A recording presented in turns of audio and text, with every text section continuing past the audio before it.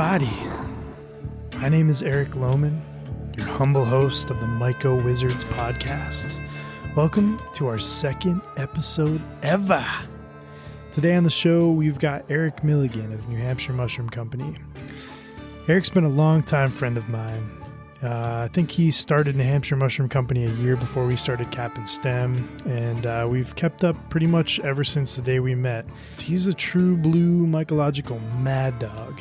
He is full of failures and successes and explanations, and he doesn't hold anything back. The dude is one of the funniest fucking dudes that I know, and I am just so stoked to be able to call him a friend and have had him on this podcast. I really hope you guys enjoy this episode. If you made it through the first one with Sam and Soraya of Nearby Naturals, that was about an hour and a half. This one's a little bit longer.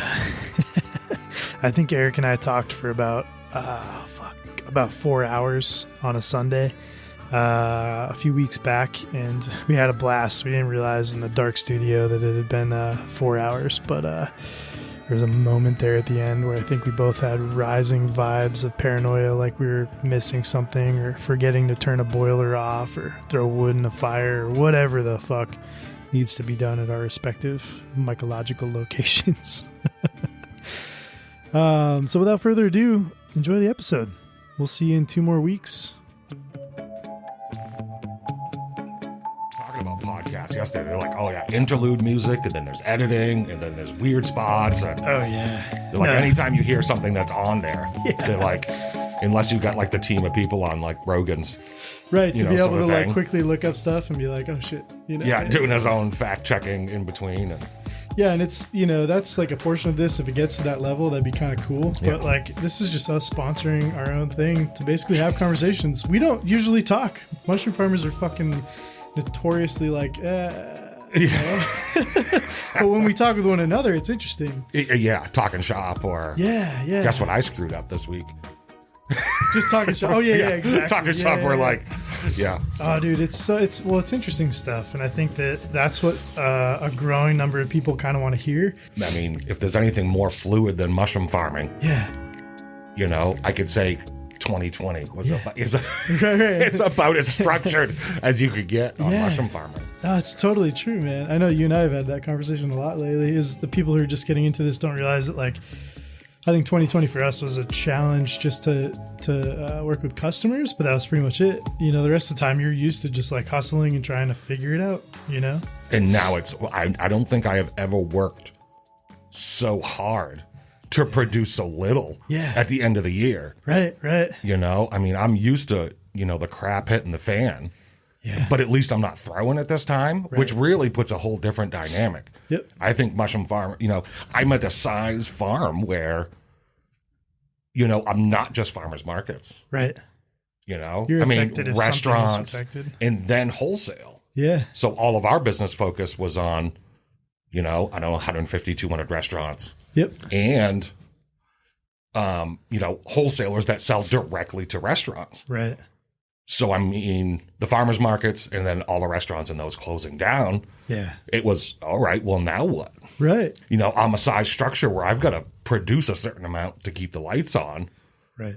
Which ends up being more than, say, I was just in a garage and doing a pop-up market and I'm selling everything. That's the interesting thing that I've seen with farms that are of that size, like the garage size, is they can very easily like shrink. They can contract and expand on a given notice as long as they call us and they can get blocks. They're like, if it's in their garage, they're not really paying rent. They can just make it work. Even if it's their own farm and it's just an extra building, they can just expand and contract. Not everybody can do that, but it does lend itself to that concept, lends itself to the sustainability of this like super fresh and volatile product, So it's interesting to see more and more of those small farms staying small and not going anywhere. And you and I have talked about this a lot over the years. I mean, you reach a certain cusp, and my experience is all New England. Yeah. So you reach a certain cusp of what you can sell retail. Right. And in order to continue to sell retail, your distribution network becomes larger than what's sustainable in regards to time and ability. Right. And so I'm a huge fan of having lots of small farms that can purchase blocks. Yeah. and have that diversity, because much smaller distribution networks grow a higher quality product. Yeah, for sure. Yeah. I mean, what was it, 8 years ago? 8 years ago, I'm like, I'm going to take over the world. Well, I remember the first time everyone's we drove out to you, we were like trying to figure out where, like, I came out with John and Eli and Matt for that like Sunday tour. Tour. Yeah, because we were like, whoa, this fucking dude does tours. I don't think if we talked before then, I don't remember. I know I recognized you because I was about halfway through the tour. Yo, we came in unexpected. I saw this ginger Viking and went, oh, and everybody, let's make sure I say things not made up today, because we have other mushroom farmers in the house. You immediately, I think, recognized us, and we're just like on that level of like, fuck. Okay. I'm like, oh shit. Well, what the hell's he do? Why is he looking at my numbers? Why is he looking at my CO2? Why is he looking at my humidity? I hope he's not taking that down, because those sensors haven't read right for over a year. I hope he doesn't think that those grow rooms should be at 63% humidity. Oh my god, man. Yeah, it was more just like fascinating to like enter that world, and the conversations that I have now with farms that are they at where we were at then, they've never even visited a mushroom farm. So like, and I don't know if Matt and John and Elia would have gone out to you if I hadn't been like, let's fucking go. Let's just check it out. He does tours. What the fuck is he going to do? Turn us away? Right. I didn't know you, So I was like, oh, fuck, dude. This is how we figure it out. This is how I employed this thing. Well, the other owners, because I mean... So you started with Dennis and you and Keith. I've got 8 owners. Okay, all right. I have no collateral, no equity. Yeah. So I had to sell the idea. Yeah. And I had investors that put money in under the idea that, they would be completely silent in regards to operating the business as long as I promised to stop talking to them about mushrooms. Shut up, money. They're like, please stop, And so some of the owners that were directly involved at the time that you would come out for the tour, were like, hey, don't give away all the secrets. Don't give all, in my mind thinking, I don't know any of this stuff. Right. Like, we're going to share some information. Yeah. And you're like, so I employed this technique of, well, I have been known to be a chatty Cathy. And it's you give out all the right information. Yeah. And then so much other right information, it becomes overwhelming. Like, the dude talked for like 4 hours. I have no idea what he said. Yeah, that's totally true. This is the business of variables. Nobody listens half the time either. Like if you ever had a consult with a smaller farm or something, you give them all the shit. You're like, this is the gem. This is the stuff. This is what gets you going. And they're like, yeah, I'm going to do it a different way. And you're like, oh, man, and like not in a defeat level, but you're just like, fuck, I'm trying to share something that I think is really going to help you. That's been the hardest part for communicating with newer farms. It is. I mean, one of the keys to any sort of the success is literally doing something how you think it should work. Yeah. For so long. Yeah. And making one little tiny tweak and it changing the entire game. Changes it all. And being open to it, like adapt and evolve. Yeah. Yeah. I mean, we go up and down, up and down, up and down. Do I get the yields I want? Yeah. Well, I mean, this is a podcast. I'm going to say, sure, yes. Sure, I get all the yields. I get all the yields, yeah. I get about, 8 pounds on a 5-pound block, Right, First flush. First flush. And I only flush 9-10 times. I get so many eye rolls when I'm like, nope, I turn and burn. Turn and burn. Because I've only got so much space. Yeah, real estate is everything. And then when your compost has a higher value margin than your fresh anything else you do. Well, it's true, man. And that we just took the concept and turned it on its side. And out of, sort of a reaction to the number of farms growing, we were like, why don't we just supply people, And I think a lot of farms didn't want to take that approach. They didn't want to incite competition. But a lot of the people who came into it didn't come into it like buying a mushroom farm. Like your farm was a mushroom farm, wasn't it? No. Okay. Did you buy out? So talk me through I didn't start in a garage. My background, of course, studying theater in college. Yeah. Not having a face for leading roles. Thus the Sunday tour. Yeah, I know. Well, no, people ask me all the time, what got you involved in, mushrooms? To now, my answer is just like drugs and alcohol mostly.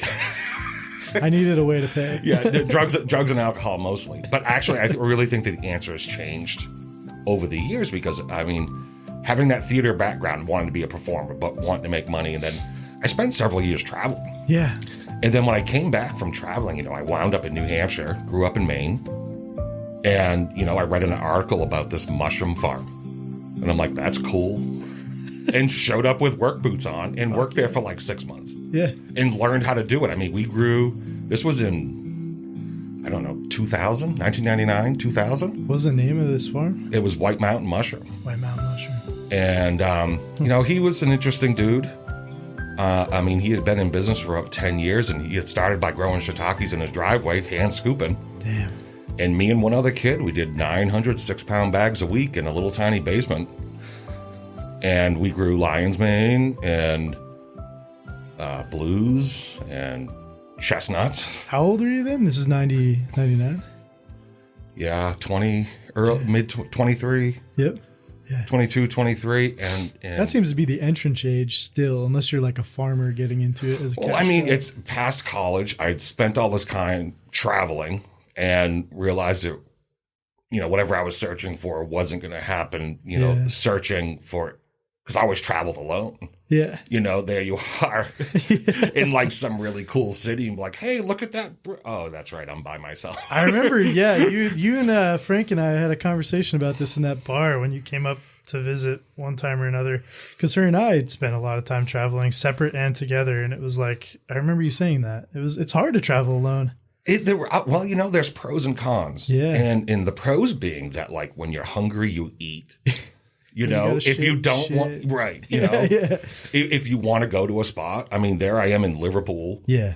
And this is when I was traveling with my friend Mary. You know, we were in Liverpool and like, well, where should we go next? And she's like, I want a Spanish guitar. I'm like, oh, for 99 euros, we can be in Barcelona in an hour and a half. Fuck yeah. Off to Barcelona we go. And so I really... one of my last trips to Europe, literally, I stayed on a beach in Holland for like 2 months. Yeah.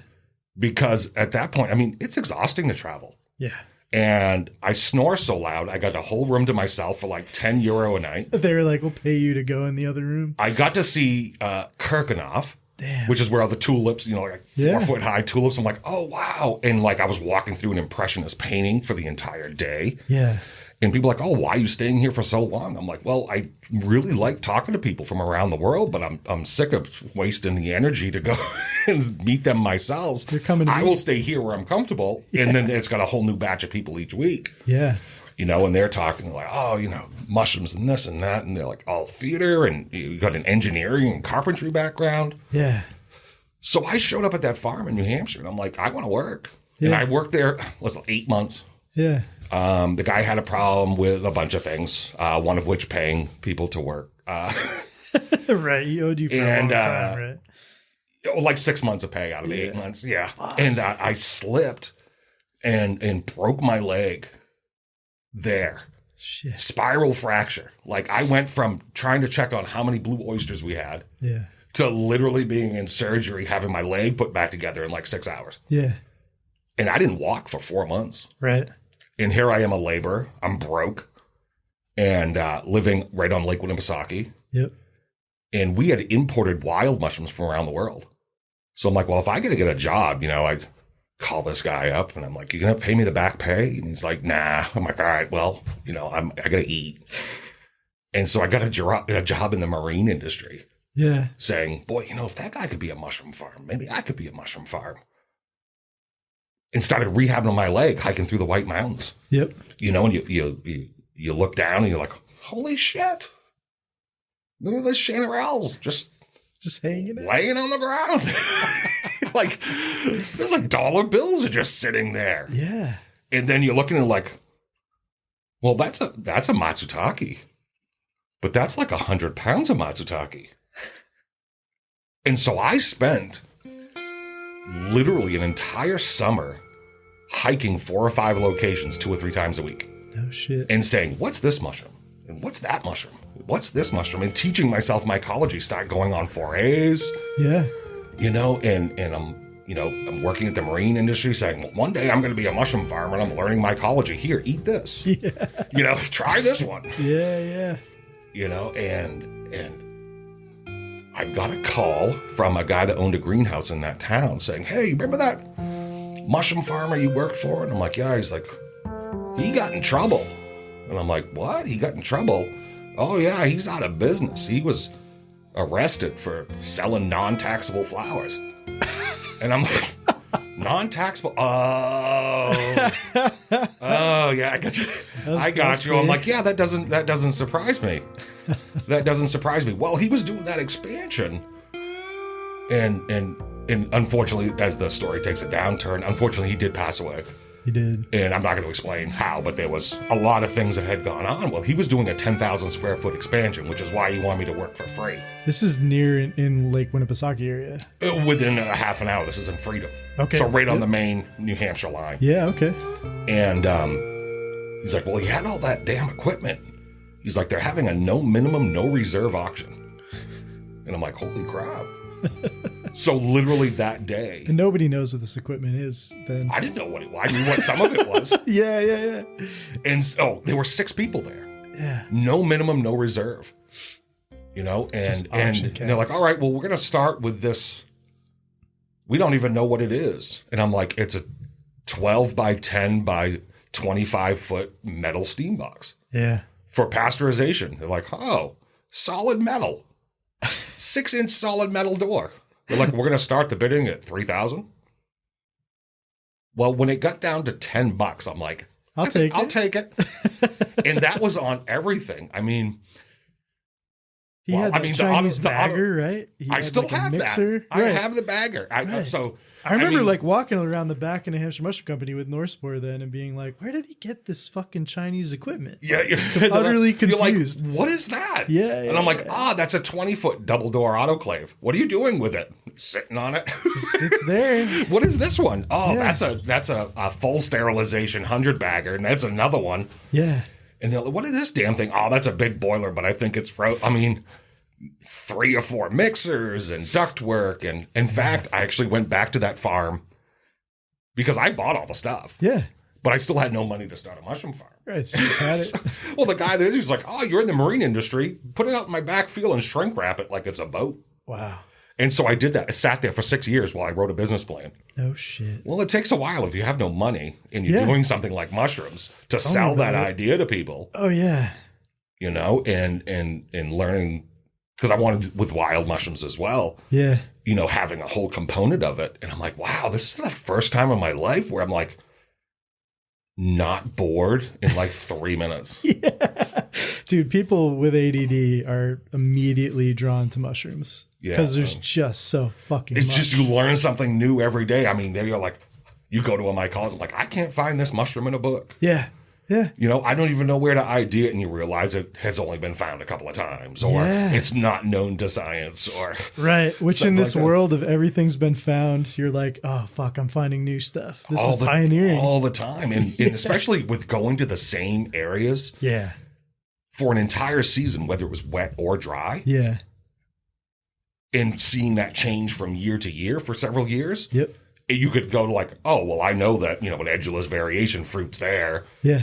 I know that chanterelles are there. Yeah. And then really just kind of learning them, put them in your back pocket. So you've got that, hey, when I'm with random people at a rest stop and I'm like, you can eat this, I mean, that's another reason why I say when, people say, why do you mushroom farm? And I say, because no one knows anything about mushrooms. Yeah. You don't have to know much to sound wicked smart. You really don't. You got some Latin down. You don't even know how to fucking spell it, but I know I'm not pronouncing it right.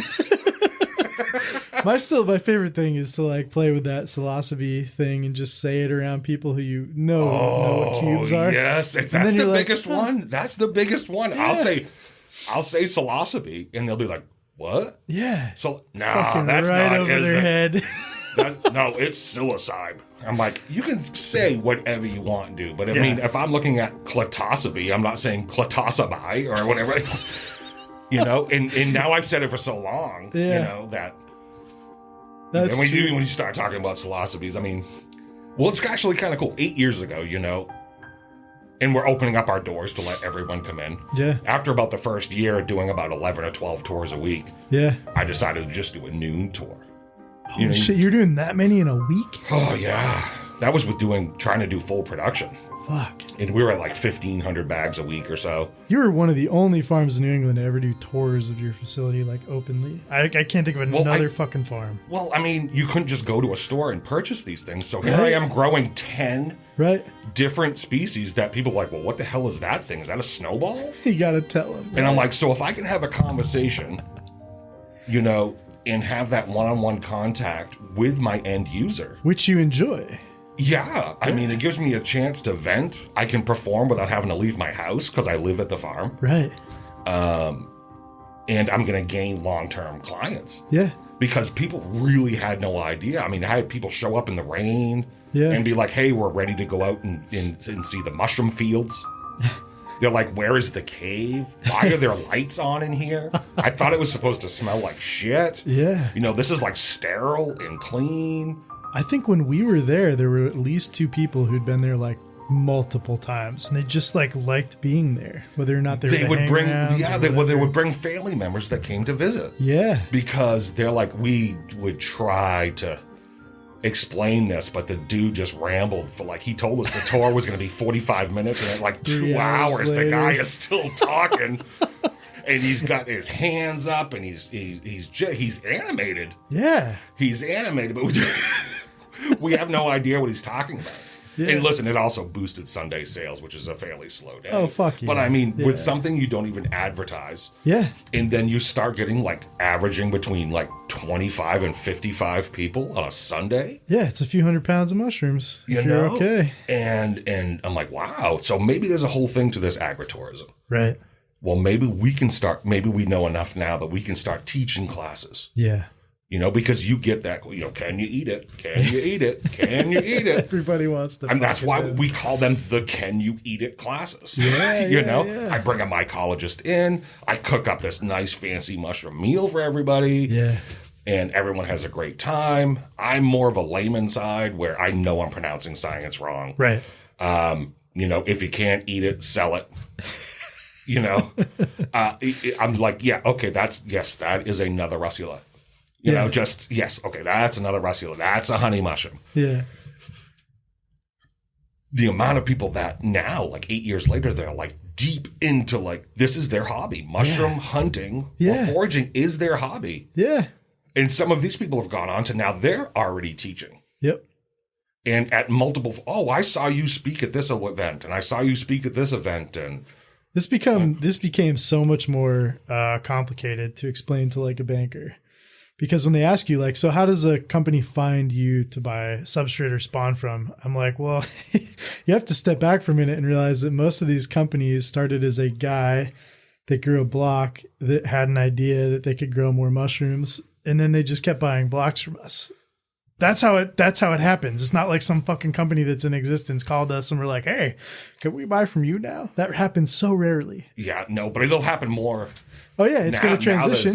I mean, put it this way. I mean, limited genetics. Yeah. You know, several years ago, I mean, I grew the genetics that I knew. Oh, dude, we stole the best ones from you. Yeah. Well, yeah. Don't go and publish that. Yes, I didn't do it intentionally, but I remember we knew so little about genetics, sort of like what you're supposed to do. I'm like, here, have some spawn. You know, dude, try it. You're gonna love these chestnuts, man. Only one place I know of is growing them in California, and they don't even call them chestnuts. They're cinnamon caps. You know, I'm like, try these things. Yep. All of a sudden, Northwest MycoWizards calling me out like, hey, you handing out bags of spawn? No, it's just that the industry is blowing the fuck up, you know? Right? I mean, as soon as people started eating those chestnuts, they're like, holy shit. Yeah. They're like, I want those every week. I'm like, I wish I could consistently grow them every week. I know, and that's one of the most interesting species in particular, because I remember when Dennis was dropping off stuff to Rosemont, and I don't think even billing Rosemont, this is like, I'll drag some of your drama into this, because I was in the middle of it. I would just see like this boxes of chestnuts, and I would just fucking steal a cap, and I'd be like, cool, and then I'd clone it, or I'd steal a Baby Kings or whatever, you know. I didn't know fucking who Northwest Mycological was at the time. I only knew them because that was genetics.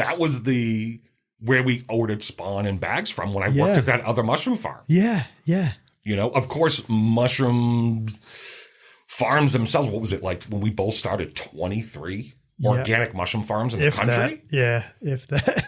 And I don't even have any idea what it is now. I don't it's even look. Fucking insane. Well, just who cares if they're even organic? Just the amount of farms is, I can't count them anymore.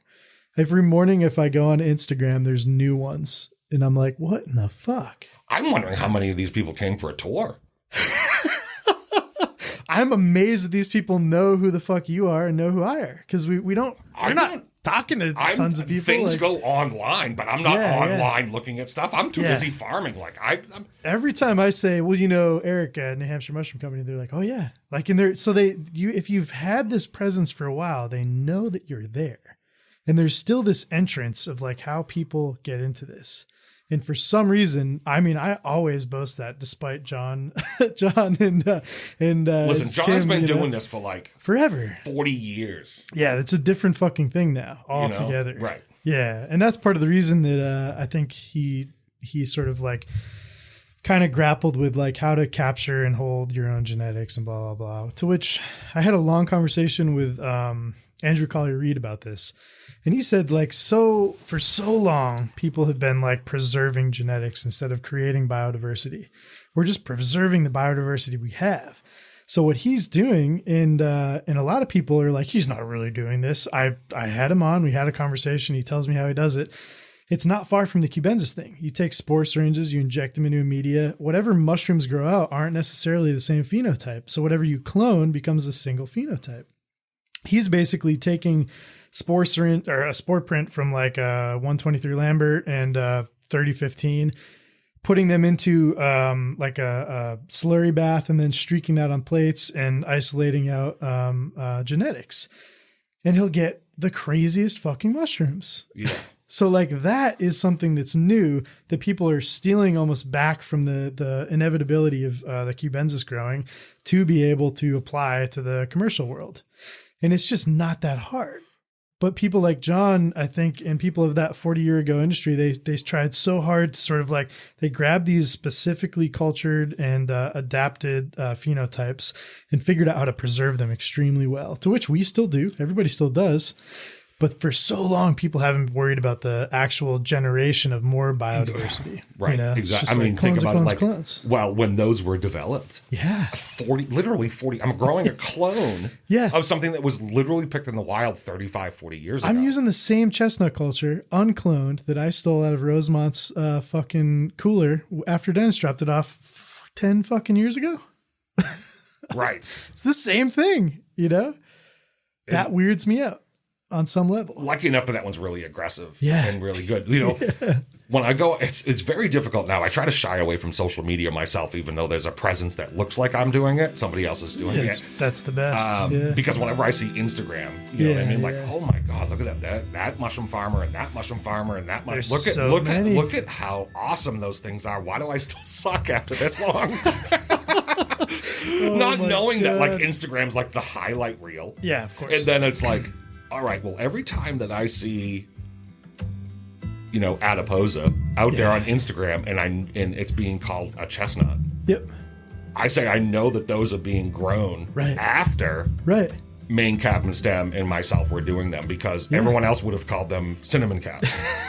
Dude, we had to push the chestnut thing. I was like, a cinnamon cap is a brick cap is a fucking, it's like it's two different mushrooms. I was like, why are you choosing to call this a cinnamon cap? Oh, because of the little white things on top. Oh.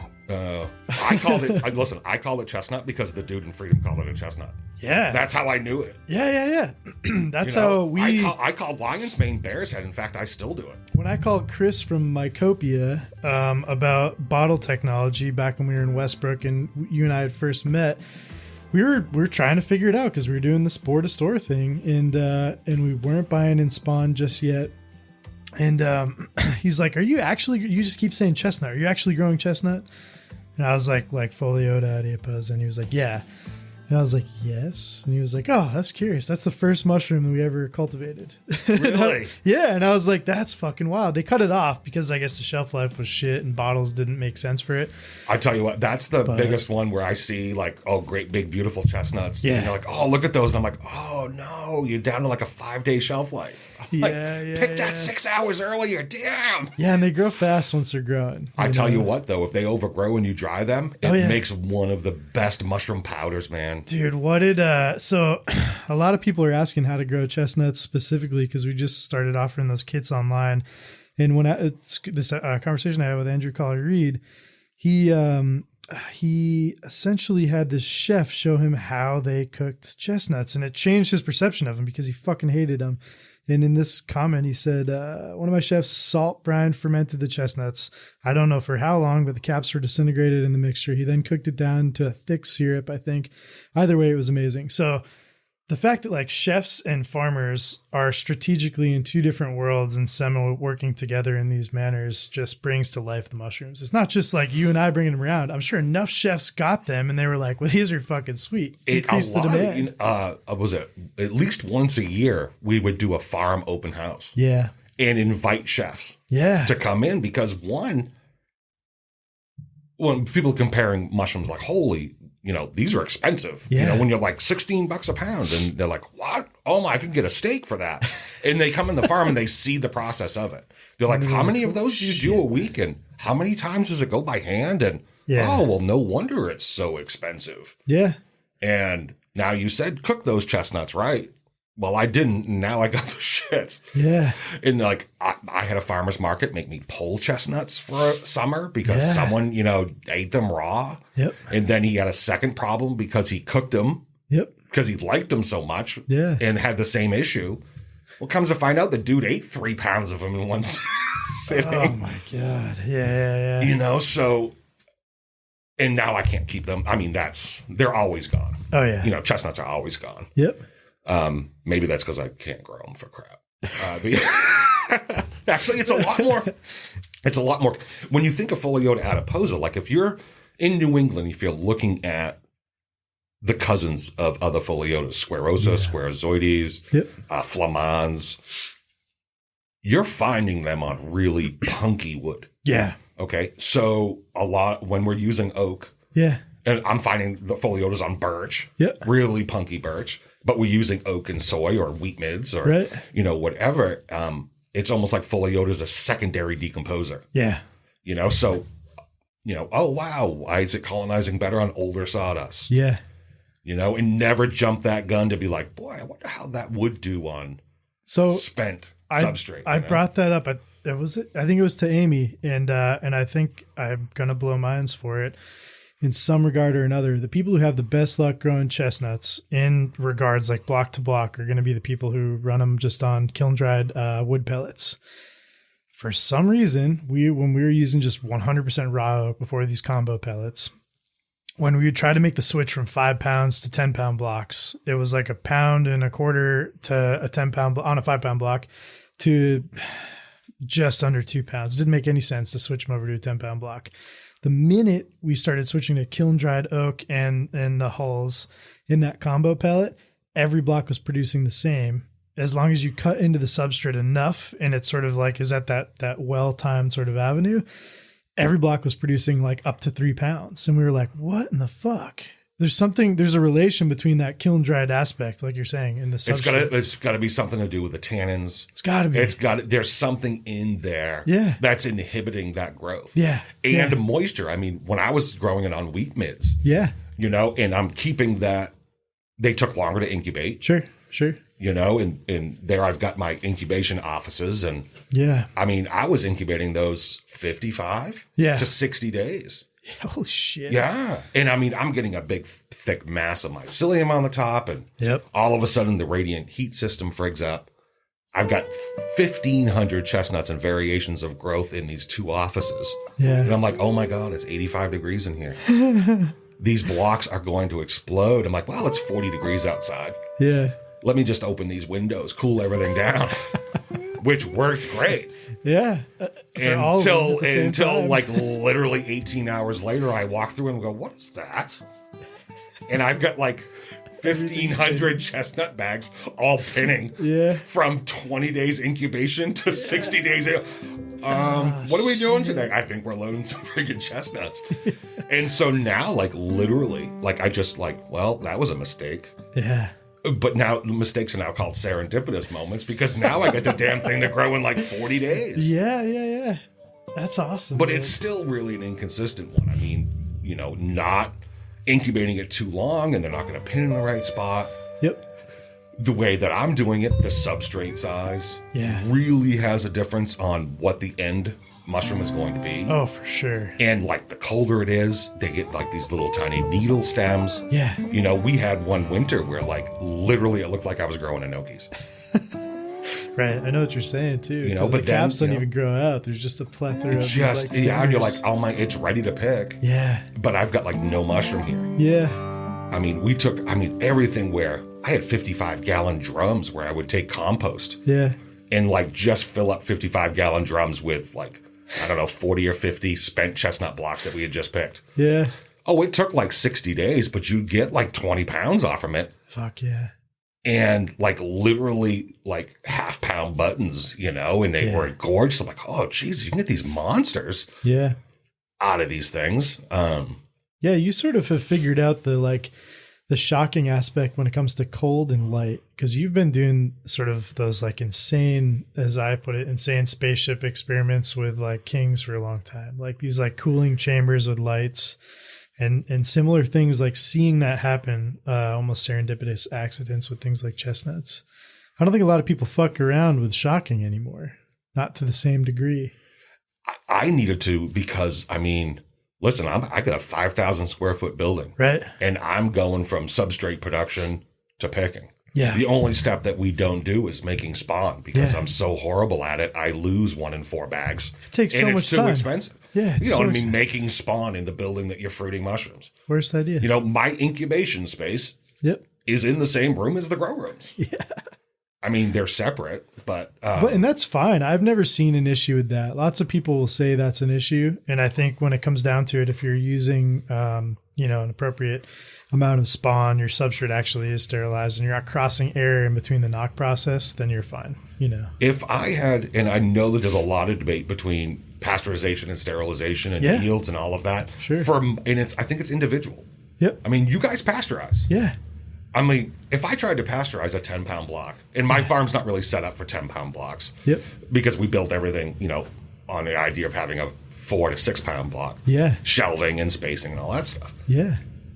And I'm like, man, if I tried to pasteurize something, and of course I tried to pasteurize about 18 different ways, most of which being a failure, I didn't start not seeing contamination in my farm until I started sterilizing. Right.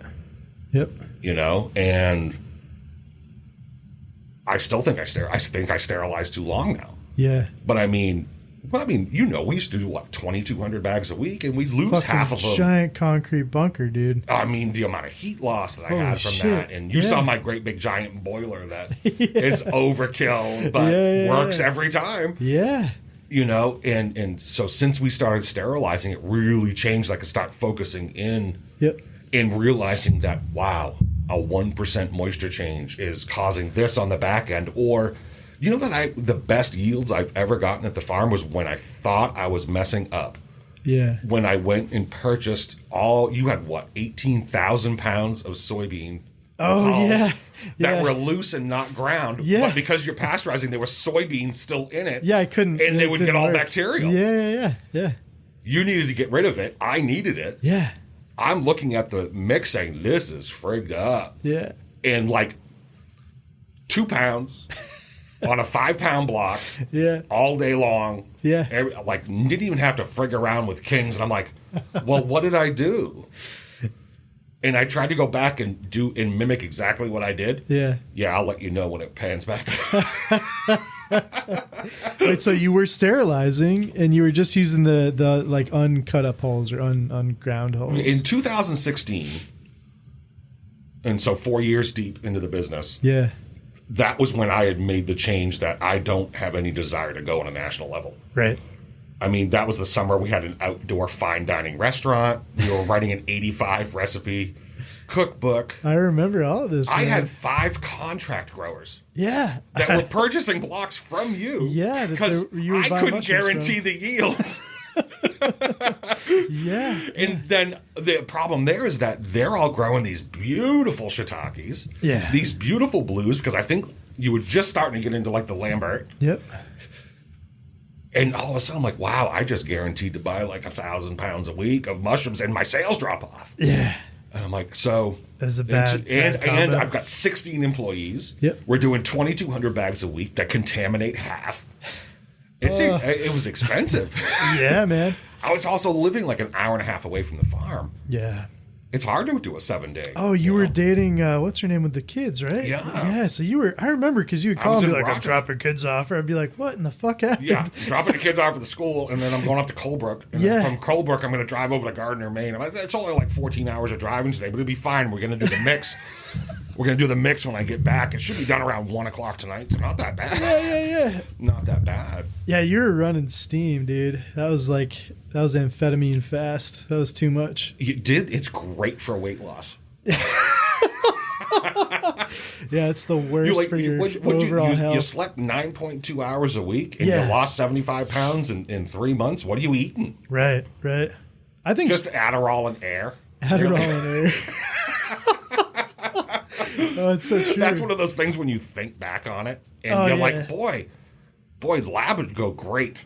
And then you're like, nope, because all of a sudden yourself pops into your mind when you said to it, it's not worth it. It's not worth it. It's not worth it. You haven't slept since Tuesday. Yeah. It's not worth it.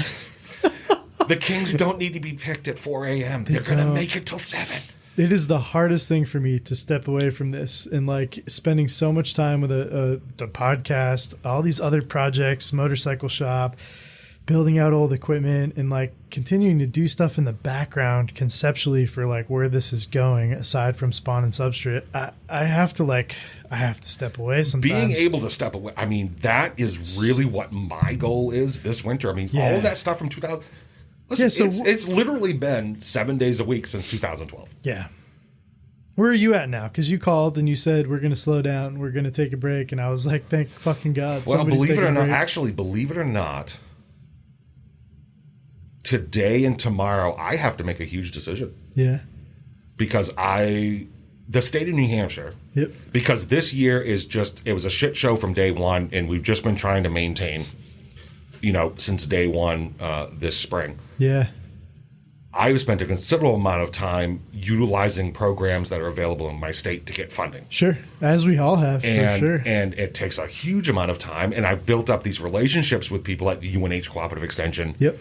And those sorts of things, and been able to receive funding. Yeah. To stay afloat. Yeah. But still looking at the numbers, you're like, okay, this is the amount I'm donating. And I've got no problem donating mushrooms.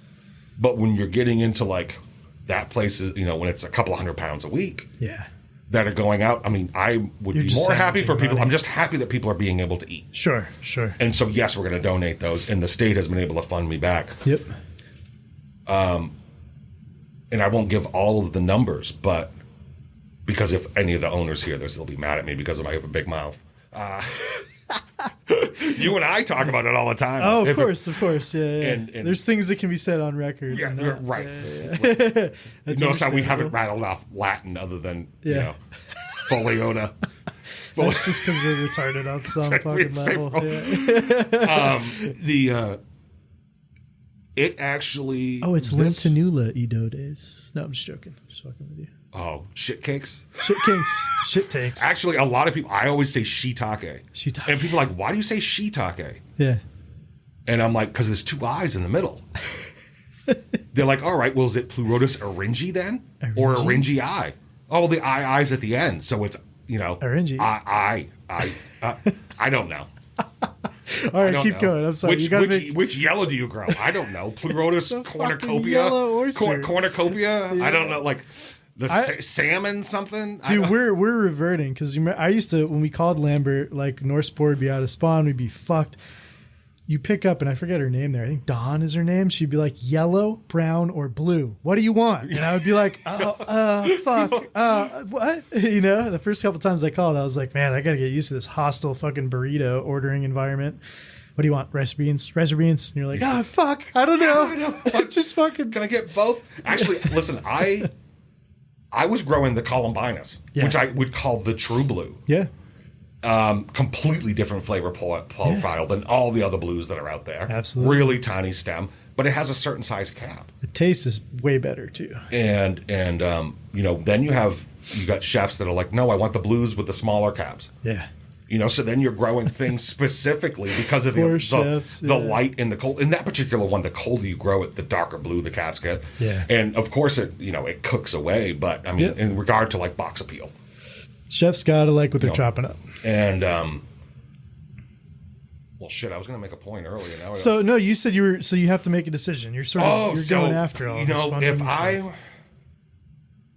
If I continue on doing the amount of bags that we're doing right now, servicing a small amount of core customers, farmers markets, and our core customers not knowing with COVID going rampant again, when we were shut down doing nothing, the numbers aren't anything like they are right now, right? And not when this airs, but I mean like San Francisco, New York, shutting down restaurants again. Yep. In a mushroom, people don't understand that you've got to simultaneously know what happened 12 weeks ago, what's happening today, and what's going to happen 12 weeks from now. Yeah. And, well, 2020 was hard to do that. Yeah. You don't want to lose customers, but on paper, if I keep going with doing the amount I'm doing with everyone that I've got, at the end of the first quarter of 2021, I already know the amount of money that will be a loss. Right. No matter what. Yeah, sometimes it's cheaper to stop. If I halt production for 60 days, the end of quarter one's a break even. So the issue becomes like, well, am I going to lose my customers? Right. You know, there's a lot of new mushroom farms. Am I going to have nobody to sell to when I start back up again? Yeah.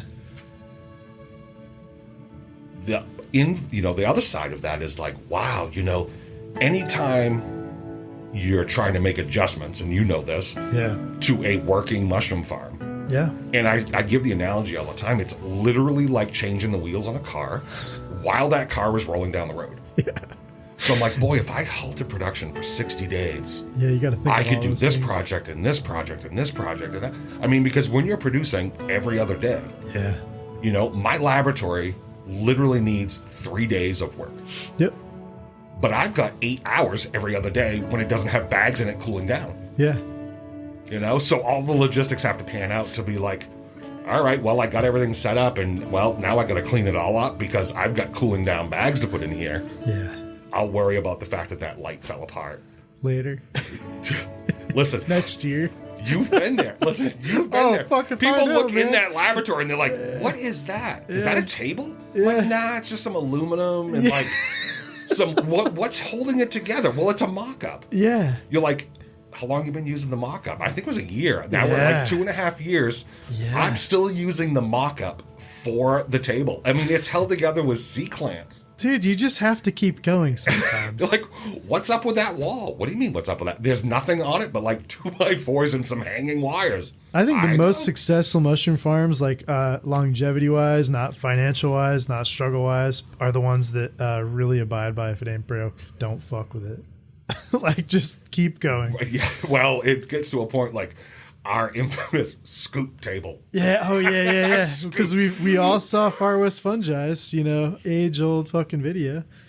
And then it was like, I'm like, you got how many bags you're producing, and you're scooping them suckers by hand? Fucking 18. Listen, we used to weigh out bags, and I gusset folded. Okay, yeah, so right. I mean, when you're gusset folding 2,200 and bagging out 4.5 pounds to a bag every bag, But then we set up this scoop table, and I got this farmer handyman guy that like just shows up at the farm every day because I don't know what he does. He's I forgot about him.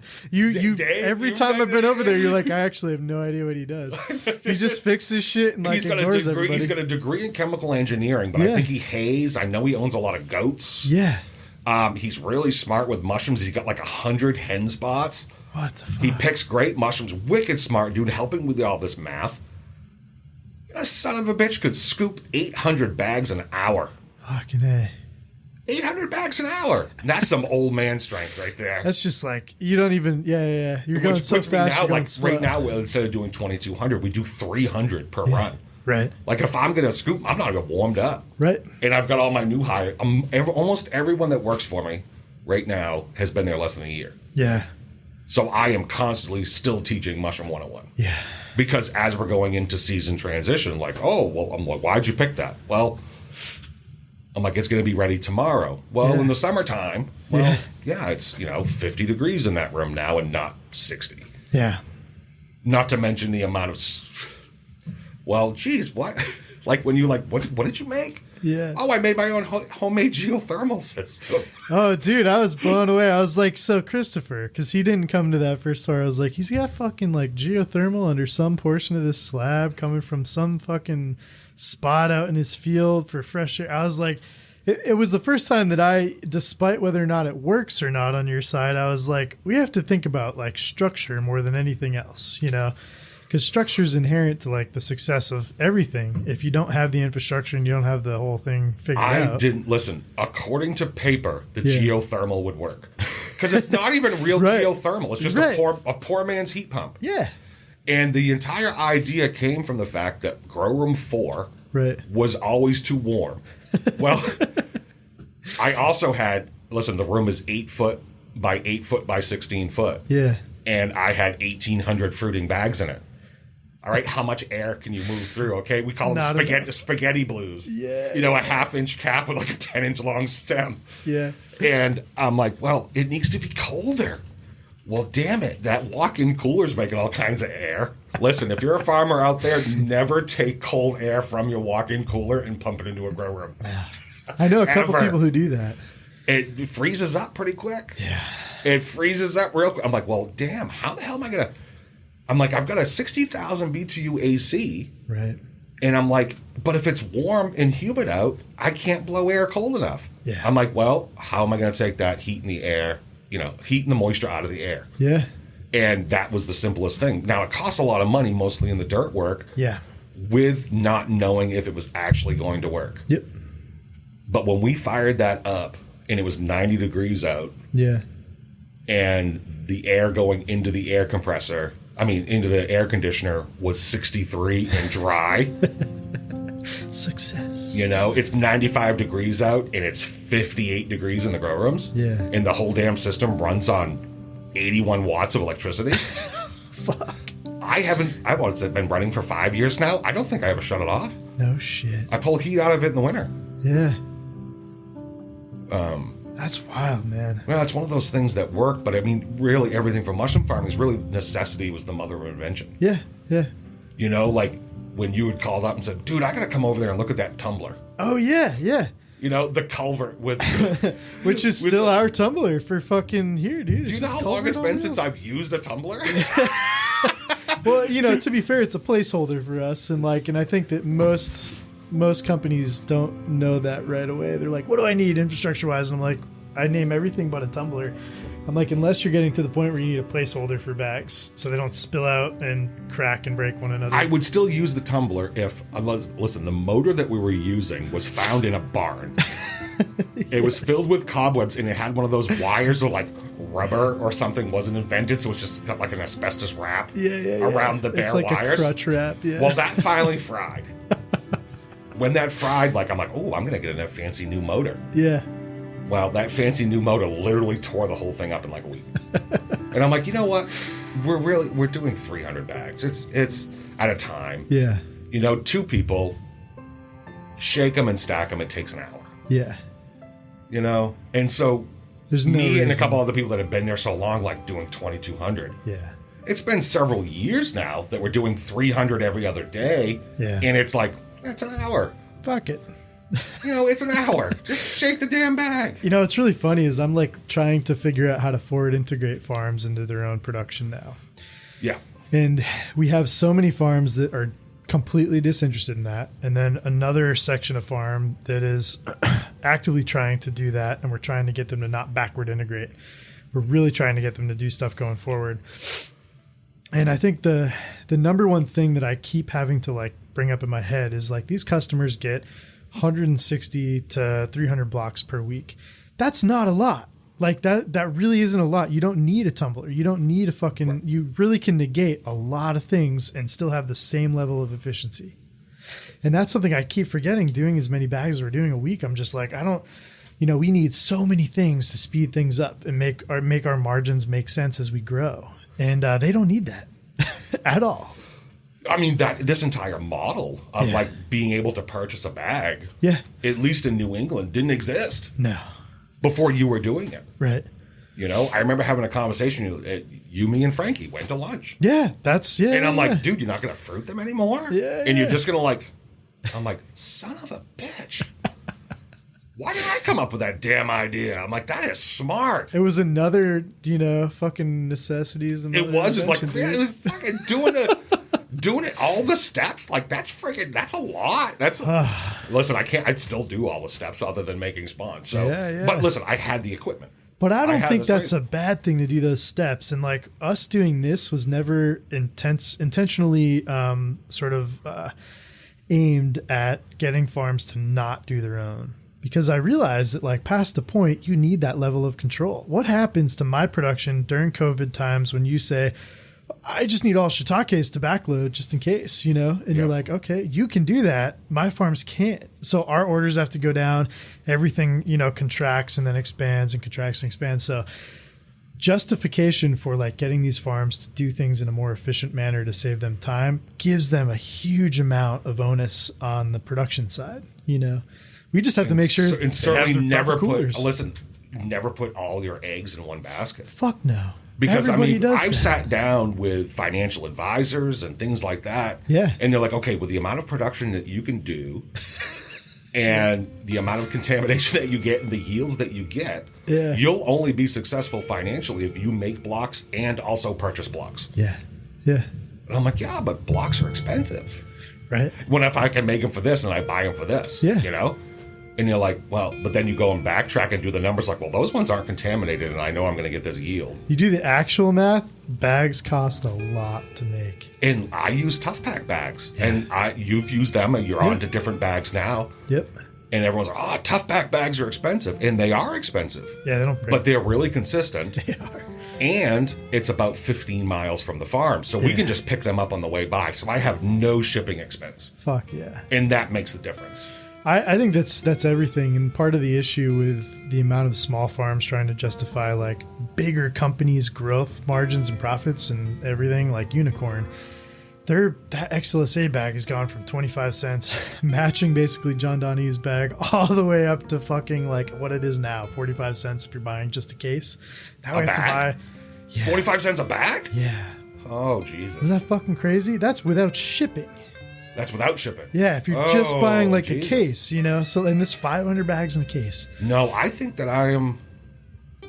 Well, I don't know if listen, I got two numbers. One of them's right. I think that I'm ordering enough at a time. I think I'm at like 22 or 27 cents per bag. Yeah, that's pretty good. Yep. So 22 to 27 cents a bag. All of these farms, what I mean to say in that, are leveraging their own cost per block on the bigger companies that have to raise their price because their overhead's going through the roof. COVID this, COVID that, blah, blah, blah. And it becomes really hard to justify what the cost of a block is. And it varies farm to farm so much. It's crazy. Everyone goes, I know what it costs to produce a block. I'm like, yeah, but you don't. Not on this level and not on that level. You only know your level, When you're getting blocks in the mail and everything's nice, well, you didn't know that, there was a bad bag of spawn. Right. And, now I'm eating that 100 bags. Right.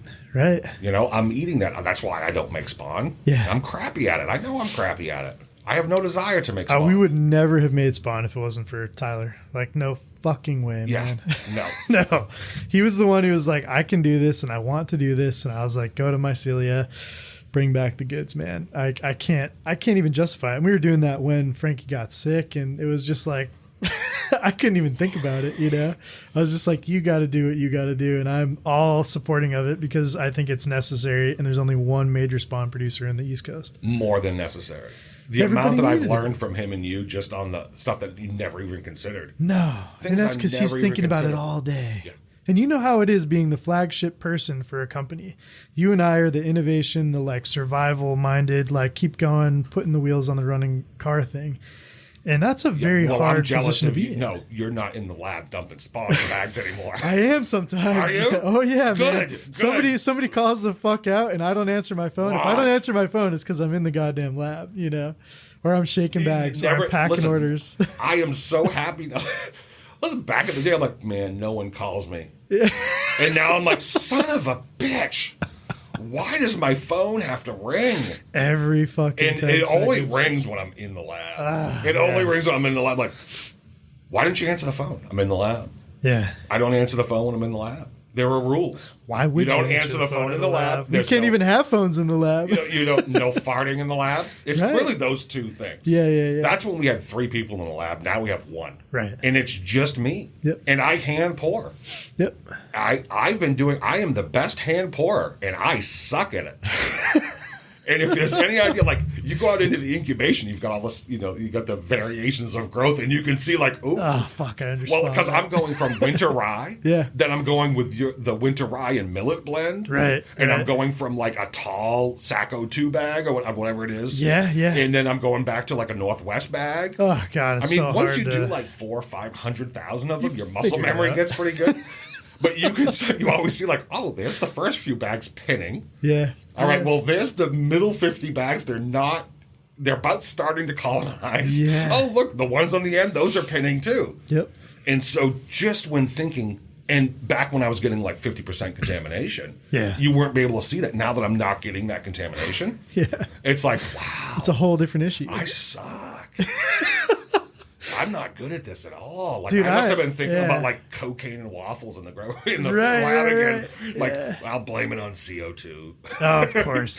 That's my favorite excuse in the world. The 2:00 slumpies. Oh, dude. But you and I have done it and we're still doing it. And I think that there's a balance to like how far you can stretch stuff out. Like, well, we have 15 employees right now. So you had one more at the height of your sort of like setup. We can't justify not growing based on the growing demand. And it's still, I have to pack blocks some days. Still, I have to pull racks. Still, it's really hard to figure out how to manage those models. It is, but well, It's crazy. you've got like the pros and the cons. I mean, Yeah. like there is no question about, well, next week's a vacation week. Yeah. You're producing next week, Yeah. Yeah. and I can't and wait you until get, next like, year okay, when so you got, Christmas is on a fucking Saturday. oh my God, right? That's going to be the best. Well, I think that's what new mushroom farmers need to understand, because when I had the contract growers, they're like, oh, well, I'm not going to be able to produce for the month because we're going on this boat trip. You Or, ain't going on any we're fucking going on boat this, trip. like, no, you, Yeah. like, if you were married or in a relationship, that person, Yeah. male or female or whatever, needs to understand that This comes first. they are as important. Like, listen, the mushrooms don't wait. The argument you were going to have over the toilet seat I can wait. Yeah. like, sorry, I'm missing that wedding. Or, Yeah. well, yes, Christmas is going to happen when the farm work is done. Right. Farming know, is, I remember when Mark learned that about his pigs. After we killed his 3 pigs, he was like, I'm fucking done with farm animals, man. You can't leave. No. Your wife's like, hey, I'm going to go down to my family's for Thanksgiving. And you're like, I'm going to throw fucking cupcakes at the pigs' faces. I don't know what else to do. Like, you can't leave. And and listen, I don't want everyone to cry at my pity party, but it does make me feel good. I have really low self-esteem, with a really big ego, so that's really it. That's a theater major and the making. Oh, God damn it! Curse of the Virgo. Jesus, I got that on top of it. Oh, that's you got any great. social problems I can try to fix without you asking? Yeah, exactly. Well, here, if you do Listen, it this way. I know that the only time since 2012 Yeah. that I have been away from the farm for more than a 24-hour period Yeah. was August 11th, 2016. Yep. And I was away from the farm for 36 hours. Yeah. And, people are like, oh, man, it's so great. Like your grow rooms are your living room. Because I built a studio apartment at the farm because you really need to have that farm steward. Yeah. But then, you're like, oh, like, what was your commute? Well, it depends. Am I in the living room or the kitchen? Because it's a difference of like 4 feet. It's true, man. But then the other side of that coin is that you're always at your farm. You can't shut off. Yep. At least you go nose blind and can't smell it. Yeah. you know. Speaking of smells, I still associate mushroom farming with the chestnut smell, and everybody knows what it is. But I first smelled it at your farm, and I was like, "That's it. That's the mushroom smell." Holy shit! It's weird because every once in a while I will catch it. Yeah. Most of the time I can't smell it. Most of the time I just smell like old Winston Lights and shame. So it's fucking gone the other way. It's just gone the other way. Oh shit! Actually, what is weird is because when you're a farm steward, like they're like, oh well, I'm like, yeah, my last farm check of the day is 1 a.m. Yeah. And they're like, well, what do you do? Check. I'm like, I don't look at numbers. I don't look at the temperature. I just walk around the farm. Something's not going to sound right. Yeah. And something might not smell right. Yeah. When you're walking past 1,000 bags and then stop and go, oh, we got a bad bag, and then can pinpoint it, and out goes the green bag. Yeah. You know, and people laugh when I'm doing that. Well, I mean, trying to multitask. So there I'm doing a tour. Yeah. Going through the grow rooms, checking mist You're just size. fucking doing your rounds, you know, man. checking mist size, and people are hitting buttons like, oh, I'm going to dial this in real quick. Yeah. Because I use high pressure mist. And for like 3 years, I thought I was doing it wrong. Yep. I'm like, no one's doing it this way. Oh, it's the best way. I'm like, no one's doing it. Everyone's got like these ultrasonic things. It just looks like a bunch of wires and like things fry all the time. Yeah. And I'm like, that. Well, or recontaminate rooms by just spitting dirty water over mushrooms. And so I got 2 grow rooms that one was a laboratory and one was just an empty space that I run with hydrofoggers and greenhouse controls. Yeah. But it's chestnuts and shiitakes, you know, like keep it under 100 and keep it somewhat wet. Yeah. And then everything else is all these computer things. Yeah. And I'm like, I wouldn't do anything other than the high pressure mist. No. Unless I could utilize steam in winter. Yeah, Northsport tried that. I remember I went over one day and we sold them our grow rooms from Westbrook. And John had like fucking wired a hose in from like one of those China fucking sauna steamers into the fruit room. And I was like, this is not going to be good. Too hot, wasn't it? Way too hot. Yeah. It's also not the same saturation level as steam versus mist, you know, 2 different humidity levels entirely. And so it's going to condense. Yeah. And just make everything super wet. Exactly. Yeah. The condensation factor is fucking insane. So it doesn't work like you think it would. But it's I remember when idea. Northsport came once and they really wanted to look at Kings and what the hell I was doing with Kings. Really? And they're like, well, what's this with Kings? Well, Mark said it once. He was like, you're the King Whisperer. Yeah, I'm like, dude, I did better when I thought I was messing them up. Now I got blotch in the farm and it's always a constant battle with blotch. Yep. And inconsistencies in the room because a little tiny change and then they're frigged up till the end. Yeah. And people are like, oh, you know, the King room is really dry. Why do I need to go down with the humidity in the room? Right. And they're like, what? That makes no sense at all. And then you start looking at what's happening. They're like, well, what do Kings need? I was going to ask. People ask me all the time, what do Kings need? I said they need to be super wet, but dry. Like, what? You need to have a very high humidity with 0 condensation. There's 2 different forms of percentage of humidity. Relative humidity is not just 0 to 100. No. But I mean, I don't even look at the numbers anymore. Yeah. You know, I've got one grow room that consistently reads 138 parts per million of CO2. That's awesome. Like, that is awesome. Like, dead. I'm like, wow, you're like 300 points less than outside fresh air. Yeah. Let me see. I've got one room that reads like 3,000 parts per million, but it's got like 60 blocks in it right now. I'm like, they're like, well, what about the CO2? I'm like, I don't look at the CO2. Right, I don't worry about it. They're like, why? And I'm like, well, the mushrooms would tell me. Yeah. You know, if the CO2 was too high. You've been in it long enough that I believe you, whereas most people say that, but they don't know what to do if they see one thing or another. There's not enough experience involved. Because the one thing that I tell farms to buy is a fucking CO2 meter. Hook it up to your goddamn exhaust fan and let it do its thing. Because otherwise you're not going to know. You can't go in there and feel This is what I say to people that have asked me questions about it. Yeah. They're like, well, how much fresh air and how many air exchanges and what CO2 levels and this and that. Listen, CO2 might be really, really good for you at the beginning of the fruiting stage. Right. Really, 95% humidity might be really good. Yeah. But if you're growing multiple days, what's great for a mushroom on the first day of fruiting is going to be horrible for the last day of fruiting. Right. That rotation. And if you've got like 3 weeks worth of blocks in one room, then you've got to find that spot in the middle. Yep. And you're like, well, how much fresh air should I pass through? How about this? Since everyone has so many problems maintaining temperatures, move the amount of fresh air that you can move through that room, the most amount you can, while maintaining your temperature. Yeah. If you follow those criteria, then you're going to get what you're going to get. It's true. You can't really fuck it. You can't fuck it up. I mean, listen, I'm going with information that's in New England.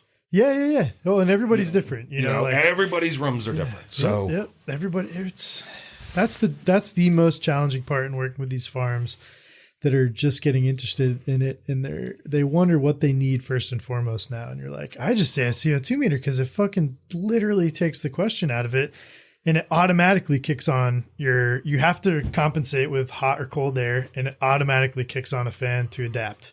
So you're creating this like lung effect, and you don't really end up with issues that you really have to worry about. If you do, it's because something's not working right. You know, when I get back to the farm this afternoon, like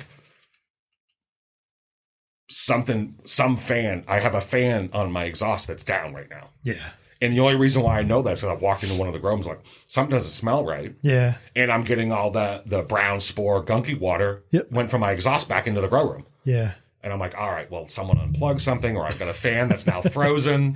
Something. Winter fucking brings it all on, dude. As soon as people are like, oh, well, I'm like, I got 12 seasons. Yeah. Like, what do you mean 12 seasons? I'm like, you got the 4 regular seasons, and then you got cusps on both sides. Yeah, you do. They're like, well, what's the hardest cusp? I'm like, usually spring. Yeah. They're like, really? They're like, why? I said, because you go, well, I have a wood boiler. Yeah. And I've got radiant heat, which is critical for me with incubation. Sure. 14-foot high shells, I want to have. Fucking high, you're right. Up and down a ladder. And I'm like, yeah, in March and April, I'm going out and filling the wood boiler. Yeah. Going inside, making sure the ACs are on. It's so true. Yeah. And I'm like, but then you've got you got 2 times a year where you got 8 weeks. Yeah. Where you're like, okay, the systems right now are not combating Mother Nature. Right. You're not fighting Mother Nature, and then all of a sudden the mushrooms just do what they want. Well, that's a really. So I've been trying to figure out how to explain this to farms that want to take on their own production. And I was like, think of an incubation room, because they're asking about heating and cooling, this one person. And I was like, think about this line, and this is 66 degrees. In the winter, you're always cooling, or you're heating, so the temperature comes in hotter to bring it down. In the summer, it comes in colder to bring it up, basically. So you're starting it too high and too low to get to that same point. What would you do in that situation? One, you take a sweatshirt off. One, you put a sweatshirt on. It's the same thing for a mushroom, and the same thing for a bag. You have to balance that so that it's the same each time. So you go a little bit lower in the summertime, and you go a little bit higher in the wintertime, just so the differentials. The balance. I mean, think about moisture content. Yeah. Okay, so you've got this patch, and you're like, okay, it's one way out, one. Right. Listen, there is respiration that occurs, whether it's a Gore-Tex patch or a Tyvek patch. It's breathing. You've got to have that respiration. Yeah. Right? Well, in the summertime, you're dealing with an average, relative humidity of 50 some odd percent at a base. Right. Well, in the wintertime, you're now operating with, a relative humidity in your incubation of about 30%. Yeah.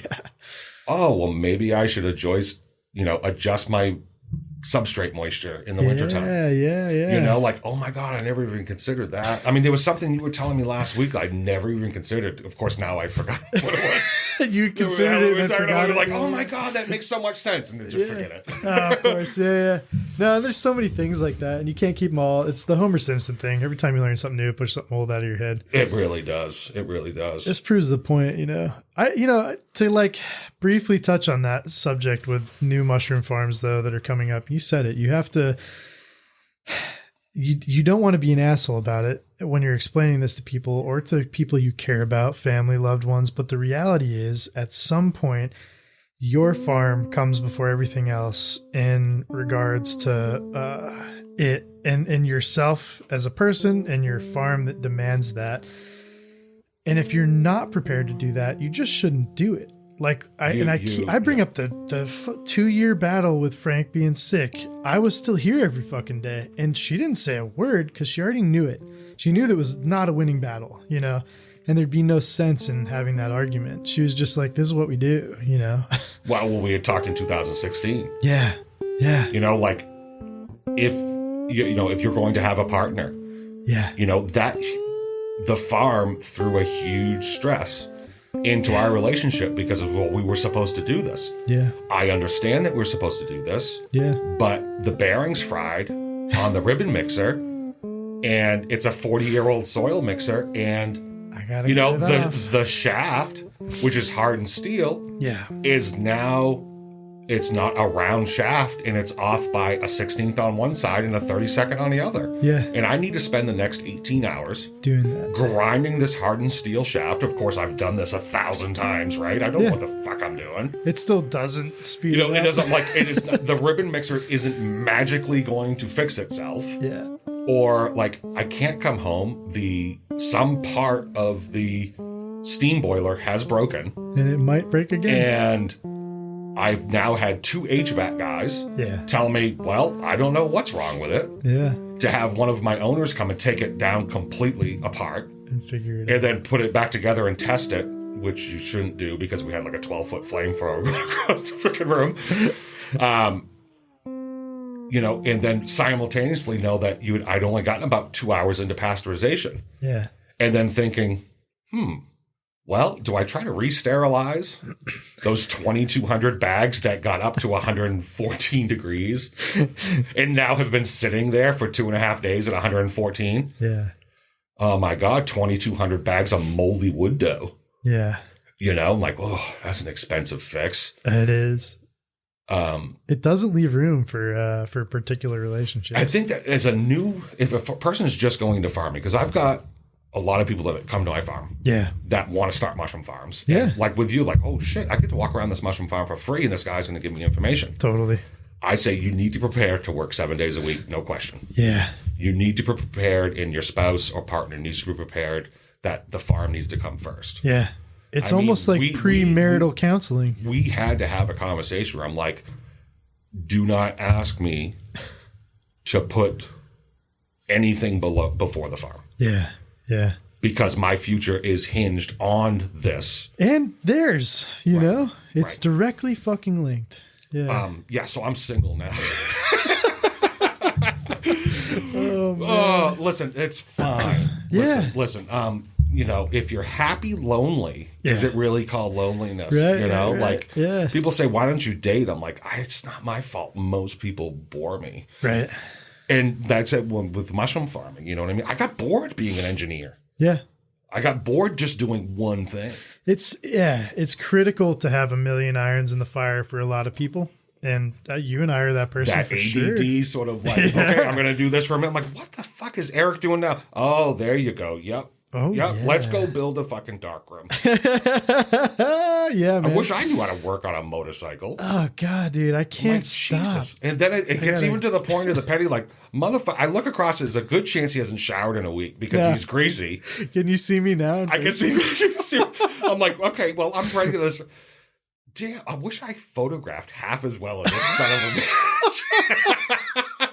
He always looks like he's about to go on a magazine cover of like a motorcycle thing. I'm like, son of a bitch. I'm not that cool, dude. I'm not that cool. Well, you play that on TV. I can only No, I have like a complex when it comes to that. That now goes back. I mean, you started what, 2013? Yeah, dude. Right? And I'm 2012. I mean, there were times where you're like, dude, you got to give me some money today. I'm like, I know. I know. Like the thing, I know. Well, this is a working relationship, right? Yeah. And I feel like you and I have mastered it in a great way that I cannot say I've mastered with anybody else. To be honest, Eric. It's so hard. I try so hard to like give everybody the most wiggle room I can. And for the most part, a defense is always put up immediately, especially in professional settings. Listen, understandably so. I had financial advisors say, hey, listen, you can get out of all of this debt that you've accrued. Oh, yeah. Just go bankrupt. Just go away. Just go bankrupt. Yep. I'm like, what the fuck? What are you talking about? Like, I owe this vendor. Like, yeah. I'm like, okay, It's two now I'm different bankrupt. I'm like, personalities. oh yeah, by the way, I know I owe you set amount of money, but I'm going through bankrupt. Hey, Right. can I get 150 bags next week? Yeah. Because I'm not going to pay you the money I owe you, but you're the Yeah. only vendor that I can use. Yeah, yeah. But you're there goddamn honest. there was a you winter know? where I'm like, well, that winter where I'm like, Jesus, I know you guys have been itching for that autoclave. Yeah. I let Jason from Motown use it. Before he fucking disappeared. Yeah. It He did was- the bankruptcy thing, right? Like, so he's still on paper up until 2 years ago. This like $1,800 or something. So, but that's bankrupt, about what you he know? yeah. That's what happened. At least that equipment came back. Yeah, yeah, absolutely. What had occurred with him, and I love Jason. I haven't talked to him for several years. Yeah, yeah. He hasn't reached out or anything, and I'm busy. It's on his own level. Yeah. Talented mushroom farmer. Fuck yeah. Worked very hard. Oh yeah. He's a scary type of gear grinder though. Like the one who's just like the determination far exceeds the ability to keep up with his own determination. You're like, oh, slow down. And slow it down. was the classic let's go from the garage Yeah. to commercial cultivation. Yep. And I think that is one of the largest hurdles. Yeah. Because I get asked, oh, do you have this as a hobby? And then you got into this bigger place? I'm like, nope, I started in this space. Yeah. Yeah. You know, this is my small space. I want to go to a bigger space. Right. And making that transition from just being in a garage, satisfying a couple of restaurants in a market, Yeah. to going, oh my God, now I've got all these employees and this is what it costs per month just to keep the lights on. Yeah. Like, that's how many pounds I need to produce? Okay, well, I need to get this amount per block. Yeah. And I just saw 6, get composted. Right. Well, there goes that mark, Yeah. And so he brought that back. I went to, I'm like, well, I know you guys really been itching for that autoclave. Yeah. I said, why don't we, and I said, I want to sell it for this. And you and Mark were like, well, we want to buy it for this. And those numbers were really far apart from each other. The thing is that we were both right. Yeah. Yeah. Because you guys wanted to pay what it was actually worth. I wanted you guys to spend what it would probably take to go out and find it somewhere else. Yeah. And we came up with a compromise where you guys sent me blocks Yeah. for an entire winter. Yeah. And that kept me in business. Yeah. Because in that August of 2016, when we had 4 catastrophic failures in 1 month. I remember. I had the boiler go down, Yeah. and I lost 2,200 bags. I had a bag gusset issue, Oh, right. and I had like 5,000 bags with bottom gussets that weren't sealed. Yeah. And you didn't know it until you were shaking them up, and the bottom would blow out. Yep. And then there were 2 other things that, basically there was 0 income and only lost for a 1 month period. Just fucking jamming shit For out. a 1 month period. And we were at the size of the volume Yeah. that it was literally 3 years. It was until 2019 to come out of that 1 month error in the hole that was made. Yeah. And I think that's one of the things as being as a new mushroom farm. We're like, well, how much is it going to cost? Yeah. And I said, well, here's the thing. Figure out how much you think it's going to cost Yeah. and multiply by 4. And then think about the amount of time it's going to take. Are you happy in your and at least relationship? Double it. Yeah. Yeah. Yeah. Double it. Actually, so many people are going to start mushroom farms come to me. They're like, well, what do you think I should do to start? I said, see all this crap that I'm doing? Don't do that. I said, why don't you go and call up Main Cap and Stem, and just to start so you can learn how to fruit mushrooms. That's the start. Then start that. I said, but also understand that, you got to think about your cash flow. Yeah. I say, to people, I'm like, you have got to have 3 months at a minimum of operating capital. Yeah. Because, okay, so say I get blocks from you. Say I get 100 blocks from you. Yeah. I get them on a Wednesday. Okay. My bill is due the Monday before I get them. Right. Which is fine. Now, it wasn't before when I owed you. Okay, so now I've got that now I've got that block, which I ordered 2 months before. Sure. Now I'm going to fruit that. and say it's going to take anywhere from like 6 to 13 days. Yep. All right. So let's go on the far end. Let's call it 2 weeks to grow. Yeah. And maybe it took a week to sell it. Yep. Okay. So now I'm 2, 3, now I'm a month. Yep. Okay. So it's a month from when I paid for the block. 4 weeks. That mushroom then gets delivered to a restaurant. Yep. Okay. That restaurant might be on like 30-day terms. Yeah. Okay. So now that's another 4 weeks. Yeah. Okay. So that's literally somewhere between 8 and 12 weeks. Yeah. Before I get paid for the block. Yeah. You know, and I'm like, oh, that's all right. Well, no, because now I've got 8 weeks of where I purchased blocks. Yeah. In a row. Yeah. So, I mean, you've got to have 3 months before you even think about having a penny coming in. Yeah. Yep. And we try to prepare people for that. And that's part of our motivation for changing up that structure was like too many people didn't realize that. And inherently in the back end of that, you start from when you get the block. We start when we source the raw materials, buy the boxes, pay the employees, everything, and incubate the blocks. So it goes from anywhere from 2 weeks all the way to 10 weeks or 12 weeks in some cases before we even get the block out the door to get money in. So there's that break point on both sides. And that's where I forget if it was Christopher or Mark brought that up a long while ago. And I was like, okay, you know, fair enough. Like, it's meeting it in the middle is what it's doing. Yeah. You know, because it's almost like you're selling a person something. Yeah. If it's longer than that, you're selling it to them on credit. Yeah. You're selling it under the assumption that they're going to fruit that successfully and be able to sell it for a margin that's going to generate the cost back to you. Or and you know how many themselves. farms have started and then ended up with fucking 300 pounds of mushrooms and they just lose their phone number and we're like, fuck, we're out $1,600 or whatever it is. It's like that happened up until that point, and we were like, okay, across the board, this isn't because of anybody. This is just because we're not meeting anybody in the middle. They don't realize they're meeting us in the middle and we're meeting them in the middle. It's like, if you had to do all this production, you know, there's that.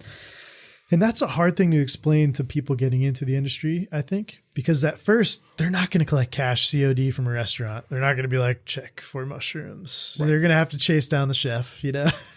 And you also have to be prepared that chef might say, hey, sweet. Yeah. You know, I want 16 pounds of these every week. Right. And so you're like, all right, I'm going to grow these 16 pounds. And then you call them the next week. Yeah. And you'd be like, all right, I'm going to show up tomorrow with your 16 pounds. You know, it was slow last week. I don't need them. Yeah. What? But I got those 16 pounds for you. Now, instead of it being that customer, say it's not, you know, a restaurant, and say it's a wholesale distributor. Yeah. Say it's a very large organic distributor. Yep. That says we want 250 pounds a week, every week. Yep. And you say, well, all right, well, that's a lot of capital for that 250 pounds. Yeah. You deliver. What do you mean you don't want any of this week? Yeah. Like, okay, I'm going to eat 250 pounds because everyone else got what they wanted. Yeah. What am I going to do with that 250 pounds? Yeah. I'm not going to sell it to you next week because you're reselling and it now has a 7-day, you know, it's already 7 days old. Right. And like, wow, the amount of money I just spent to lose these 250 pounds was everything I gained for the last 6 weeks. Yeah. It's going backwards. It always meets at the beginning and at the end, and it can definitely ricochet in between. Yeah. I mean, I've been trying to work on some large national distribution things. Yeah, yeah. You know, because the lion's mane that I grow, I'm really consistent with that. Yeah. I don't know how many people are growing that specific genetic. The 129. The 129, yeah. Thank you, John Donahue. Somebody else is... Fuck, I forget who it is. Somebody's growing it. Leap Foods in New York. I thought Columbia was growing that. It looked, based on what I could see. Yeah. It looked like Columbia was growing that. Oh, they might be. Yeah, cool. Because they're right there. They're right there. Yeah. I actually just had a conversation with him. They grow some beautiful mushrooms. Yeah. Neil is like a fucking genuine dude. Really? And for some reason, he strikes me as like an East Coaster. Oh, really? So I've been talking to him for years now, and he called me out of the blue one day, and we've been working with one another ever since then. And he's just a quick learn, and I think he reads people well enough to be able to adapt to whatever speed they're at. He's from SoCal and doesn't have that fucking like, whoa. Oh, really? Yeah, no, he's like a speedy See, you talk to so many more mushroom farmers than I do. I'm making it my purpose now. Like, and that's part of this podcast. Some days I don't even want to have a conversation, and I feel bad because at the end of like 4 hours of talking to somebody, I'm like, what do we even talk about? Like, I'm fucking exhausted, you know? Yeah, like I forgot you're recording. Have you been recording? Yeah, for sure. Okay. Yeah. What the hell were we supposed to talk about today? Yeah, see, that's what everybody says, and you're just like, dude, this is it. This is the stuff that people like. You're gonna go into your grow room when this thing comes out, if you give a shit at all. Who knows? I'm not banking on this thing making money or anything, but the conversations haven't been out there yet. People just rely on like hearsay and book knowledge and whatever they've learned. But I feel like there's so much to learn from that sort of like, you know, continuation of experiences. So when I started talking to like Neil, before he really had gotten into it, I couldn't tell what level he was at. I thought he was just starting out. He'd been in it for a little while. Brooks, I didn't realize Brooks had this whole, Brooks Warden from Far West Motion. I didn't realize he had a whole experience with John Holiday and made his way through. I had no idea, you know, like, so these conversations are indicative to where we've all come from and sort of like where we're going in it, despite if we know or not. It sort of, it can it's like there was a surge about 35, 40 years ago. Yeah. With all these people really getting into it. Yeah. Then you had some people go to Europe and some were in California and some went north. Yeah. And then it was done that way for a really, really long time. And then you came into the 80s. Yeah. And in the late 80s, the button industry, which is a whole different beast altogether, took a giant dump. Yep. And so now you've got these 500 million pound a year producers of button mushrooms with all of these grow rooms. Yeah. With like, well, shit, what are we going to put into here? Well, let's, just bang out some specialty mushrooms. Yeah. Well, great. But my concern with that is, well, you can eat the cost on specialty mushrooms and sell them for cost to produce. Yeah. And now you've got market share. So immediately coming into this entire game, 8 years ago, like, you want to sell it for what? It's even weirder now, the Chinese logs. I want a contract. Yeah. They're like, I'll give you a contract if you can get it at this. Yeah. And I'm like, what the hell are you talking about at that? I mean, that's my cost to produce. Yeah. Like, what the fuck am I doing wrong? Yeah. Like, how can I make this go faster? Like, I'm already at breakneck speed between like this and safety. Like, my yields are there. What the fuck? What am I doing wrong? Yeah. But what you don't realize, and this is, I always have to drag people back to this, go into a grocery store and look at the, fucking sea creature crustaceans of the oysters and the shiitakes that are there versus what you're offering a chef or a person. There's value in the timeline there. And if you are selling your shit for fucking $4, $5, $6 a pound at a farmer's market, you are losing the value of that fresh product. Yeah. So like sell it for $15 fucking a pound. People will pay for it. How do you deal with that? Okay. You say $5 a clamshell. Do people give a shit what a clamshell weighs? No, because it looks like $5. No, because you're looking at, right. And we always set it up where everything's $16 a pound now. Yeah. And it's gone up. We were at $12 a pound 8 years ago. Yeah. I remember being at 8 in Portland. Then we left and you and Northport changed the dynamic and we were like, wow, we were being assholes. We didn't even know it. We had it at $8 a pound for no apparent reason, I had set the prices on what we had sold before and what the market could bear. Okay. Yeah. But then you really do have cost of increase. Yeah. Yeah. I mean, one of the giant issues that I have, and we haven't even touched on this part, is that like when you're selling to places, especially like groceries or large wholesale, that deal with very, very small margins. Yeah. Because the money is coming from volume. Yeah. Okay. So are you dealing with a small margin? Well, it's hard to deal with a small margin with mushrooms. Being small. So you've got to go to the farmers markets and be like, hey, those shiitakes that you're buying pre-sliced in the store. Yeah. Yes, it's $3.48 for the package that you bought. Yeah. Okay. But do the unit on it. You're paying $29 a pound. Yeah.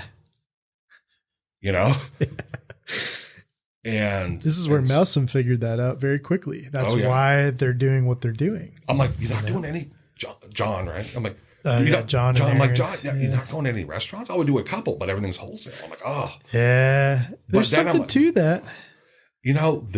There is, but like we were in like 185 Whole Foods for a little while. Yeah. Until I got mad one day and pulled all my product. Whole Foods is notoriously rough to deal with past a point. They're easy to sort of start working. It was right. It was no contract, and like if I mentioned, like, okay, well, I spent this money, and now you don't want them because you're going to buy from somebody else, but you want them next week. Yeah. The distribution to drive them to Connecticut every week and things like that it was difficult to add that in. Yeah. And I'm like, boy, I went to a couple of the places where my products were being sold, and there's my name, and there's some high school kid, that's putting out fresh specialty mushrooms into a wicker basket at like 68 degrees. Yeah. Well, all right, in about 4 or 5 hours, that's going to look like shit. Well, if I walk into a grocery store and I see shitty looking produce, I don't blame the high school kid. I blame the farmer. Yeah. Like, wow, you grew some shitty oysters. Right. No, they were probably fine. Like, it's never going to look as good. Like, I hate looking in a box, like, after the fact. I'm like, I don't want to look at these damn things now. They look good. Yeah. I don't know what the orange spot is. I heard you can eat it. It shouldn't kill you. It'd be fine. Well, and that's like, that's part of the issue of the sort of globalized food world that we're going towards.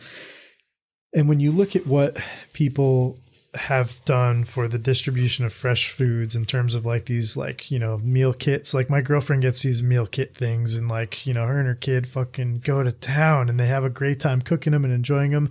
That didn't exist before us, before, and now Amazon's sort of picking up the pattern. Distribution comes in, it sort of changes the way that food is moved and how fast it gets to you. So, Andrew Collier-Reed's partner, Ben, pointed this out, that like distribution is going to become the king of like how this stuff operates in the future.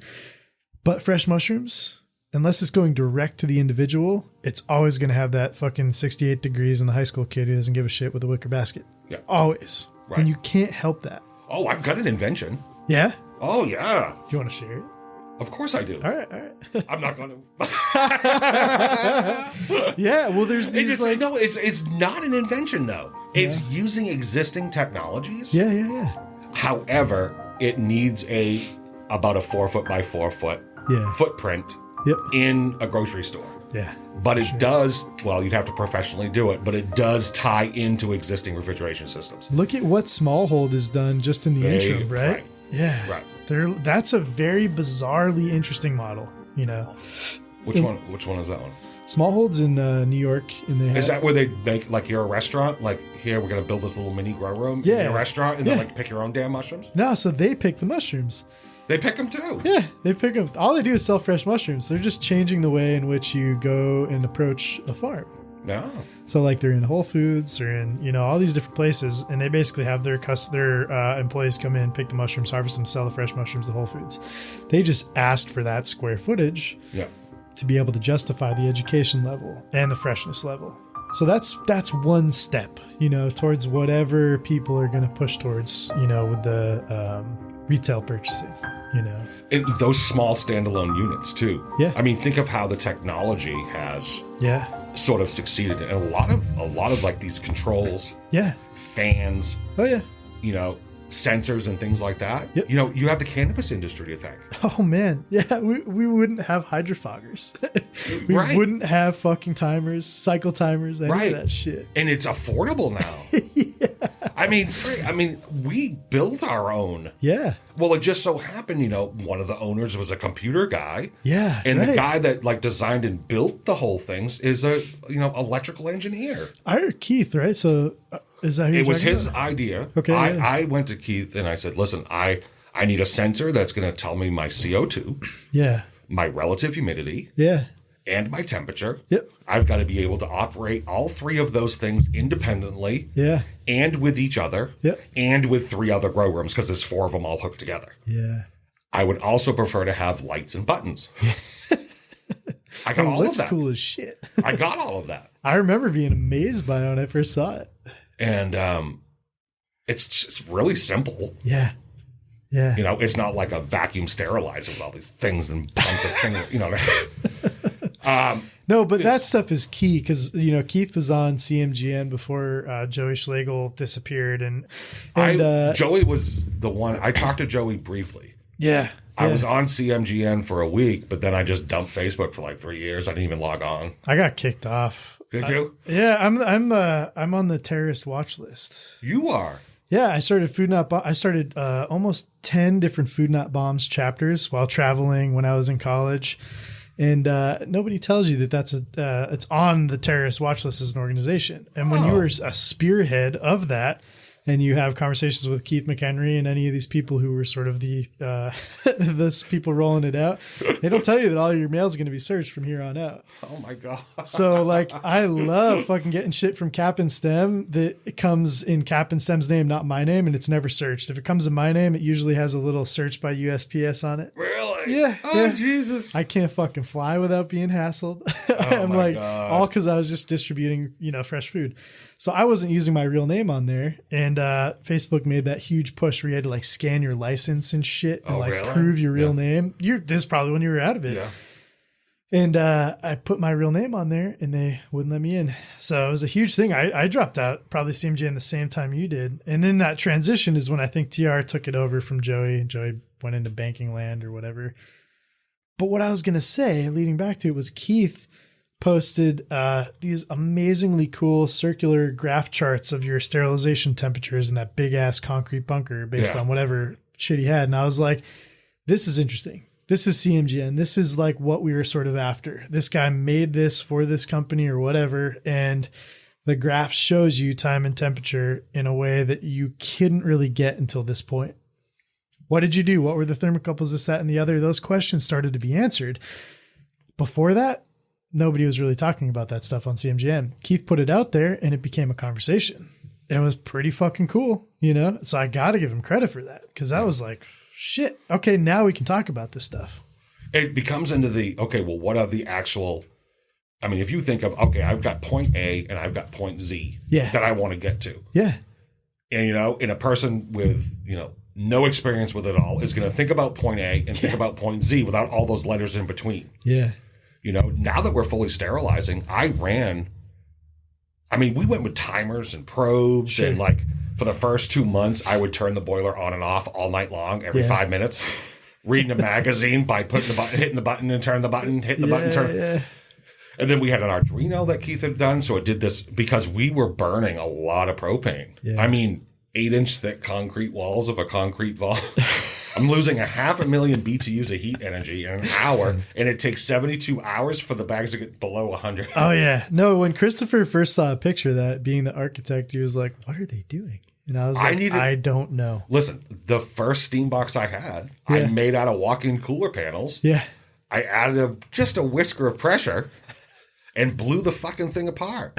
Literally blew a wall out 18 fucking inches and went, there's some steam loss. And then I'm like, well, maybe a little steam in the lab.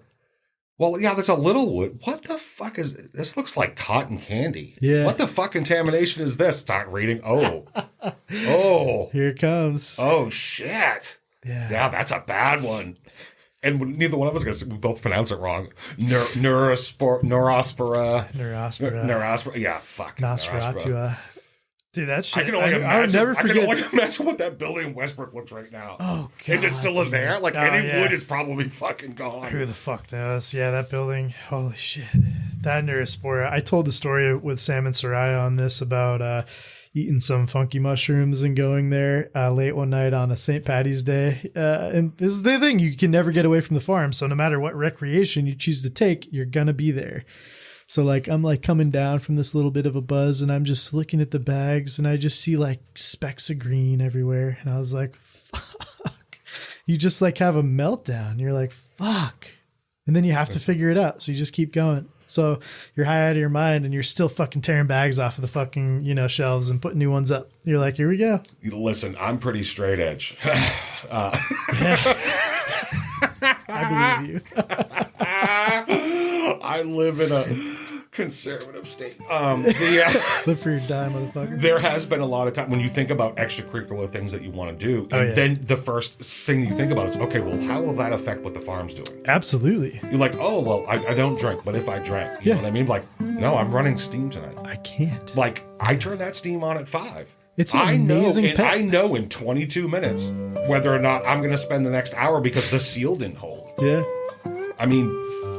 when I switched over to sterilization, my autoclave had a 2-inch hole in the bottom, and I was just burning that. Well, it's a 25 horsepower, steam boiler, and you can sterilize 6,000 bags with it. I'm sterilizing 300. Yeah. All right, so it's 880 pounds of steam an hour. Yeah. And people are like, well, what does that mean? I said it boils 121 gallons of water in 11 minutes. Yeah. And I only know that because Jason from Motown was like, oh yeah, we'll add this pipe and this P-trap thing, and blah, blah, blah. And then off he's gone for like 6 hours looking for a bolt. Yeah. And he's like, I've got a figure. I'm like, well, I'm running. That was the perfect description. And I'm like, I'm going to run these probes because I've always run probes. Yeah. And so we did this thing, and I'm running the probes. And I did it like 6 times that way.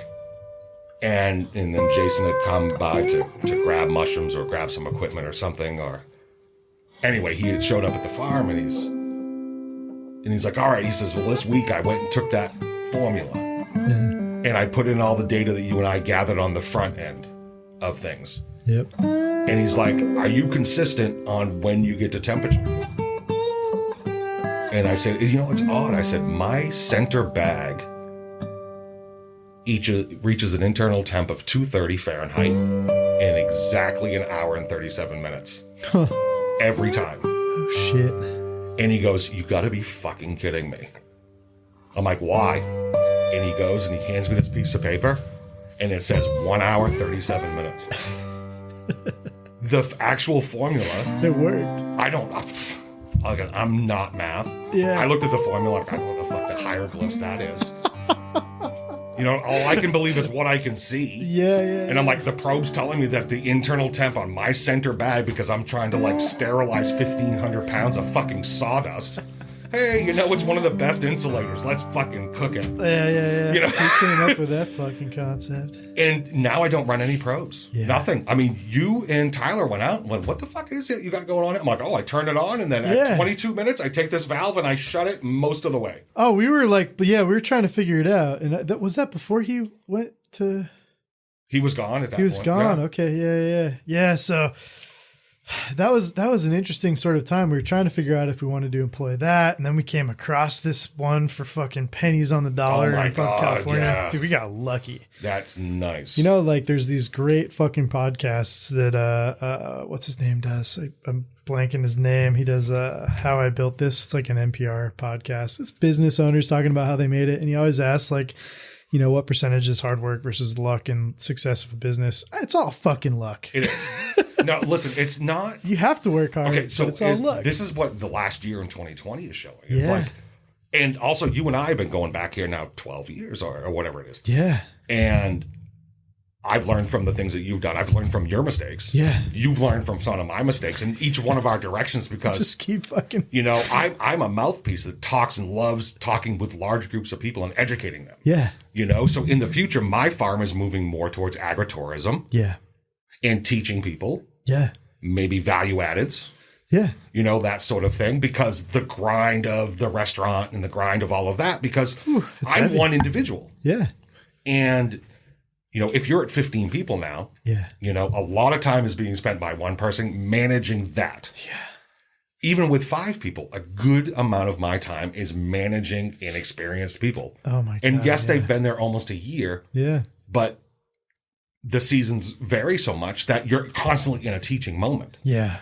And I'm one individual. I have 8 owners, but I'm the day-to-day. You're the dude. And I'm the dude, man. I've had investors over the past that want to come and they want to invest money. Yeah. It gets almost to the end, and I can never answer that question. What happens if you get hit by a bus? It dies. They're like, can the farm operate if you got hit by a bus? And I can never prove that it would. Right. And so then everyone would always back out. Yeah. And I was pissed then, but now I'm like, oh shit, if I was you, I wouldn't have invested in it either. No. And that's part of the that you have to have you that have person. to have anything over like 100 pounds a week. You've got to have a team of people in each aspect of that business. Yeah. Because any one thing, you as a mushroom farm owner. Yeah. You're wearing about 40 hats. Yeah. There's 80 hats to wear, though. Yeah. You know, if you're even like that, if I'm at like the 5 to 1,000 pounds a week, yeah, and it's just one hat, yeah, you know, you're switching hats so much during the day that every time your focus gets pulled, yeah, you know, like what can you put that time into? Yeah. So, I mean, when people are thinking about starting a farm, really realistically think about not how long it should take you to do it. Yeah. How long is it going to take the person that you employ to do it? Right. And you've got to think about the fact that in food, the ability to pay a living wage, okay, is almost impossible. Yeah. You know, we had conversations before where I needed to hire people. Oh, yeah. And I'm like on the down low, I'm like, dude, what's your starting rate? Yeah. And you told me, I'm like, you got to be fucking kidding me, dude. That's our main goal. You know what I mean? Like, I can't pay that. Yeah. And so the people, like, my employees, if they did not have a spouse with a second income, or they were not living with family, I in the state of New Hampshire, which is a higher cost of living than around the country. New England's very expensive because it's fucking cold, you know, and it costs money to warm shit up. Yeah. Literally, you're in a certain age demographic. Yeah. Because I've got a lot of people that are very qualified. Saying that's what you can pay me. No, I need to make this, and I'm like, I can pay two people that. I can't do that. Yeah. You know, so what is the knowledge level or the work level of the team of people that you're going to have based on experience on what you can pay? I'd love to be able to pay, a living wage. For sure. But I mean, I'm selling to people that have a 1% margin. Right. You know, if I'm selling to restaurants in grocery stores, which have like, oh my God, I got a 5% margin. I'm doing great this year. Yeah. Well, I can't survive on a 1% margin. Right.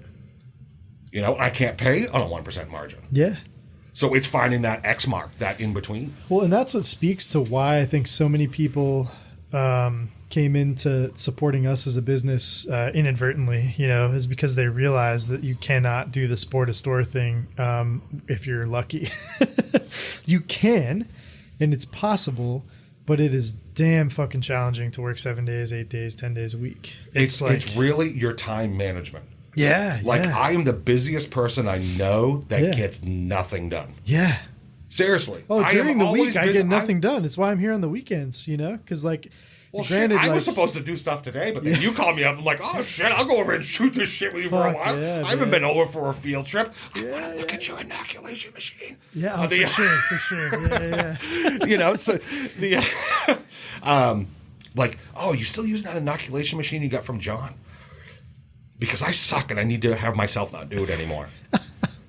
And what it is that I'm trying to set the farm up that eliminates because as you get into this, you know that every single step of the process has dozens of mitigating variables that are going to affect your outcome, which inevitably is your final, like, per block yield. Yeah. That is what bases off from everything. Yeah. Okay?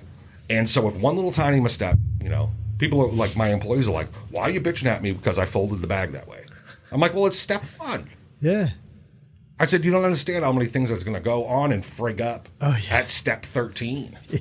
You know, you get someone coming in for a tour, they're like, oh, look at all the bags. I'm like, how do you get them up there? Yeah. I'm like, what do you mean? How we walk up a fucking ladder and put them on there? Brad Coons first asked me that down in Westbrook. He was like, so what automatically puts these bags on these shelves? And I was like, these fingers. I was like, what are you talking about, man? Dude, 2 weeks ago, I went and bought the rest of the equipment from that farm that was still out in storage at that field. Sure. And one of those things is a semi-automatic bagging machine. Oh, the like cartridge. No, I've got that one. No? That one went too fast. That's 22 bags a minute.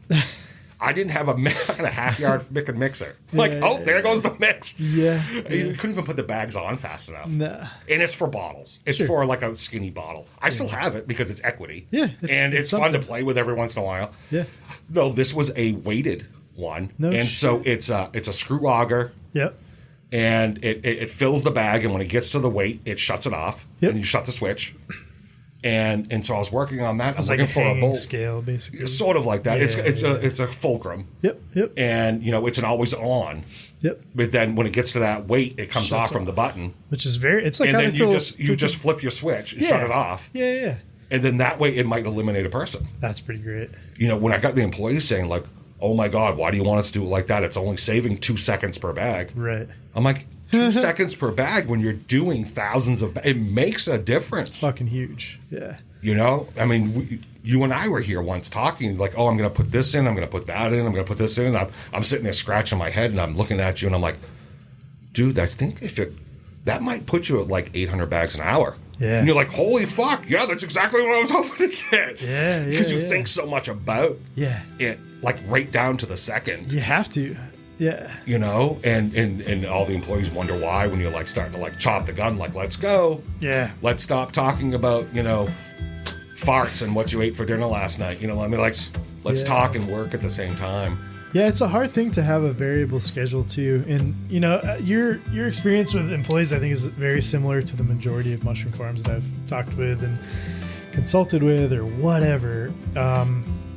Worked with in some capacity, and I don't have a complaint about my employees at all. Like I feel so fortunate. Like Tyler and Kelsey, for instance, speaking of wearing the hats, are like, they just met me one day, and I've mentioned this on other podcast recordings. They're just like, these are the list of things that we think we can do without asking you.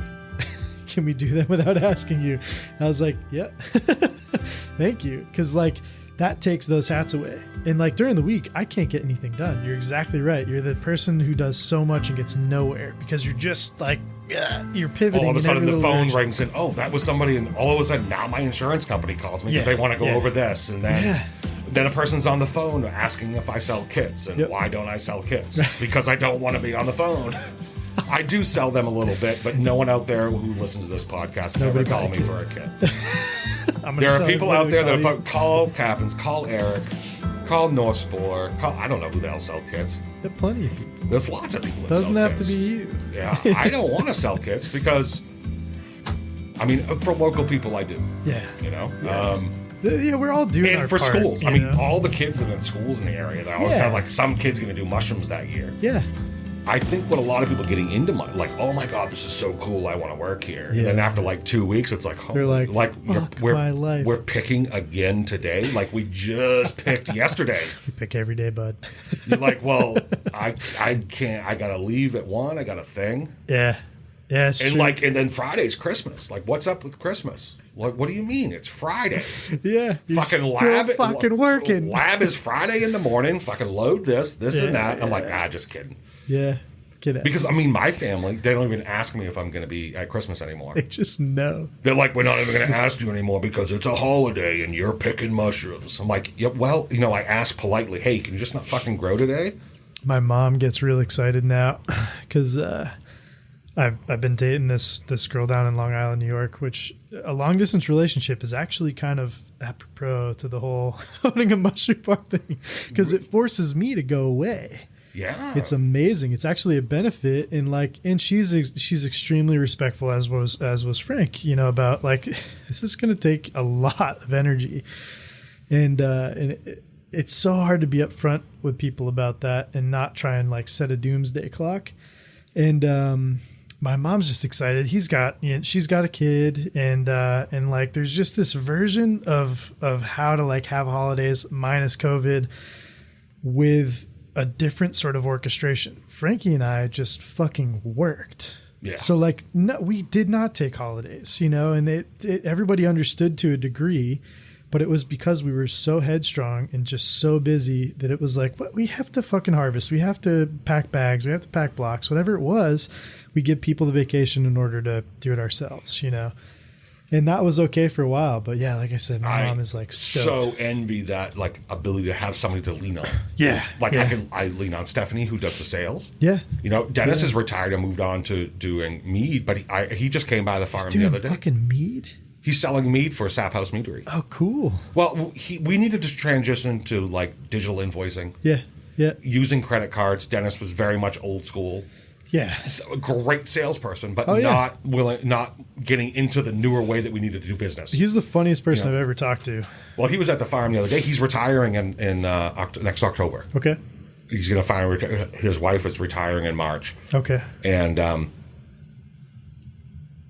there's the farm, the whole beginning of the whole farm, like he's absolutely integral to making it happen. Because, if right now you needed to go out there and wear all of those hats that happen on a weekly basis, we certainly wouldn't be here just shooting the shit on Sunday. No, man. Fuck no. Like, I was here an hour late because I needed to make sure what needed to get done at the farm today is done when I'm not there today. Yeah. Oh, I woke up, I think I texted you like 7 or something, but I woke up and was like, what if he's already outside? I just like had a moment and I was just like, I've got to figure this out real quick. I was like, fuck.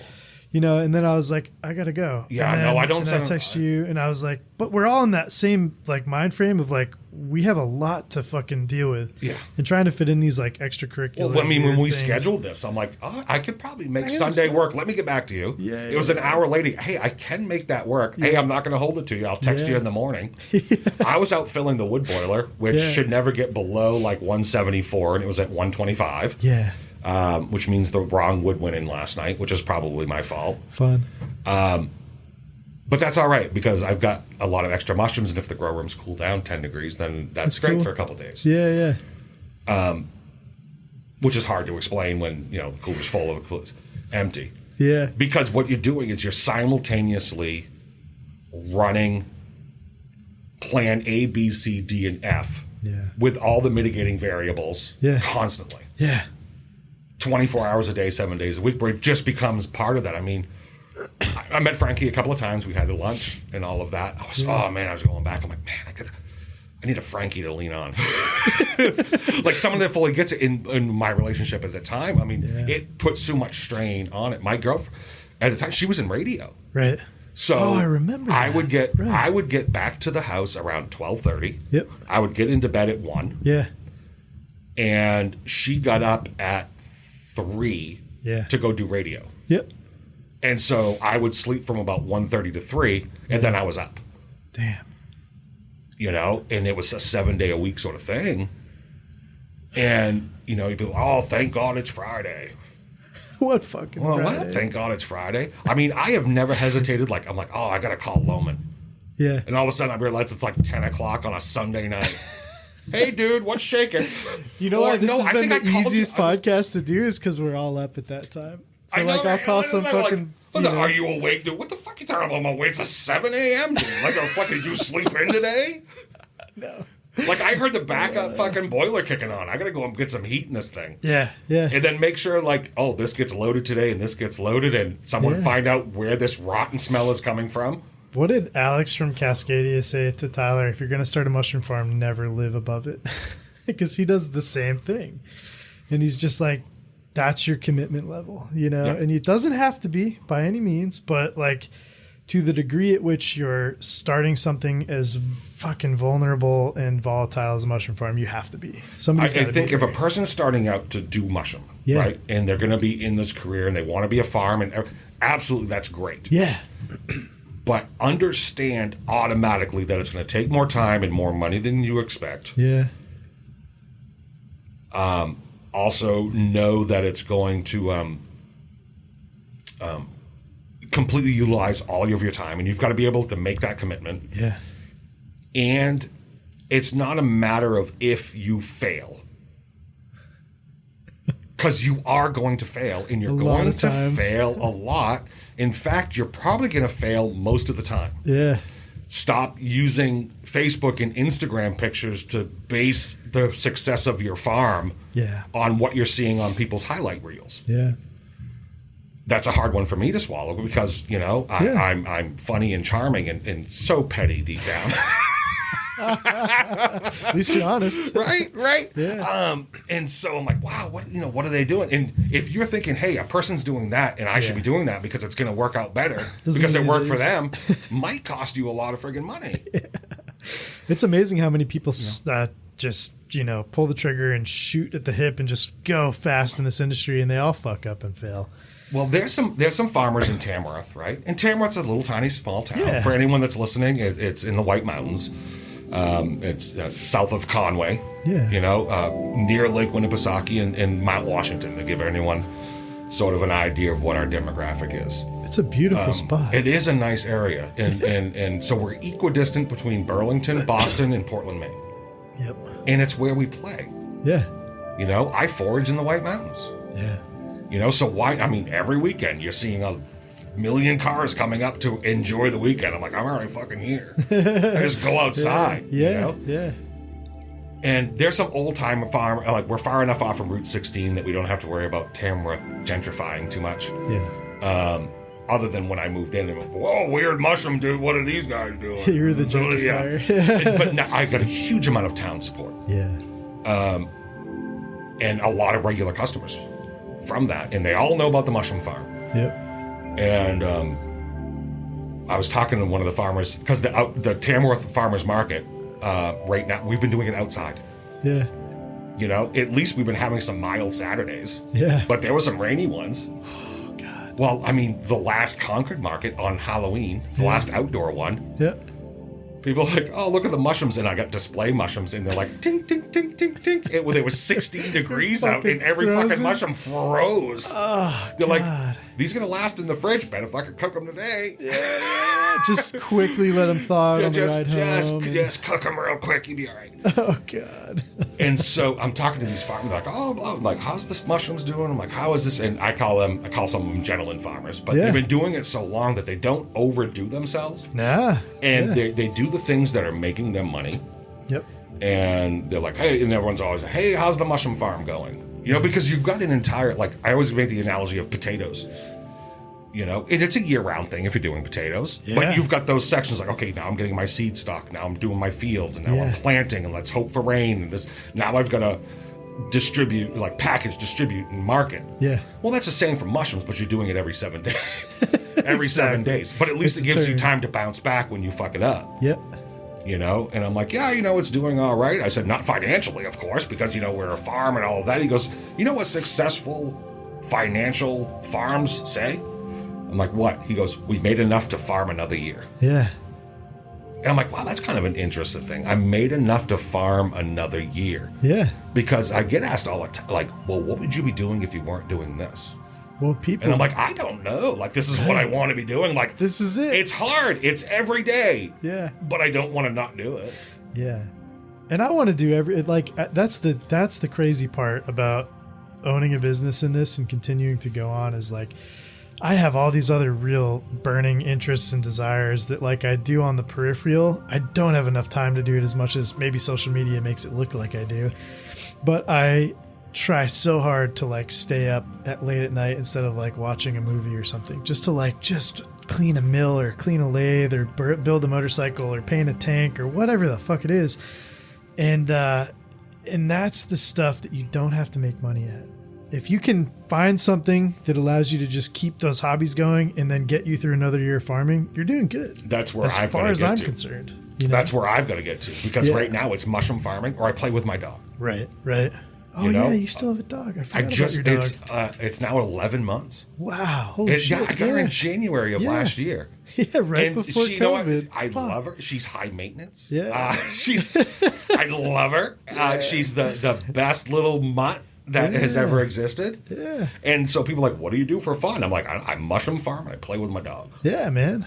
And I'm like, oh, maybe the dog doesn't like me today. Yeah. And someone goes, dude, I can guarantee you right now, I don't play fetch with my fucking dog 2.5 hours a day. I'm like, well, that's what she wants. And that's part of the prerequisite to hire here is like, you got to throw the ball for Edna. She's HR and she's also like, throw the fucking ball. It's all she wants. She's going to know. She could probably give you that hairy eyeball. Oh, yeah. I mean, if you just see a picture of her, you're like, man, she's going to... And then you just meet her and you're like, okay, no, you're not going to do anything. No. She's like very visual dog. Yeah. Oh, man. That's true. And then, that same farmer's like, yeah, you make enough money to farm another year. Yeah. And in successful farming really doesn't have to do with finances at all, but really your ability to persevere through adversity. Yeah. Yeah. Like, can you continually and repeatedly lose all of it? Yeah. And then reinvent and rebuild it back again? Yeah. You know, you and I have both reinvented the whole business plan of each of our companies. You're still doing it. It's on, like when I was writing the business plan, I'm like, why would anyone need to do more than one of these things? Yeah, I mean, I go back, maybe right once now. a year I go back and read the original business plan. Oh, God. And I'm like, oh, do you get anything out of it? I do. Okay, good. Like, man, you were so dumb, but you had high aspirations. And some of the things were very right and they hit right on the head. Sure. You know, because specialty mushrooms that had existed at one point, but then and there was some mushroom farmers that are doing very small scale in New Hampshire and in Maine. Yeah. And we wanted to go to that next level of production. Yep. So you're like, all right, well, working farmers markets are the most expensive. But you can charge retail, and you're actually having conversations with the people that are going to continually buy your products. Yeah. It's not about all like, hey, guess what? I'm making this, you know, custom motorcycle. Right. This one-off thing that I, Right. fixed up from the junkyard. Yeah. And now I'm going to sell it, and it's a one-time sale. No, I want that person to come and buy mushrooms again next week. Yeah. And having those customers, like, well, it's a totally different people don't mindset. even know what the hell it is. They're like, well, you grow mushrooms. Yeah. Well, yeah, we're growing 10 different ones. Why would you do that? 'Cause Well, it's this awesome. one's like crab, and this one has a lot of protein, and this one's mushroomy. Something really in that regard. So, I mean, when you're trying to, you get a lot of pros and cons to building something from nothing. You do, yeah. So that's true. also, So going back to the original business plan is here's the thing we never anticipated. Because it was a pipe dream. Yeah. And I think it needs to be in business plans. What are the plans in place for the potential for exponential demand? Yeah. And a lot of places like, boy, I really just hope I sell something. Right. And you can produce a certain amount. Yep. What happens if you go out gangbusters and you get like 100 clients? Right. And then all of a sudden now you can't fill that order. Yeah. Because you're going to have a glass ceiling of what you can do. How do you? I mean, that's what we. have to if do I with called every you up, fucking like, year holy here. shit, I got someone that wants 1,000 pounds of shiitakes a week. Yeah. You know what I mean? Then I'm gonna call you up because I've been getting like 10 blocks a week. Yeah. I'm like, yeah, all right. Well, next week can I get 1,000? Yeah. You're like, no, you can't get 1,000. They take 60 some odd days to incubate. Like, what do you want me to do? At least you already know the answer. Yeah. Well, and that's the most interesting part. Like we all asked ourselves. I don't know if you asked yourselves, but the thing that like Christopher and I asked ourselves, and then I asked myself when I was out in Arizona doing this the first time, I was like, why are there no mushrooms at farmers markets? But there's fresh, button mushrooms everywhere. The other question that I continually ask myself now, over a decade later, is why haven't the bigger farms gone towards specialty mushrooms? And it begs the answer that I'm assuming is correct. It's that the infrastructure is so goddamn different and so large that they're dinosaurs. They can't just reinvent that wheel that big. So take COVID an example. Yeah. Okay. Yeah. So there were several companies of like CSAs or FSAs. Yeah. Farmer supported or farm alliances. Yeah. So there's a farm store, but like 20 some odd farms. Yeah. And it was maybe, probably maybe 10 years ago now, less than that, where the online infrastructure for ordering from these distributors that are buying only from local farms because they're distributing what those local farms have to restaurants. Yep. And some would be on board and some wouldn't be on. Yeah. There was one in the state of New Hampshire, and I was going on these Zoom meetings and things every week because everyone's like up in the air and everyone's got a lot of questions and how am I going to get funding and where am I going to sell everything? Yeah. And then you talk to a guy like, hey, listen, we had an online infrastructure. Yep. And we were making, say, 30 home deliveries of fresh produce a week. Damn. Okay. And everything else was to restaurants and some wholesale from these 27 farms. Yep. In the month of March, in a 4-week period, they went from 30 home deliveries a week to over 1,000. Fuck. And I think the only way that was facilitated, because that foundation infrastructure with the online ordering, was already in place. Yeah. It saved a lot of people's ass. So for farms that go into that alliance, yeah, there are organic farms and vegetable farms. A lot of farms had banner years. Yeah.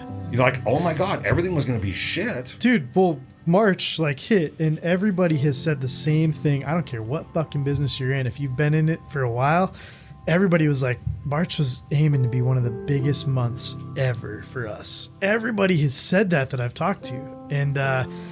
And very few people in very few industries, except for food, have been like, COVID has been good. We've survived it and actually thrived in it. And I thought a lot about that. What the hell am I doing wrong? Did I get into the wrong things? Right. Because we had 6 or 7 or 8 or 9 or 10 different new avenues to sell product. Yeah. A bunch of the ideas panned out, and some didn't. Yep. When farmers markets closed. Yeah. But grocery stores could be open. Well, I have a huge parking lot. Yeah. So I'm like, well, fuck it. I can't have a farmer's market because of the actual wording and the laws regarding around the word farmer's market. Jesus, yeah. But if I call it a pop-up market, I don't have to follow any of those rules. Listen, we only had a couple of vendors, but the fish person wouldn't be, no restaurant, they would have had no sales because everything goes to restaurants or wholesale to restaurants or at farmers markets. Right. And so for a 6-week period, there's a maple syrup and there's people doing, prepared foods. Everyone's 20 feet apart. And it was from 1 to 7 p.m. Show up if you feel like it. Don't come if you don't feel like it. Yeah. Leave whenever you want. There's no table fee. Right, just come sell your fucking shit if you can. The more people that want to come, the more mushrooms I'm going to sell. Yeah. After that first weekend, I'm like, well, I was dumb. And Stephanie, my chief of sales, looks at me and she goes, do you want to know how many pounds we sold today off from our parking lot? And I'm like, I don't know if I do or not. Maybe. I'm like, I know we have a lot of mushrooms in there. Referring to the walk-in cooler. And then she showed me the numbers, and I'm like, no. Really? She goes, you don't know for 4 hours you kept running back and forth? Right. Filling orders? And I'm like, well, I guess we're going to do this again next week. Yeah. And a lot of people were new customers. Just because they were looking for some other way to not go to the grocery store? Right. Either not, or I'm not sure why it's a virus, but then people start putting more thought into where their food's coming from and what's in their food. Well, staying healthy is sort of it's the best line of defense for most people, and it's the easiest to accept. So I know a lot of people specifically on a personal level who have benefited emotionally, physically, health-wise from COVID, from staying at home. They've changed their lives around in a huge way because they don't have the anxieties of going out and sort of having to deal with everybody else's assumptions about how they're trying to go about their life. I think that very strange. The pace at which people are living gets to a point that's so fast. Yeah. I mean, if you go back and read Bradbury's Fahrenheit 451. Yeah. I mean, what is that? That's written in 1951. Yeah. And literally reading that about how they're driving the billboards 140 feet long because they're driving so fast. That's how long they have to be able to read them. And then a wall that's a television where you're actually just looking in at real life. It's Bradbury, what in the fuck were you smoking, dude? You were some spot on futurist shit. The what do they call it? The tissue society. Yeah. Where every human life or whatever it is a tissue where you take it, blow your nose, wad it up, throw it away. Right.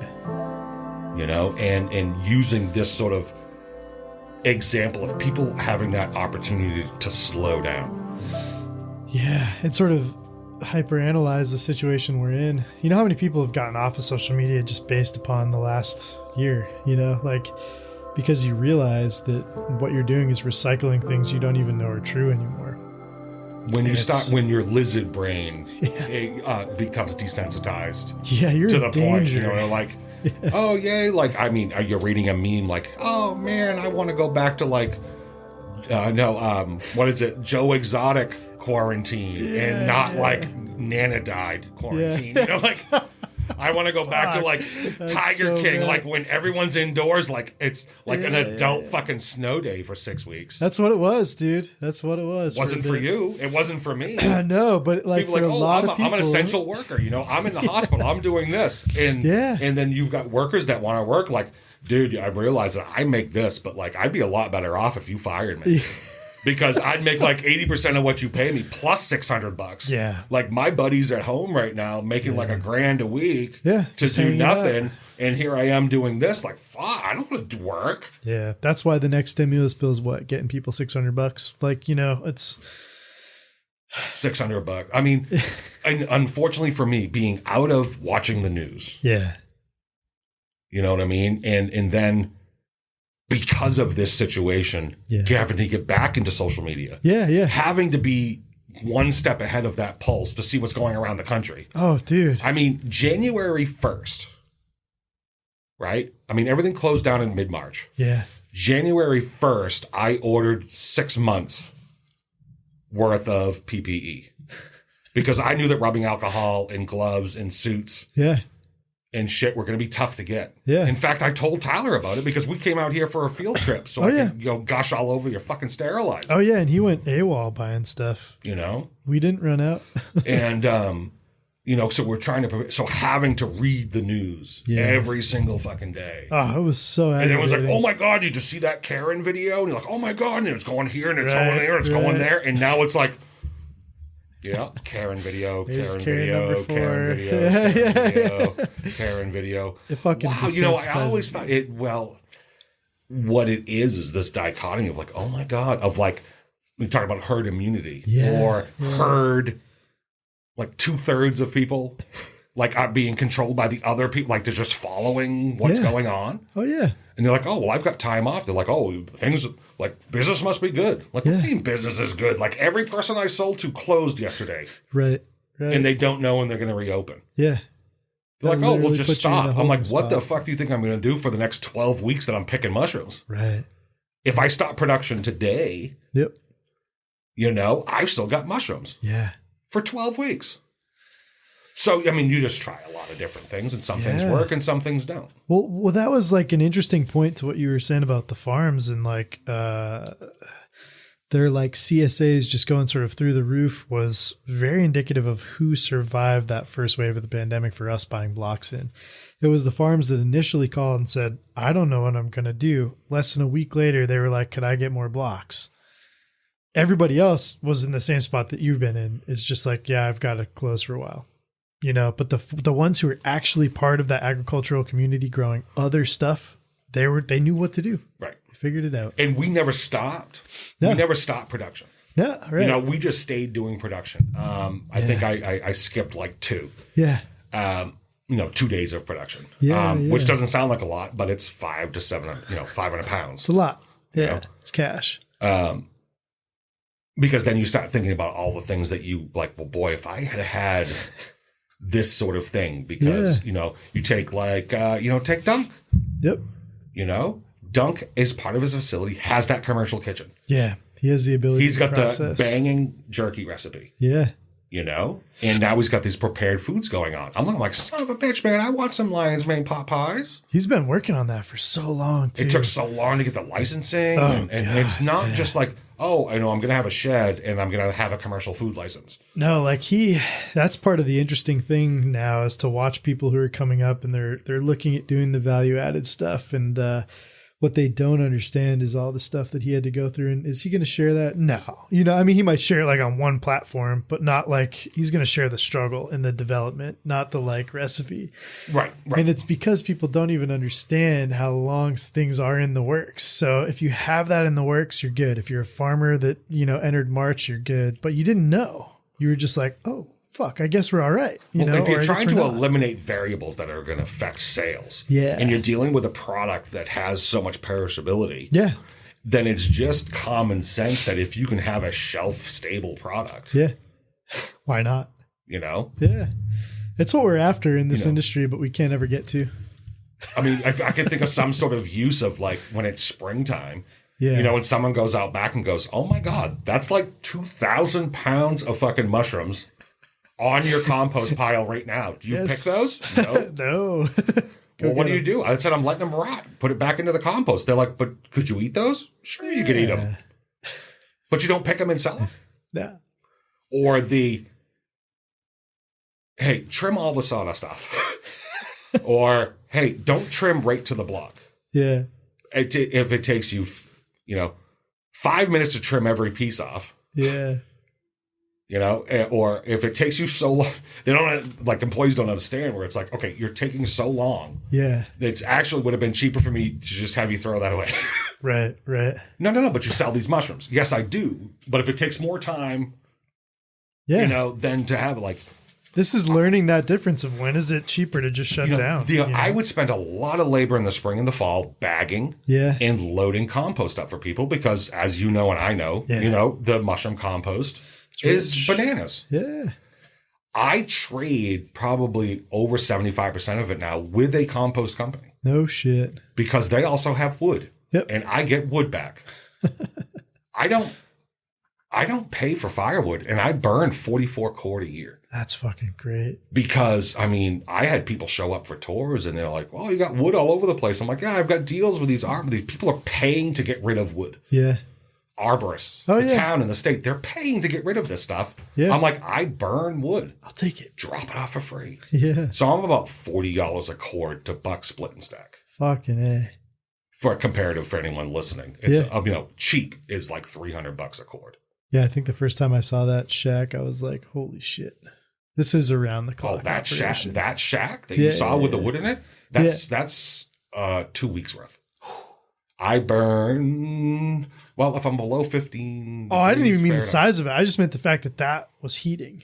I was like, whoa. Well, see, when we talked about heat exchange, right? Yeah. And I need to move a certain amount of air. Yeah. And my grow rooms weren't moving enough air. So in the wintertime, in order to keep it warm, don't run electrical heaters, everybody. It's like I was running a fucking laundromat with no one putting quarters in. It's true. I burned through a lot of wood because I had an extra zone for the radiant heating. Yeah. And so I did a closed loop heat exchange system in my intake air. That's all thermostatically controlled. So, I've got air coming in at 2,000 cubic feet a minute at -10. Yeah. Hits that 400,000 BTU heat exchanger that's tied into my radiant heat zone, comes out 90 degrees. Damn. So I use waste heat from the waste wood boiler to heat the grow rooms. Fucking A. It's easier to do that than it is make it cold. Makes sense. Of course, if I get like 3 or 4 days, less than 15, because the building I'm in was a concrete company's building. Yeah. It's 10-inch thick concrete walls. Yep. But very little insulation in the ceiling. Yeah. And, if it gets below 15, I get about a week of stored heat energy. Yeah. And I start losing it as we get like a 2-week stretch of below 10 degrees. Yeah. Fahrenheit, and it goes the other way. It goes the other way too. Yeah. It's starting to get cold. But around Christmas, around Halloween, when it was like in the single digits, I still didn't have the wood boiler on. No shit. And my mushrooms slowed down like I was behind a week. Yeah. But we had a lot of mushrooms at that point, so slowing it down was a bit okay. Wow. Because if I had turned that wood boiler on, the next week it was in the 60s. Yep. It would have been even worse. To have everything, because now I've got 3 days worth of thermal energy stored in my concrete. These are these stretches of timeline that are so hard to grapple with. So it's like, son of a bitch. And you're like, well, why don't the mushrooms look good? I don't fucking know. The boiler. The wood don't boiler. blame Mother Nature. Nah, I don't get upset. Like when I first started, people were like, you're a gentleman farmer. Yeah. Oh, that used to piss me off so bad. And, yeah. I'm like, no. Just because we're indoors and it's like computers and it's not a lot of space. Yeah. The entire farm is literally less than 5,000 square foot of space. That's the hardest part about being at farmers markets when we were doing them was the farms that would set up next to us with fucking carrots and veggies and the whole fucking 9 yard. And you were like, this looks great. And they'd be like, what are you doing here, you fucking posers? Is immediately what people look at. And you're like, dude, you don't even fucking know. And now it's turning around. Yeah. I think a lot of those farms are pulling in mushrooms and they realize it is a cash crop and it's hard as fuck. We saw a lot of farms that this year that are small and have their own farm stands. Yeah. That are just had a banner year. Yeah. Like, we would sell mushrooms to those folks. Yeah. Literally ordered like 10 times the amount. Fucking A, man. But inversely, you would have, say, a restaurant that would order like maybe 100 pounds a week. Yeah. Just disappear. And then when reopening, down to like 1 or 2 cases a week. Yeah. Yep. You know? I've heard this argument, and my girlfriend's Kate. She has a friend who works in the restaurant industry down in somewhere in Long Island. I can't think of the name of the town off the top of my head, but basically, she said that the majority of restaurants, including theirs that are operating there, have realized in this like close, reopen, close again, that if they stay open with limited dining, they actually lose money. Yeah. If you just stay fucking closed and do just takeout and sort of like develop the sort of, orientation around your customers coming in, pick up and get the fuck out, you can make money. And that's like, unfortunately, a lot of restaurants, they just aren't set up for that. No, they have these huge fucking dining rooms. And like they've got these menus and things where it's not lending itself to that. And if you're not adapting, the thing is where, so you have these huge dining rooms, right? Yeah. They're like, oh, we'll just do takeout. Right. A lot of places did takeout for like a month. Yeah. Well, and I'm like, well, why do they only do it? Well, because they did it till they ran out of food they had. Right. And then it makes sense because it's not just like, oh, we'll just have the chef and a sous chef and, a server and then just have takeout. Yeah. Well, the building costs a lot. If I'm producing 0 mushrooms at my facility, I still have a figure that needs to be paid every month, whether 1 mushroom is grown or not, or 4,000 pounds are grown in that month. It's true. Yeah. And I'm surprised that more restaurants haven't tried to quickly adapt with things going out and get those more like takeout specific spaces. But I guess, it's hard. And this isn't something you can just like. Or they were looking at the numbers and saying, boy, we could do this. We could, right? Or right. I'm going to be working this hard to do that much. To still lose this much. Right. Yeah. And that's the thing where a person from the outside looking in doesn't understand, and especially if it's a new mushroom farmer. Yeah. There are going to be, and I always do this when I was doing estimates as an engineer. Sure. It's something I call the TIM cost. Yep. And TIM just stands for the things I missed. Yeah. What is my TIM cost? Yeah. Like, oh, well, I said it was going to be this amount of labor. It can be. Well, I didn't budget for like 3 out of 9 people not showing up. Or the snowstorm or the pandemic. Or like, oh, you didn't get much done. Oh, yeah. What the hell did I do yesterday? Yeah. Oh, that's right. I was shoveling snow for 6 hours. Or throwing a ball for a dog. It's costly. It is. And she sees great at night because we played fetch at night, and I can't even really call it fetch because you're just like hucking a fucking shit. No, I got one of those. Well, no, I'm fat and out of shape, so I don't want to. You're a shapeshifter. In 2 months, you'll be a skinny motherfucker again. I do that. Yeah, it has to do with the fact that sometimes I eat and sometimes I don't. Yeah, I feel you. Because it's like, well, fuck it. It's 11 o'clock at night. I didn't eat today. But like, if I want to eat, I'm single, so I actually have to make something. Right. And I'm like, well, fuck it. I'll just eat tomorrow. I eat like a bachelor up here when I'm down with Kate. I eat so well. I'm like, God damn it. In 2016, when I lost, almost like 75 pounds I lost in 3 months. Oh, Mark was like, what is he doing? Meth? And I was like, I don't know. No, it was meth. Prescribed meth. Prescribed meth. Okay. Yeah. I was being treated for ADHD, adult ADHD. Huh. And that shit was just like, you don't eat at all on that. You're just like, No, shit. I ate a half of a protein bar a day, 300 calories a day. And the thing is, I didn't feel like eating, and I had this, and this is how smart I am. This is how smart. When I would start blacking out from a head spin dizzy, the 3rd time, like, oh, that's the 3rd time I almost passed out. I better probably eat something. Holy shit. Listen, I would have in that summer, because I was still driving like 1,500 miles a week as well, delivering stuff. And I had a 2.5 hour window a week to forage. Fuck. And it was always a Wednesday afternoon. It was about 3:30 on a Wednesday afternoon, and I got into this wood spot way up in northern New Hampshire. I'd never been to this area. Discovering a new spot. I'm going to go forage for something. Yeah. Well, all of a sudden, I got dizzy. Right? And I'm like, oh, well, I should just ought to sit down for a second. I sit down for a second. I open my eyes, and it's fucking dark out. I'm like, when did that happen?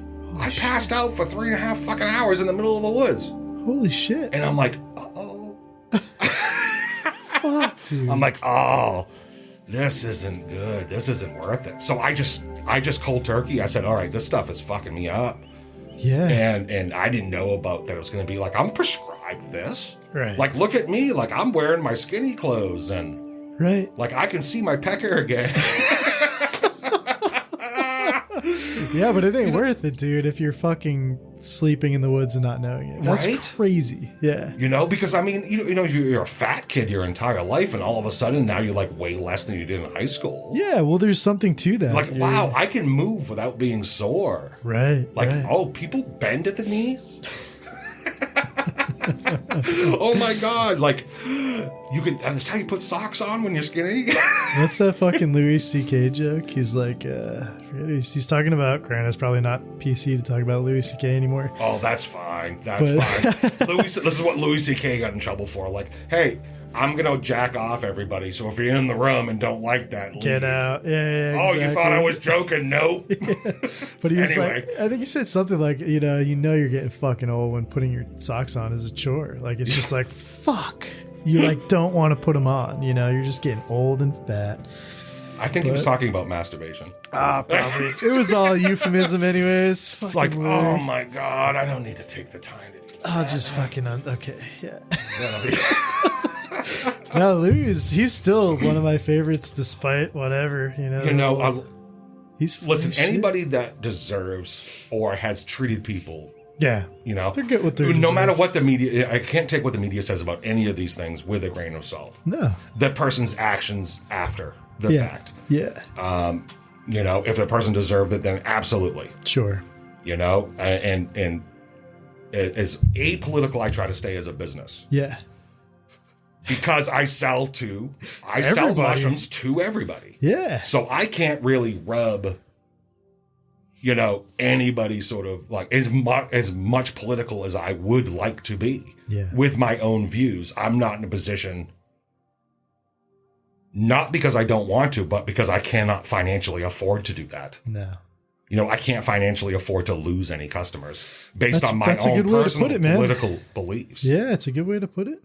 You know, and it's amazing how many people into mushroom foraging, farming, whatever, are one way or another. And there's no, you would assume most mushroom farmers or people into mycology in general are just like Libby sort of, you know, Democrat-y, happy, whatever. They're not, you know, like there's a lot of people on the spectrum of the, you know, of the whatever political rainbow. And, living around this country. I mean, it's a different demographic everywhere of places. You know, I've lived in Texas. Yep. Texas is a different country than New England. Oh yeah. Oh, dude, being in Arizona, I was like, where am I?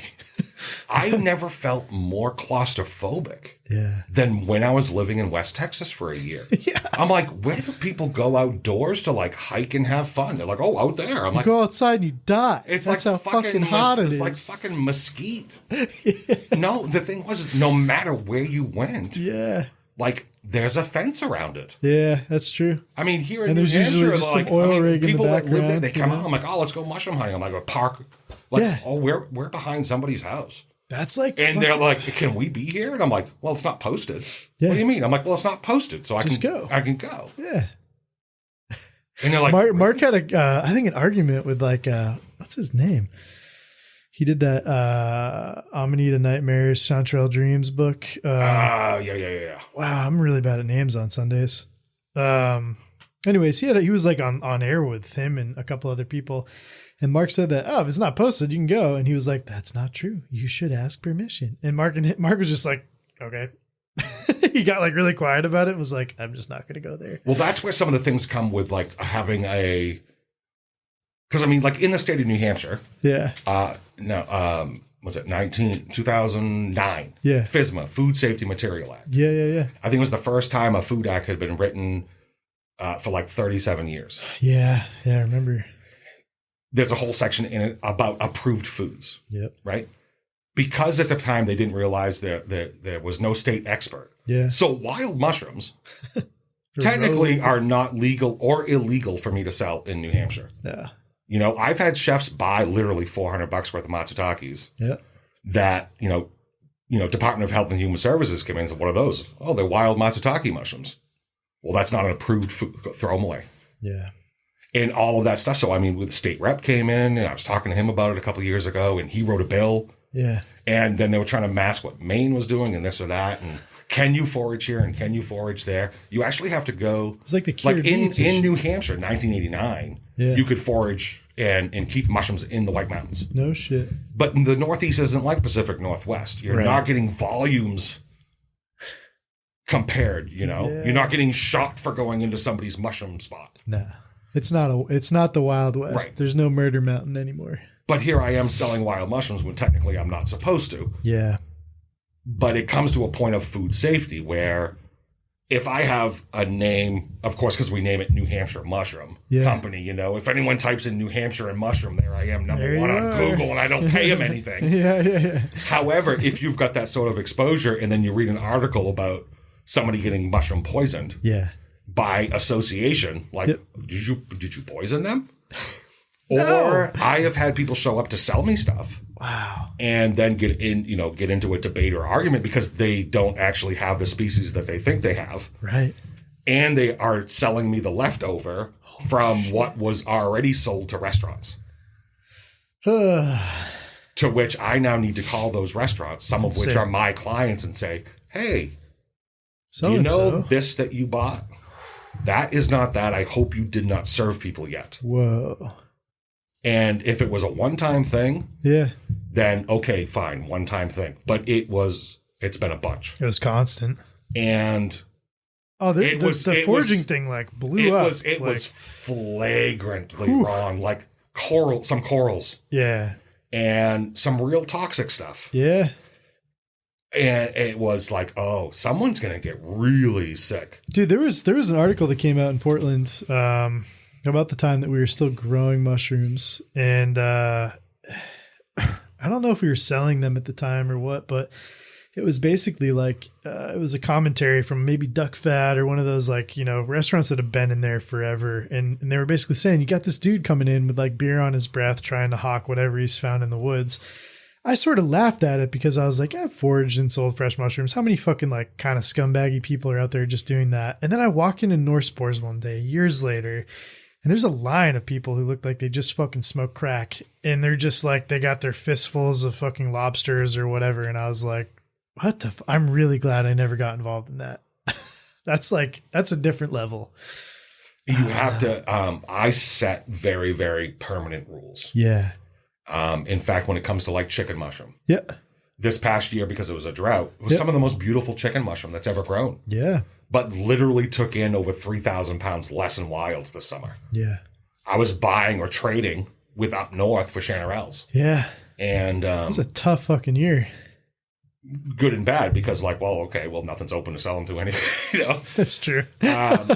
Maybe they knew. No, but when you do your paperwork and realize how much of a volume, you know, because I flat out tell people what I'm going to pay them for it and what I'm going to sell it for. Yeah. I don't pull any punches. I say, yes, I'm going to pay this. And if you see me selling it for this, this is why.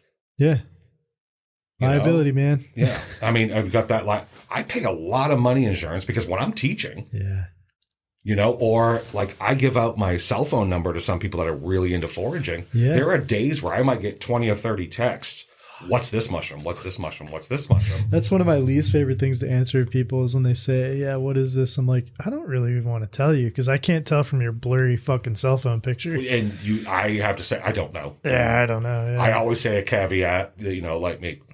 Yeah. You know, but it gets to the point now, well, I had to change the rules because you would get like, someone would send you 80 pictures. Yeah. And be like, we went out behind our house. What did we find today? Yeah.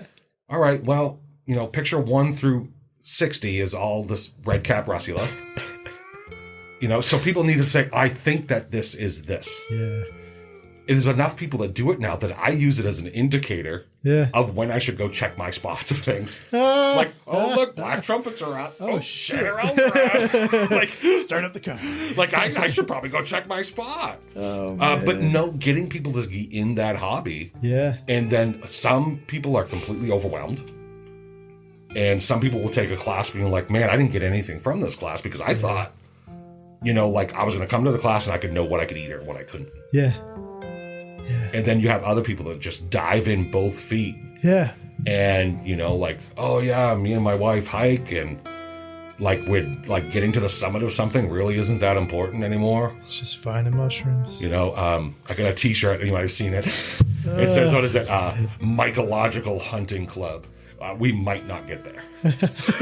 It's fucking accurate, dude. It is. Yeah. You know, like, how far did you hike? I'm like, I don't know. I don't know. I was gone for like 12 hours, half a mile.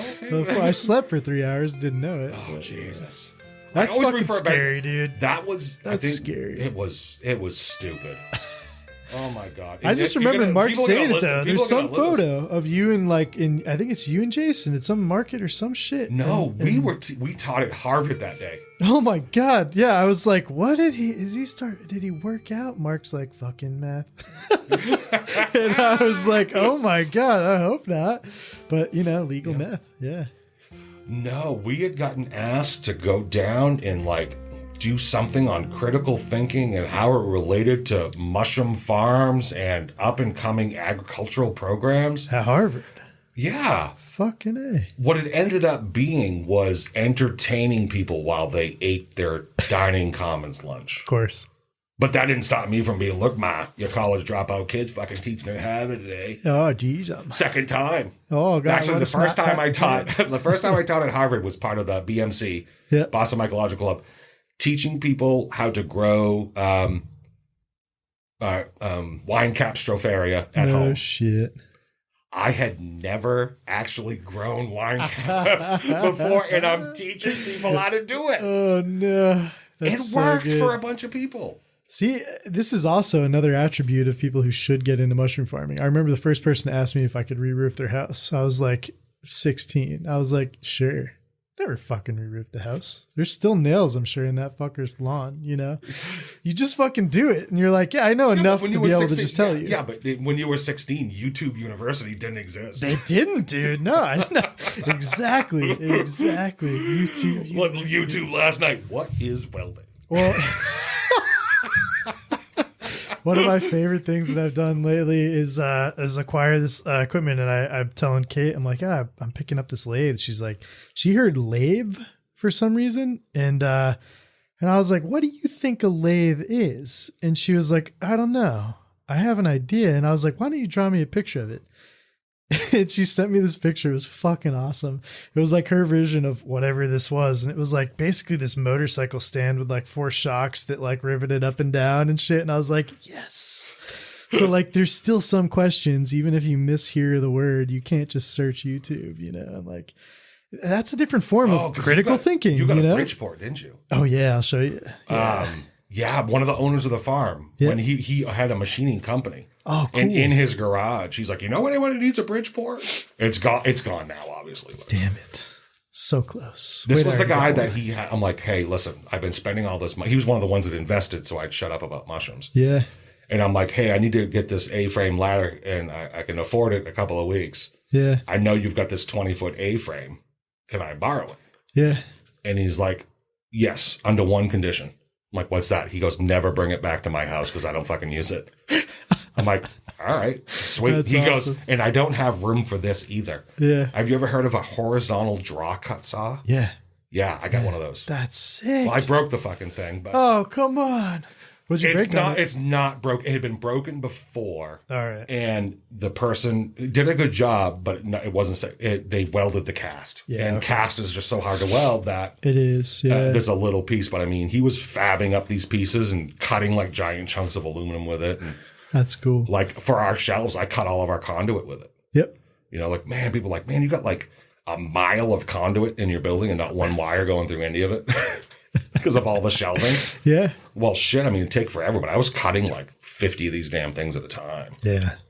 You know, conduit's a genius fucking shelving material. I know lots of people are using PVC and when I see pictures online now, I'm like, see, like I'll see like a tumbler thing. I'll be like, oh, I miss the tumbler. Yeah.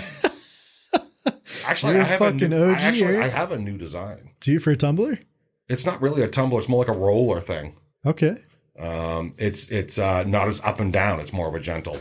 Well, that's something that I think is integral to, like, when you shake a bag, it's not like, it's about just like fluffing this fucker just perfectly to distribute, you know, and the amount of compression after the fact. Yeah. You know, and because, you know, we've got a couple of kid volunteers that have come in, or people, we call it the ski slope bag.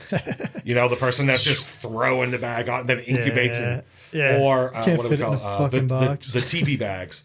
The TV bags where a person just tamps it and it ends up being a diamond. Like, well, how the fuck am I going to roll that thing? Yeah. It's true. And so, you know, of course, fruiting mushrooms, people are like, oh, yeah, you put them in the grow room, you just cut this thing and blah, blah, blah, blah. When it gets down to do it, you're like, no, this is the size X. You know, you do a long X, you do a square X. Yeah. I mean, I've called you up before where, like, it was a 30-second conversation. Yeah. Hey, them big fucking blues. You cut an X or an H? H. You're like, H. All right, thanks, dude. Talk to your click. Line with a T. Yeah. Yeah, sometimes it's just seeing what other people are doing, try to copy it. But like you said earlier, like, it's some things are going to work for you and not for others, you know. The best lion's mane I ever grew was, again, when I thought I screwed something up. Yeah. And now I just keep doing it that way because, you know, we're from lab to picking in 19 days. Fuck. With almost 100% biological efficiency. Yeah. Year round. Damn. That's great. But I do not do it how a book or a person would say to do it. I don't think you can follow any of that stuff anymore. Like look at Radical Mycology, that book. It's already outdated, and that's from 2016. Yeah. You know, like, this is going too fast, and the innovations and the ideas and the concepts that you're coming up with and building, that I'm coming up with and building, we're just touching the fucking with the Odin thing, right? With the water and then the pellets. Yeah. Like, my question would be like, all right, when you're folding it and then stacking it onto a shelf to throw in, like, does the water distribute through those pellets enough? Yeah. How long is it easy to fold the bag? Super easy. I'll show you how it works. Does it like not like, I mean, the shit doesn't come out? Yeah. Nope. I'll run it for you. That's the best part about that. That's what I'm saying. I mean, you just put a bag and you're like, damn. Yeah, it just made a block. Yeah, and then I saw what you're thinking, like, oh, well, he can do 200 an hour. Right. And I'm like, oh, well, shit, I'm doing 300 an hour. Yeah. You know, when we did it the other way, we were at, like, it needed to be 550 an hour or it made no sense to do the bag. Yeah, 200 an hour. And that's like, you have to like take into the consideration the size of the crew, what it's doing. Like, that's like from, we just loaded up the pellets to filled out all the carts to put them all in the steam box and we're off to lunch. Okay. So it wasn't 200. I mean, it wasn't an hour just to do the No. Yeah. And that's something that's really funny. Because you have you have the larger mixer. You have two of them. Yeah. See, with your pneumatics, a lot of my thinking was that I don't have the ability to raise that mixer up. Right. That's always the issue. And still be able to clean it. And then also with my welding ability, I got to move my chute from being a 3/4 open chute to that 90-degree chute. Yeah, it's true. Yeah, you just got to cut a square out, weld the plate, you know. Oh, yeah. Simple.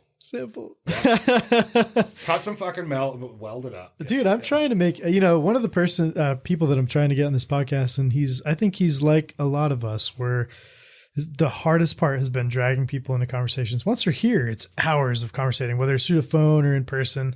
But they're like, I don't know if I have much to offer. And I'm calling him out. It's Brandon Janowski, who was originally, he put that great fucking Piapino culture out there. Brandon's Gourmet Mushrooms. Yeah, everybody knows him. Motherfucker, he's like, grow some great looking mushrooms. He's like, I don't know what I have to offer. I'm like, dude, I was like, first of all, you were the first person that I think I was an asshole to. And I was like, get a fucking welder and stop being a pussy. He bought a fucking welder. Not only did he make a steam box, he made an aluminum steam box. I was like, you fucking figured out how to weld aluminum? Learning how to weld, and now you're like, oh yeah, they're just banging out some aluminum. I was like, dude, my carts are aluminum, right? Because I think I called you to rub in on how cheap I got the aluminum for. You did, yeah. You're like, I know this. I'm like, dude, I paid $2 a pound for this shit, right? I'm saving $40 a stick. Fuck yeah. And like I'm paying $2 for an 80-inch piece. Fuck me, Ronnie. Right? It's so cheap. And so I'm like, I'm going to make these cards. He's like, oh, you're going to weld them up? No. Nope. I'm going to make 10,000 cuts and bolt these cocksuckers. Dude, yeah, somebody text Brandon and just fucking be like, go on the fucking podcast. I don't know what I have to offer. I'm like, who is fucking like less full of themselves? Like, when I saw that Piapino picture, I'm like, what in the... Yeah. Like, I'd be lucky up to that point if I get like 2 Piapinos to grow. Yeah. I'm like, I'm cutting X's. I'm top fruiting. I'm bottom fruiting. I'm fucking soaking. I'm fucking... Yeah. I haven't failed. The only species I've failed at more is fucking hens. Oh, yeah. Hens are tough, dude. We're just getting people around them, but I don't even want to think about hens because like... You've been to my farm isn't really set up for hens. Listen, I got 6 grow rooms and I might have 12 different fucking species going at once. Yeah. So I'm putting multiple species in multiple rooms and they're all tied together.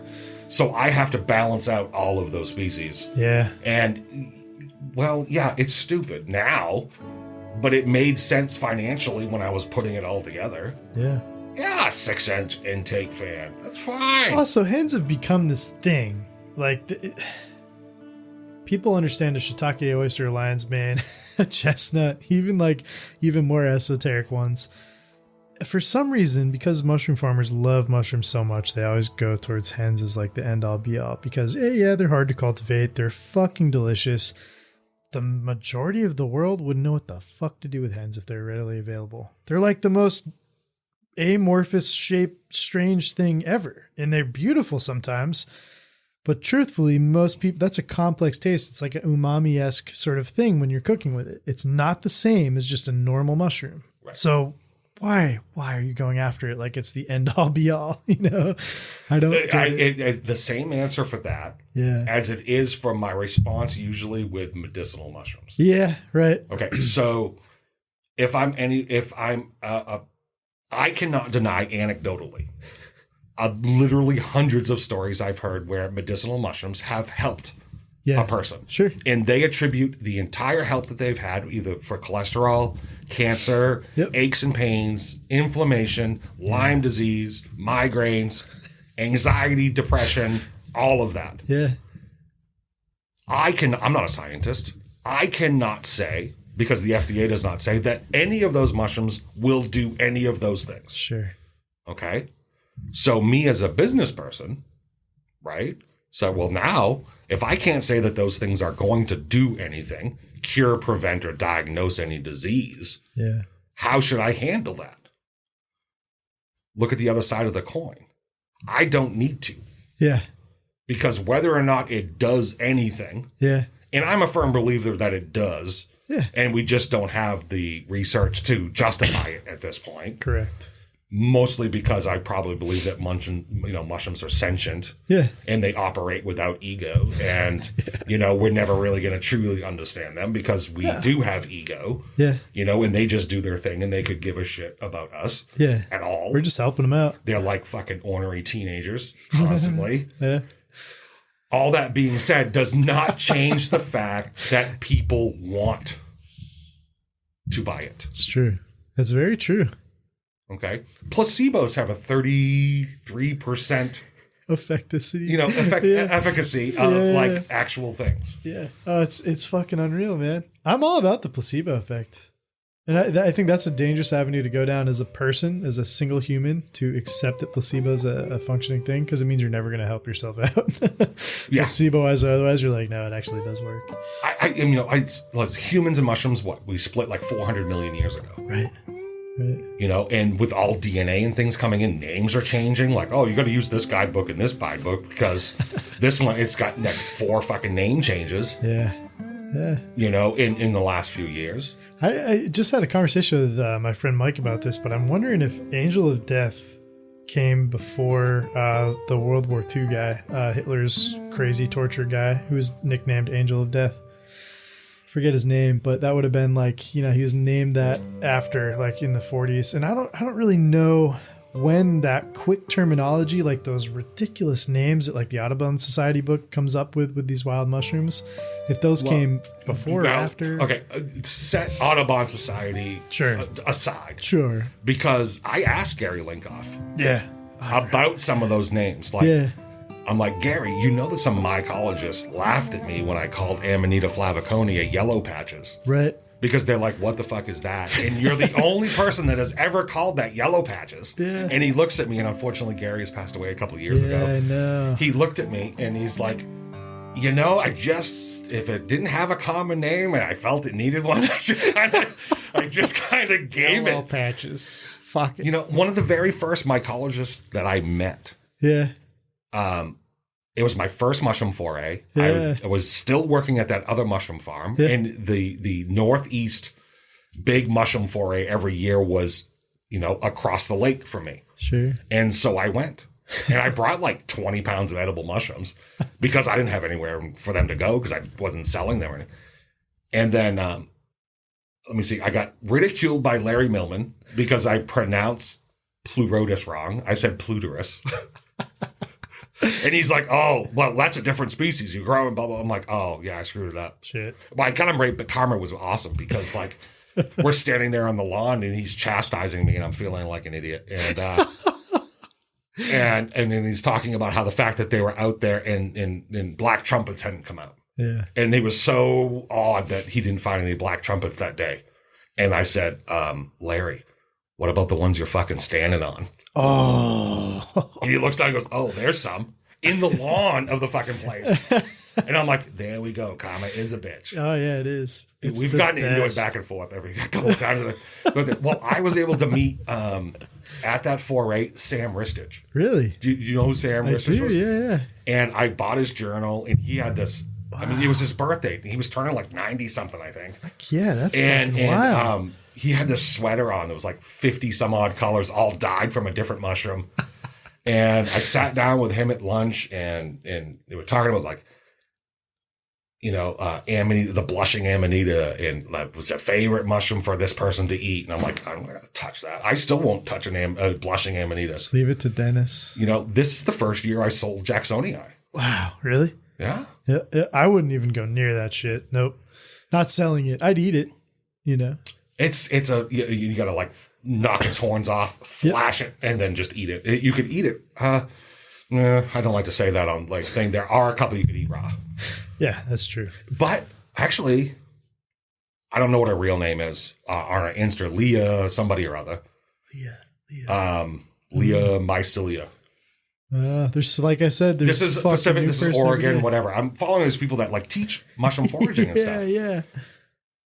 Oh, she started Women in Mycology or something? Or it's in the group, or yeah, I know. I don't know if it's a person that like the Mycena Leylena was named. I don't know if it's the same person or not. Okay. She had just posted something last week that some people actually have different levels of chitinase. Huh. So chitin, actually, some people do have the ability to digest chitin and would be able to eat mushrooms raw. That's wild. Now, I'm not going to go out and be like, all right, go ahead and eat those raw. Did you ever read the book Sapiens? I forget. I'm going to butcher the author's name. He's he's a Jewish author, read all this shit in the kibbutz somewhere.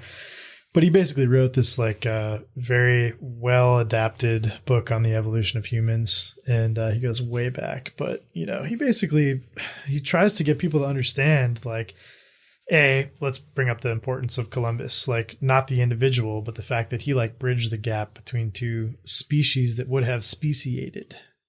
If you think about the time that those people had been separated, if it kept going, that would have been, that was a 10,000 year period, where those two species of the same thing, basically, or the same species had never seen one another, so there was this split where they would have gone and speciated. He goes into the whole idea of we're not all Homo sapiens. We definitely carry these lineage and split differences DNA wise, where some of us carry these other things. And on a timeline, there were multiple, types of humans existing at the same time. So the fact of the matter is it's super easy to just say somebody, can digest chitin and somebody can't, because that DNA is so convoluted going backwards to a time which there was a large portion of, different types of humans that interacted. All right. So given you're an eyes lineage, which obviously came from a colder region. Yeah. With, fairly burly features. Burly motherfuckers. Great beards. Yeah. Great beards. Sexy. Fairly round shapes. A lot of inner core strength. We're large gnomes. Low position of gravity. Oh, okay.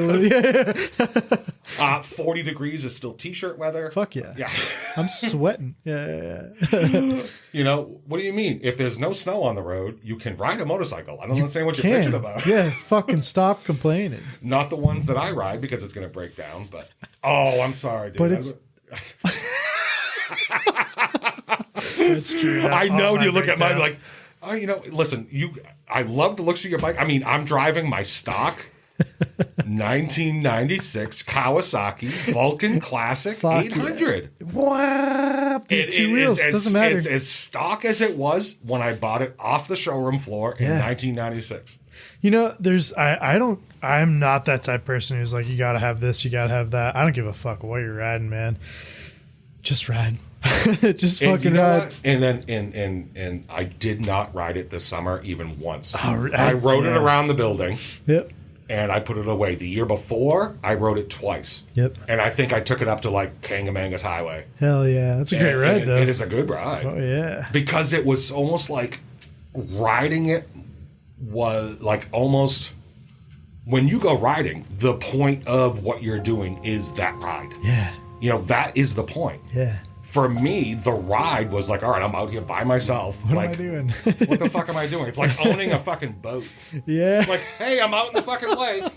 Well, I'm gonna sit here and relax. I'm gonna sit here and relax. It's like, all right, so I'm basically like sitting in a wet fucking parking lot. Now what do I do? Like I can't handle the idle time. Yeah. So it's like, all right, well, I'm gonna go mushroom hunting, but I'm gonna bring my motorcycle. Yeah.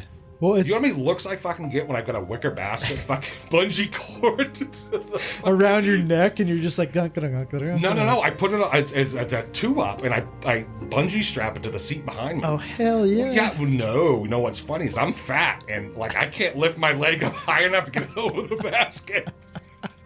So you got to put it on and then turn around and hope you don't dump the bike while you fucking. Yes, there goes my Chanarelle. That's why I manipulate my frame so that my balls don't take a beating on the bike. My tailbone, take it or leave it. I don't care. My back gets progressively better as the winter goes on because I'm not on a hardtail motorcycle. I'm sure there's been times you've been riding that and being like, why was I so hard up on having a hardtail? Yeah. Like, totally, dude. Route 6 like, going from fucking Jackman down.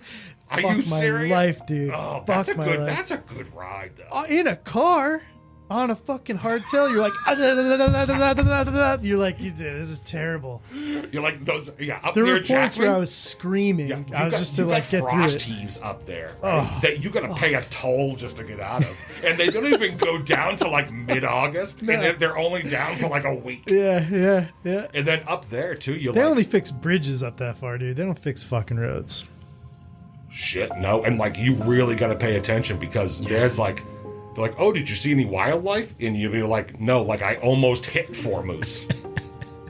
We went up, we did that north run when my nephew came up this summer, and we fucking went up to Jackman, came down around over to 11, up over. It was like a 3-day trip. It was so much fucking fun, dude. Just outlaw running. None of us had when you get up by like bikes. Route 26, that's up there. That comes back down through Nuri, down where I grew up. Dude, it's beautiful. And there's some wide like highway roads. Like you do have to watch out for moose, but there's some great like. It's the habitat has changed. The trees are different. Yeah. It's undeniable beauty at some times of the year. You're just, when we went, it was like right that peak of fall up here. Oh, no shit. Dude, but we came up into Jackman, and the only moose we saw is a dead fucking moose. But we look over to the right, all these cars had pulled over. Somebody had hit it, and it went off into the woods. This thing is as big as the room we're in right now. I was like, what the fuck? All of us like slowed down and just got the fear. And then just did 60 all the way to Jackman instead of 85. We were like, oh, fuck? Of course, it's Maine, so something recently just got hit. There's probably people lined up to grab a chunk. Oh, totally. They're like savagely cutting the fucking legs off. They're like, we're making ham hock tonight, bud. We fucking good. God, geez. So what is like, Aaron and I have talked a lot about this, and I think from Messam, and I think it's important. And like you've brought it up a number of times, and it's something that I try to instill in whoever I'm talking to, consolation or whoever I'm talking with about starting a mushroom farm or what they want to do. So if it's a consultation, if it's something different, what's your fucking exit strategy? Especially if that farm cannot exist without you from a financial person's perspective. Developing that exit strategy is everything, right? So like you said, that's a hard thing to do. So going into it, it doesn't have to be one singular thing. Yeah. It can be multiple things to say, what do I want from this? Right. Is it financial? Is it some sort of sense of I'm producing food? Right. Am I producing educational opportunities? Yep. Am I putting myself out there to better what this? Know what you want from the beginning. Yeah. Because if you don't know what it is that you want, how the hell are you going to plan to get there? Right. Be absolutely realistic. Yeah. You know, shoot for those stars, but be realistic without what your options are. Yeah. Never operate on an assumption like I'll get that money when I sell the wild mushrooms. Sure. That may or may not grow. Yeah. See what I mean? Yeah. That's sometimes why I shy away from CSAs, yeah. of individual CSAs. I'm like, I might be selling mushrooms on credit. Yeah. What happens if I have a huge failure? Yeah. Don't put all your eggs in that one basket. You know? Makes sense. Not to knock you down, but get into your program of making your bags. Yeah. You know? Because then you can incubate and you can control when you're fruiting and when your fresh product's coming out. Yeah. And that's a huge thing too. But learn what it is that you've got to learn first. So fruit some mushrooms and know what your tolerances are of your products. Yep. And time management. Yeah. From the get-go. You know, because if you're burning that fuse, you've been there, I've been there. Yeah. I'm still there. Christ, I'm still there. I try not to be. This has been the most chaotic week in the fucking world, man. And it finally just ended. This is the first 2-day period I've had where I've just done nothing. I went out and fucking hiked around with Edna yesterday and came back and hit up a bookstore and then just laid down for the night. I was like, I'm fucking... It's been weeks in a row, you know? What was I? I was spending ice. Well, let me see. Saturday's an early morning. I got up at like 4. Yeah. Package the drop off because the Winter Farmers Market in Concord, New Hampshire isn't set up yet. Yeah. Our old indoor one we can't use because it's too tight. Yeah. And drop off pre-orders. Yeah. For them. And then come back and help with the Tamworth Farmers Market. Then I'm in production in the afternoon. Yep. And then one of my longest running employees that's worked for me for 6 years, he just took a new job. Yep. And he gave me like an 8-week notice. Is the skinny tall kid? Zach. No, yeah, Zach. I miss Zach. Him and his girlfriend, they couldn't find a house. They had one built and they bought land. Fuck yeah. But he's going to work a lot, and I can't pay him enough. Yeah. So he's the labor I can rely on the most. He's gone. Yeah. And how am I going to fill that? Right. And so I've been doing a lot of business thinking this last weekend. Yeah. And then I heard from you. Yeah. And I'm like, oh, sweet. This is fun we're talking about mushrooms, you know what I mean? But like today's, well, shit, I don't have to do any farm work today other than like, right. Well, I mean, it's not farm work, like. No, but this is like the esoteric fun side when you've been doing it for so long. You can think back, you can think forward, and you can really like conceptualize while trying to maneuver through the conversation. I think that rolling with the punches. Yeah. Because I struggle with this daily, is that you are never ever going to get everything done. No. In fact, if you even get one thing done a day. Yeah. Call that a success. It's a fucking miracle.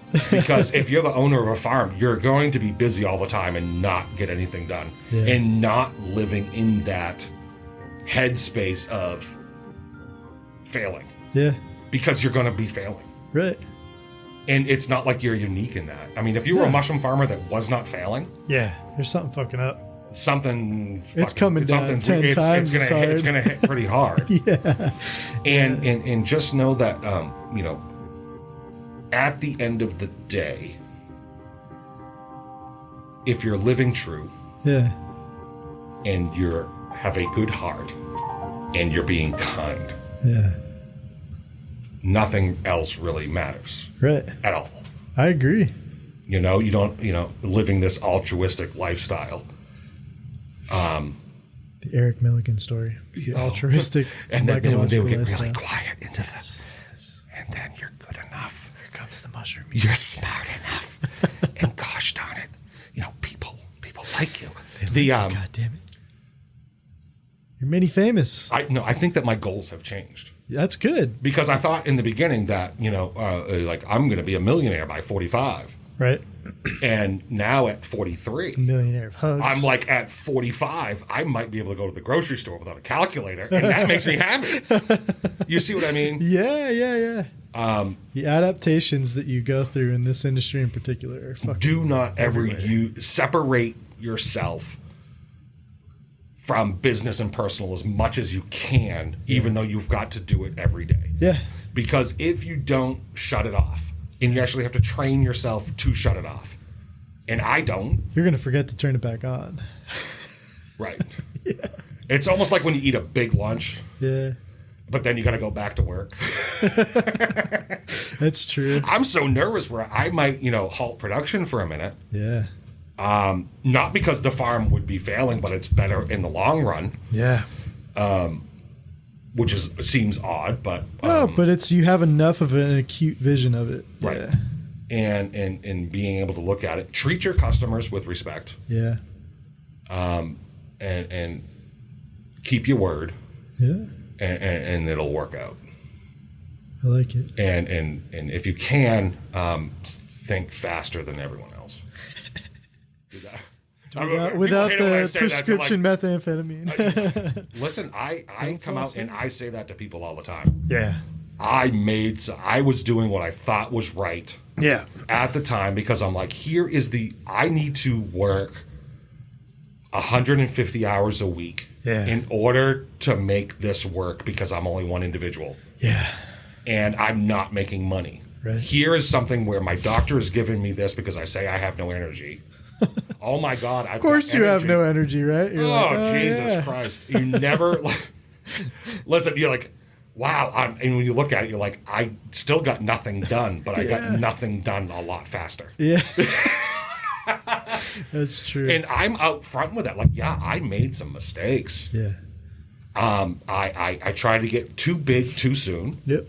Without having consistency in regards to yields, right? Because I was trying to match exponential, demand. Yeah. Because there was no accessibility to these things from other mushroom farms. Yeah. On the scale at which we were trying to produce. Yeah. And that completely changed everything around to like, well, what am I doing this for? Right.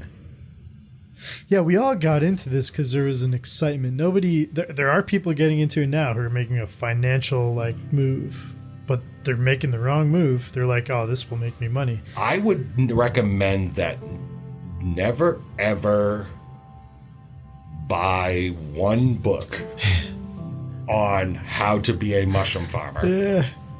All right. And then use that like the Bible. Yeah. Of regards to how you should operate your business. Yeah. Absolutely. Because when you do that, and I've met and talked with lots of people that have done that. Yeah. But I forget their names because they mushroom farmed for 6 months. Yeah. Yep. Okay. Buy all the books about how to be a mushroom farmer. Yeah, get into it. All right. And then read everyone what worked for all of them. Yeah. And then see what works for you and never be afraid to completely turn everything on its ear and do something completely different. Yeah, that is integral to our position of still being around. If we didn't turn stuff 100% upside down, we wouldn't still be here. And I'm in a cusp transition of, well, let me turn it up again. Right. Let me turn it around again and re-evolve and redefine what my company is going to focus more on. Yeah. Because now, with a lot of other mushroom farmers being able to supply regional markets, and I'm talking about like 50 miles away regional markets. Yeah. Well, that's great. Now I don't have that on my head. Well, they wanted some, and they wanted some, and they wanted some. Yeah. Well, this wholesaler will buy this amount, but it's for 75% than what I could do here. Like, why grow this weight for this percentage margin when I can do 75% at this margin? Yeah. You see, so work smarter, not harder. Absolutely. And I think that getting into education, that's a huge. I remember you and you, myself, and Mark had a conversation once. Yeah. And of course, I'm blah blah blah blah blah blah talking a million miles a minute. I think I came to pick up something. You slowed down incredibly since then. Yeah, like and I'm still chatty. Yeah, but still, it's like for a while you were like whoop. About 6 or 7 different trains of thought all all at once. Time. Yeah, trying to be an employee, but like I asked you a question and you talked for 6 minutes and I don't even think you answered me. I've had to slow myself down. It's I tell them, I'm like, I'm sorry you didn't think faster. Yeah. They're like, what? Think faster. What a great dick move. Yeah, think faster. I'm sorry. Hurry up. And someone's like, no, he answered the question from 8 minutes ago while he's talking about the thing. You got to follow, like, I got a diagram. I'll show you later. I got a diagram. I'll show you. What the fuck did Milligan just talk to me about? Well, now I lost my train of thought. So you and Mark and I had a conversation. Oh, and it was... We were talking. You guys had to go do a talk or something at MOFGA. Oh God, yeah. And you were like, "Oh, you keep talking about these classes and this and that," and like him and I had to go talk in front of a group of people, and we're like, "Fuck me!" It was like this huge thing. I'm like, "Oh, fuck it, I'll talk to." I was in front of 500 organic farmers once. Yeah. And they're like, "Oh, you didn't tell us you were certified organic," and I'm like, "Oh, well, I probably won't be because, well, we don't need to get into mushrooms and organics, that's another whole fucking thing. Podcast. Yeah. And I said, oh, well, organic is just for marketing anyway. Yeah. And they're like, what? And I said, just because this is in front of 500 people. I'm like, listen, just because you're certified organic doesn't mean you can grow a carrot with shit. Yeah, exactly. And people are just sort of like, what? And I'm like, oh, fuck. It's like the time I tried to get a free 120-foot long greenhouse. Because it was to extend seasons in New England. Yep. And they're like, you don't qualify for this. I'm like, why? Why not? They're like, because you grow inside and not outside. And I said, I know. It was to extend. Outside. It was supposed to. They're like, it's to extend the season of crops. I said, yes. Lettuce? I want to go from 0 to some.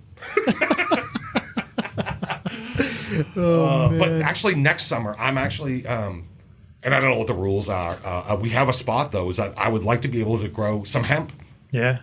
Because when dude, like me, you and I have been talking about those pellets for what? Yeah. At least 6 or 7 years. Oh, yeah. You make those pellets, I'm like, finally these pellets are being made. Yeah. And then we've talked about it briefly, and they're probably doing it in Canada, and Bradford's probably already done it. Oh, yeah. I want these hemp stocks. Yeah. Yeah, hemp hurd, hemp stock, hemp components are interesting.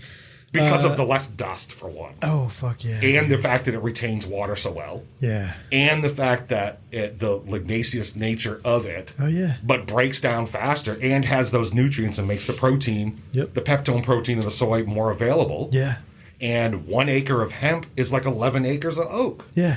And it's, annual. It is the sustainable thing. A lot of people say, what happens when your sawdust runs out? And I'm like, well, we just better hope we're growing enough fucking weed by then. To be honest.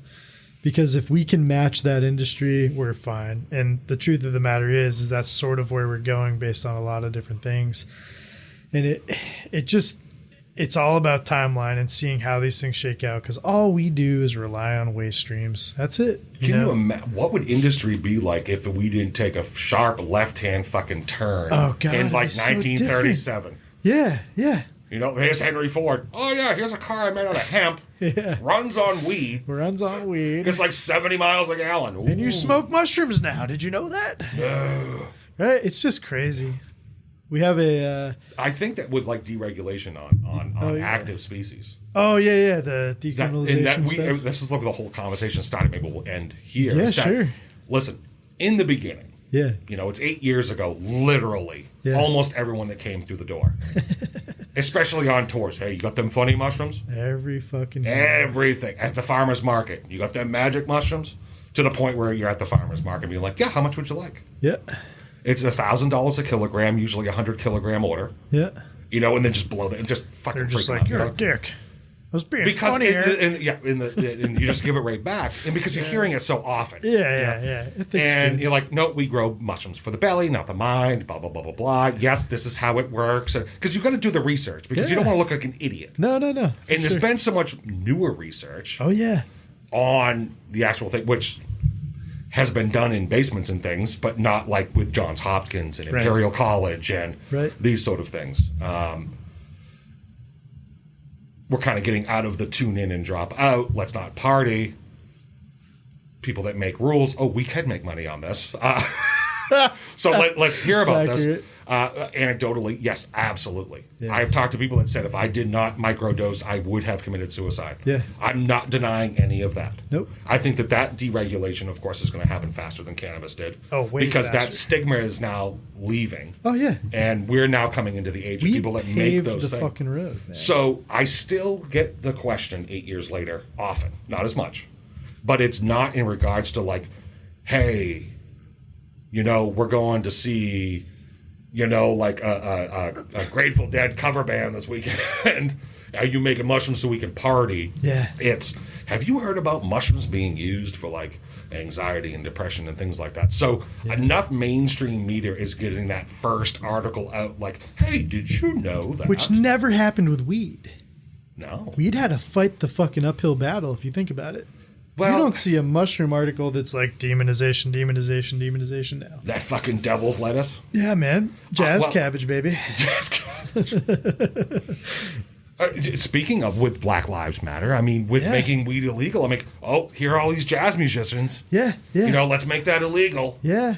It's fucking nuts. It's stupid, but not that everything has a reason. Yeah. But think of the amount of research and genetic development. Yeah. Talking about. Well, this is why if we talk about mushrooms being sentient or a plant being sentient, like, give credit to this fucking plant that has gone through so much genetic manipulation in the last 40 fucking years. Yeah. And it's still thriving. And like, oh yeah, shit. In like 15 years, I took this Nebraska ditchweed now. Yeah. And basically it's just like one trichome crystal now. I just grow one giant stalk with a ball on it. Dude, I bought some clones when I was growing weed for Frank, and we were doing the whole. I was here. Thing. Okay, yeah. I walked in to pick up something, and I'm like, "What in the fuck, dude? You got to do your shirt laundry, and do you need a hand?" Yeah, there's just. And I walked in the office, just like 20 18-inch clones. I'm like, "What the fuck are you doing?" You're like, "Listen, Frankie's eating like 2 ounces a day, so I got to do. I got to just grow my own fucking weed." Anyway, it was ridiculous. Carry on.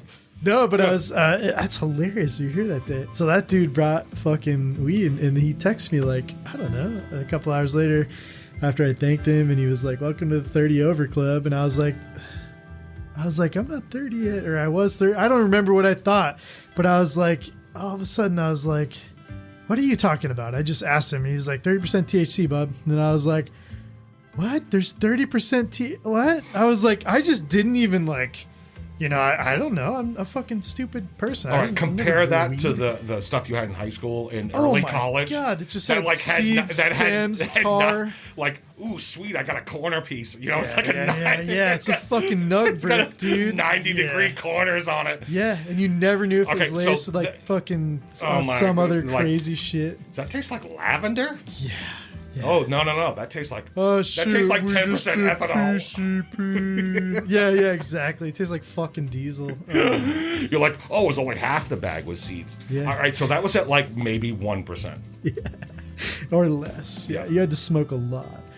I was just re-looking at, because I mean, I've been out of this state for a very long time. Yeah. And it's very strict in New Hampshire, and they barely have medical unless you're dying. Mate doesn't give a fuck. You can get that shit down the road now. Yeah. I mean, literally 20 minutes from where I live, you know? And I'm like, what in the I'm looking at all of like the different types of concentrates. Yeah. And I'm like, what the fuck? This looks like styrofoam, and then this looks like oil. This is pressed this and solvent, terpene this and terpene that. And I'm like, you have all these people that have been doing literally awesome scientific research in the back at home. Yeah. And now they have the ability to share that information. Yeah. It's crazy. I feel so behind. Like, I don't know what the fuck this batter shit is. This fucking rosin. I think my mom was doing dabs before I was. So I was like, what's a dab? What's a dab?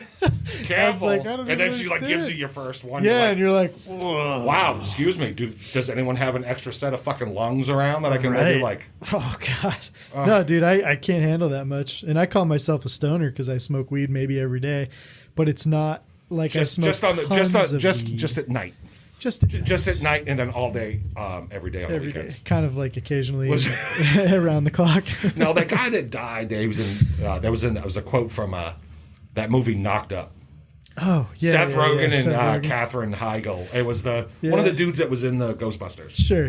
And he's like, I didn't smoke weed that much. He goes, just at night and all day, every day on the weekends.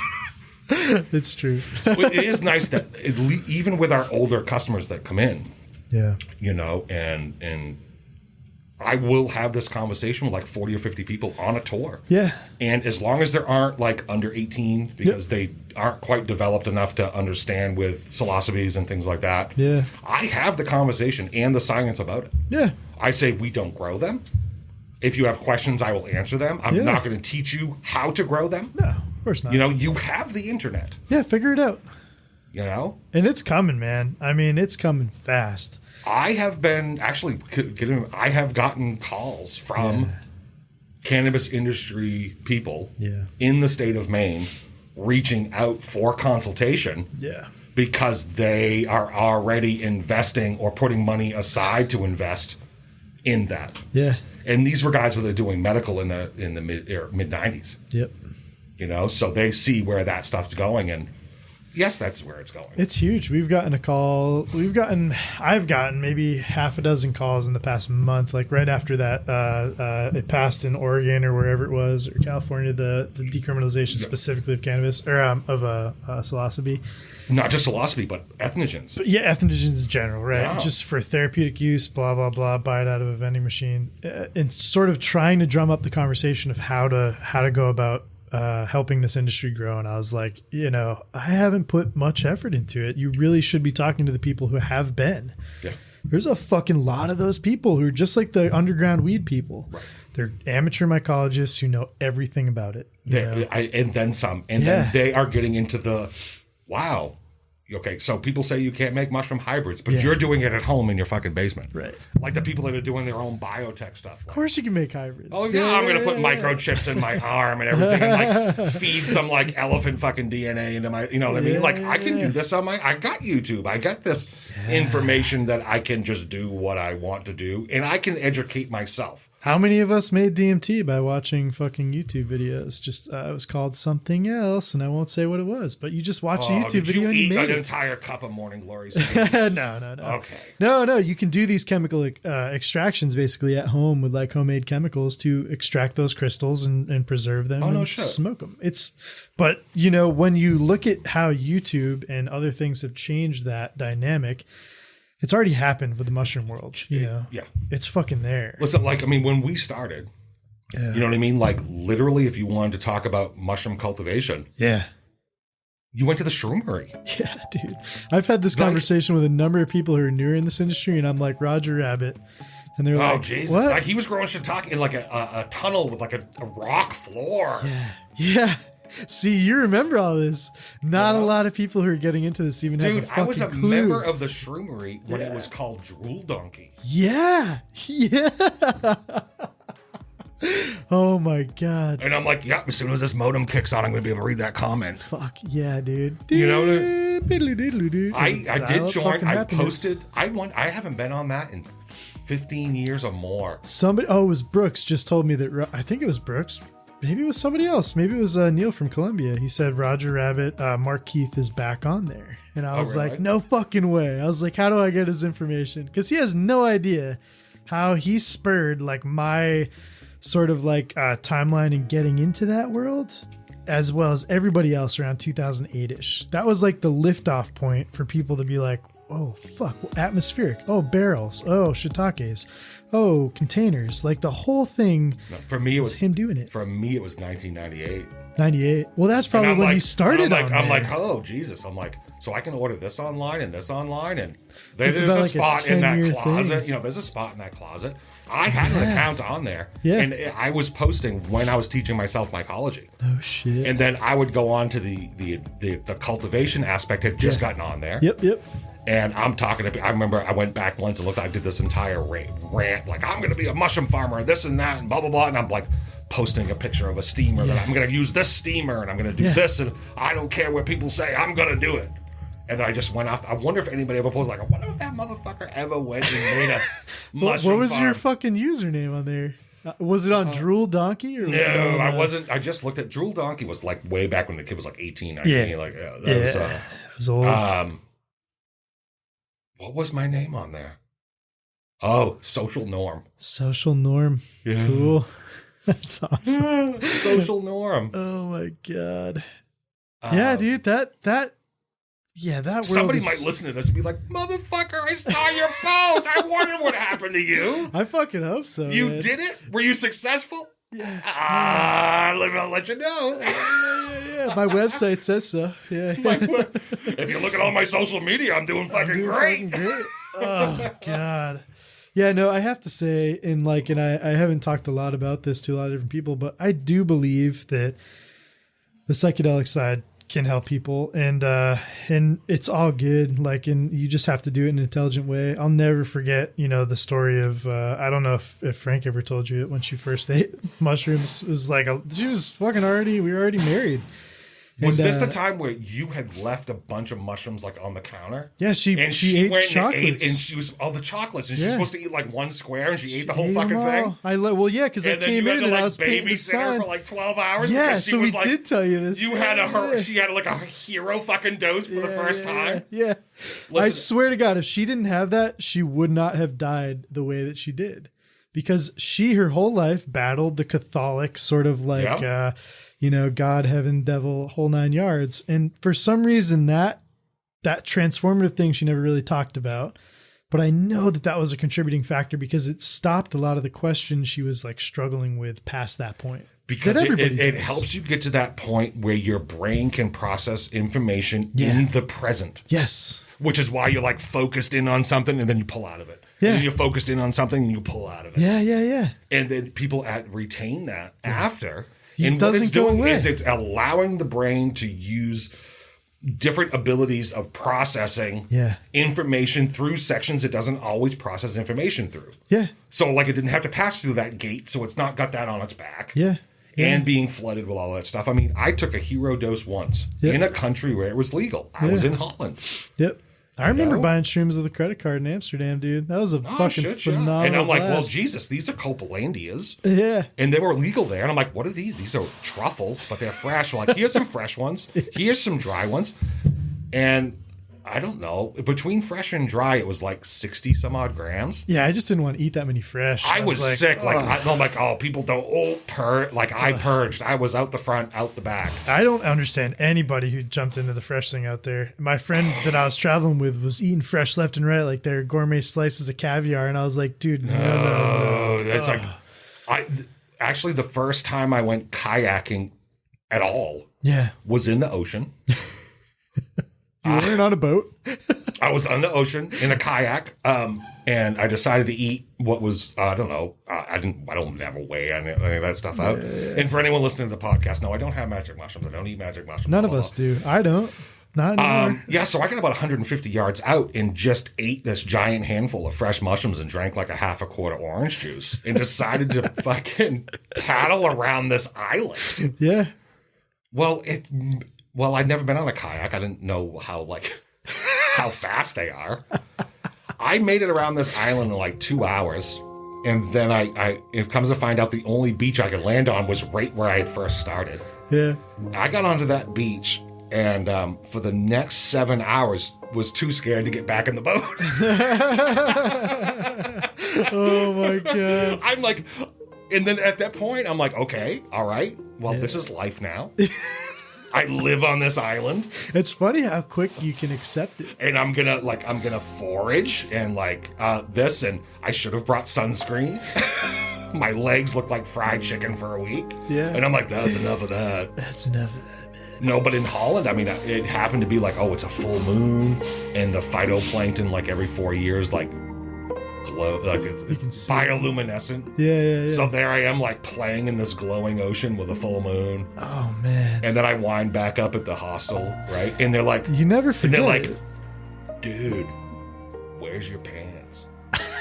And I'm like, well, I was swimming in the ocean, man. Like, I put a shirt on because I'm fat and I'm uncomfortable. They're like, dude, where are your pants? I'm like, oh, Jesus, cold out too. And they're like, okay, so you're embarrassed because you're fat, so you're wearing a shirt, but that's it, dude. That's like, where are your pants and shoes and everything? I'm like, I don't know. They're in the ether. They're gone somewhere. You literally, yeah. Oh man, I don't know. I'm like notorious for never knowing what day it is, what time it is. Like I have a very hard. It's just very hard for me to like gauge reality, like timeline reality, and I blame it on that. One too many, and you're just like, it doesn't displace your ability to do things and focus on things and plan things, but it inhibits your like human timeline. Because it allows you to be in that moment. Yeah. You're like, oh, was it really strong? Oh, yeah. They're like, what did you do? Right. Well, I don't know. I played with a dog, and then we went for a walk, and then I decided that maybe I was hungry and spent, I don't know, an hour and 20 minutes carving swans into a stick of fucking butter. Yeah, what do you quite mean? literally cannot worry about anything else. Right. That's the one thing I think people with anxiety who are worried about ingesting them fail to understand is you can't be anxious in the same way. And it's it's a reset button. Yeah. So many people I talk to with anxiety or depression be like, I'm in this cloud. Yeah. I'm in this bubble where it feels like I'm constrained and I can't push out through, this bubble. You're like, then don't. And it allows them, and then it allows to throw out all the shit that's attacking that person. Yeah. And you kind of.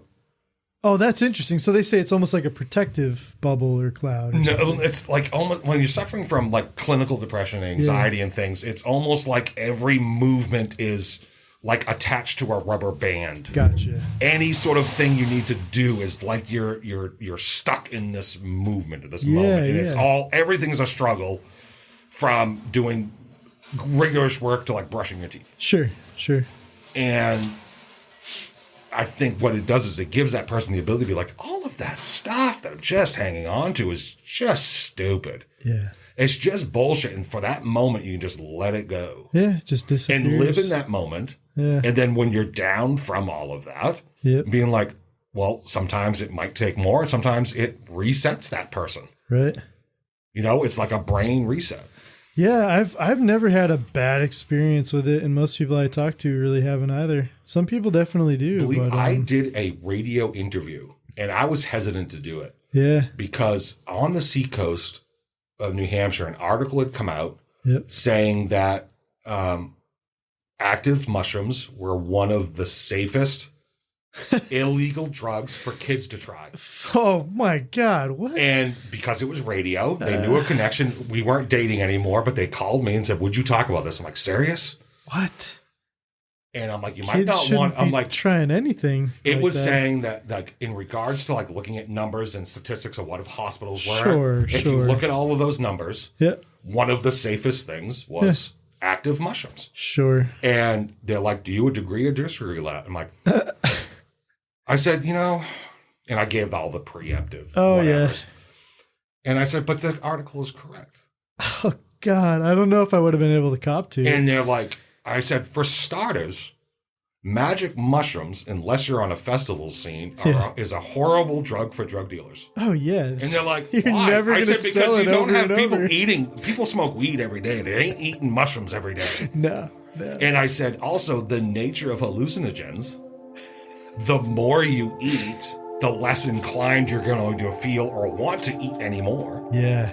I don't think I've ever seen anyone who eat mushrooms more than 2 days in a row that on the third day be like, I feel like eating a bunch of fucking magic mushrooms today. The only alternative to that I've seen are certain people who go too far with it. And it becomes so indicative that they're trying to find something in there. They're like stuck in the, I'm trying to be as intelligent as who I think Terrence McKenna might have been, that they do go off a deep end. I have seen that. To the point where you might spend 4 months in the jungle eating ayahuasca every day. Yep, for sure. Okay, don't go looking at that to find the answers are already inside you. Yeah. Don't use it as anything but a quick tool. It is a screwdriver. Yeah. It is not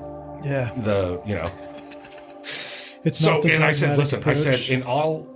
I said I would be less concerned with a high school student or a young adult eating an active mushroom than I would with them ingesting an unknown and legal research chemical. Right. Ritalin. I mean, any of these things that are like let's go eat a bunch of let's go eat a bunch of 2CE. Yeah, right. And 2CI, I ordered these from China or India, and it came in this powder, and now I feel like I'm tripping, and I ate mushrooms, and that was 4 fucking days ago. Yeah. Yeah, or the cough syrup thing, man. That was huge when I was in high school. People were just robo-tripping all the time. Ugh. And I never understood it to the same degree, and I think it was because of earlier exposure to psychedelics. So maybe it's not a false narrative. I think that people's interaction with using active... Yeah. When I say active things, either cannabis or that, looking for some sort of spiritual enlightenment, intellectual enlightenment, or do I want to party? Yep. I mean, you might have a person like, hey, did you try this cannabis, man? Do you get like a little hint of like sopressata salami and like mangoes? Right. With like a little citrus on the tail end and like kind of hits you in the front of the head, but then gives you this relaxing thing. And the person's like, it's weed, dude. It got me high. Yeah, it did the job. You know what I mean? They're like, what are you talking about? Transcending you and Jesus going hand in hand. Talking to a fucking snake in a burning bush. Like, no, dude, I ate a bunch of fucking mushrooms, dude, and I played fucking Fortnite. I won twice. Oh man, no, it's true. I would have had a hard time answering that question though. Just being like, oh fuck, I don't even want to be involved in this conversation. It could be both. Yeah. And here's the thing: you can find that answer out if you ask a person, "Do you trip with a group of people or do you trip alone?" Yeah, always alone for me. I would never trip with a group of people ever again in my life. No. Because all of a sudden, actually, I did in college. I ate a gram because I wanted to make sure that the mushrooms I got, this person had never even smoked cannabis before. Oh, Jesus. And they ate mushrooms and smoked cannabis on the same day. And I'm like, okay, I'm responsible. I need to babysit this person while they're eating mushrooms because they didn't know anything about it. And I saw them post. I'm like, all right, I'm in a position of being sort of an advisor through this. Full moon again, middle of the winter, up in northern Maine. Oh, shit. And it's the type of snow that you can walk on top of the crust. Yeah. And it's a full moon, so everything looks like it's in black and white. Yeah. And then somebody lights a lighter, and that's yellow. Yeah. And all of a sudden you're like transported, like, oh my God, I'm in fucking Schindler's List, and this is the girl in the red fucking dress. Like, oh my God. Oh, like, shit. Okay, I see in black and white now. Okay, that's how life is. I just happen to see in black and white. Yeah. We'll just roll with it. Oh, man. So, after that, I'm like, you know what? I think that this would be much more of a personal thing because not all of this is fun. No, it's your own experience. It really is. And if you're trying to use them medicinally, and I think that if you need to do your own education. I mean, I've talked about this with my therapist. Oh, yeah. I've talked about it with my primary care physician. Yeah. And I'm like, listen, I'm smart enough to do my own research. I'm going to ask you about SSRIs and these sort of things. We're going to know more about how active mushrooms use the mind. Oh, yeah. By like people that have been eating them and thinking about them for the last 20 years. For sure. Even though they weren't in a university laboratory. Yeah. Then we know what like common SSRIs do. Yeah. Well, we really don't know what it does. Yeah. Most of them going to make pee-pee go down. Yeah. Well, Buchan make pee-pee go up. Yeah. Viagra make pee-pee go way, way up. How's your heart? Because that's what it was for. Yeah. You see what I mean? It's so true, man. And so now that we have this flood of information and I think 2020 gives people the like, You mean just because I read it on the internet doesn't mean it's true? Right. Maybe I need to source multiple sources. Yeah, like individuals who have had experience with it. Yeah. You know, like who am I getting my information from? Who the fuck are you? Yeah. You know? We've become so trustworthy of strangers and strange media and mediocrity media. I saw it in a defense to somebody talking about anti-vaccine the other day. Yeah, yeah. They're like, we're in a day and an age where a person does not want to take in a vaccine, but will literally lick a stranger's asshole. Yeah, it's true. We matched on Tinder. Yum, yum, yum. Yeah. Oh, it's so true, dude. We're pretty fucking stupid, like right? as a species. Yeah. And if the last year has indicated anything, like, oh god, if and I'll end with this because it's probably getting dark and I gotta go check on the farm. 5. Yeah. Is it really? Yeah. It's these things go forever, man. Okay, hopefully. Did your anxiety go through the roof right then? You're like, I thought I'm like, oh fuck, if the boiler wasn't full, and then I gotta go get wood.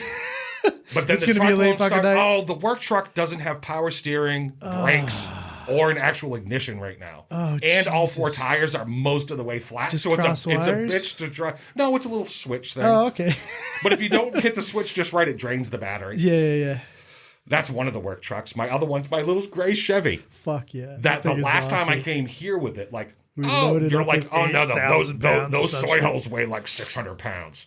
More like they weigh 2,400 fucking pounds. And I'm in a fucking Chevy Colorado. Like, you're like, how was it driving back? I'm like, I don't know. I steered every time the front wheels touched the ground. I fucking leaned into the corners. Oh, man. I drive into my driveway at the farm. Yeah. The exhaust falls up. Fucking frame probably cracks. Oh, my God. Then I had a disgruntled employee get mad and punch out the windshield. Jesus. And then the other employee was backing up to the compost and hit a barrel with the door open and ripped the fucking driver's door off. Oh, my God. So that's a work truck. That's a work truck now. Yeah, but it doesn't like to start when it's cold. Yeah. So it'll work again next spring. Wait, so what were you going to end on? Oh, what was I going to end on? Fuck. Oh, shit. You said it's getting late. And oh, there it is. It came right back. We're in sync, bro. Yes. All right, here it is. If 2020, right? Yeah. Shows anybody about the future, about how individuals and society would deal with a zombie apocalypse. It's true. Yeah. Oh my God. Yeah. Fucked. We're fucked. See, but we know mushrooms. Yeah. You know? At least I know how to eat shit. Yeah. Right? Gross. I mean, if I look in the mirror, I'm like, holy shit. I'm like 6 weeks worth of meals for a family of 4. You know what I mean? Like, yeah. No, I needed to make myself more valuable. Being like, yes, you can eat that. Yeah. You could eat that. That's true. This one is good for stomach parasites. And yeah.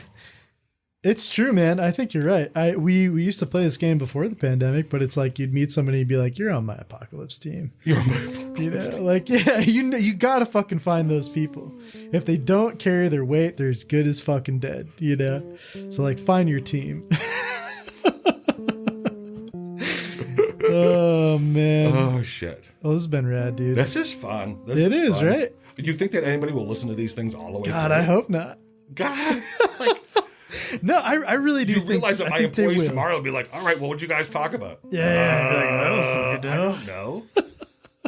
We'll see, man. I'm just going to put them out there and we're just going to find out. I don't have a good name for it yet. So. Look at I mean, someone could put this on at night, fall asleep to listening to it. Oh, yeah, we're funny as shit. And your voice is as like thoroughbred as a beautiful fucking, sunset on mushrooms. Wow. It's fantastic. You could take the kid, you can take the boy out of Maine. You can't take the Maine. You're like, you add an AH to everything. Yeah, or that's put true. an S onto things. Like, I got to stop at Walmart's after this. Oh, yes. No, I don't got to stop at Walmart. Here comes the letter Kennys. Yeah, no. That's what I appreciate about yous.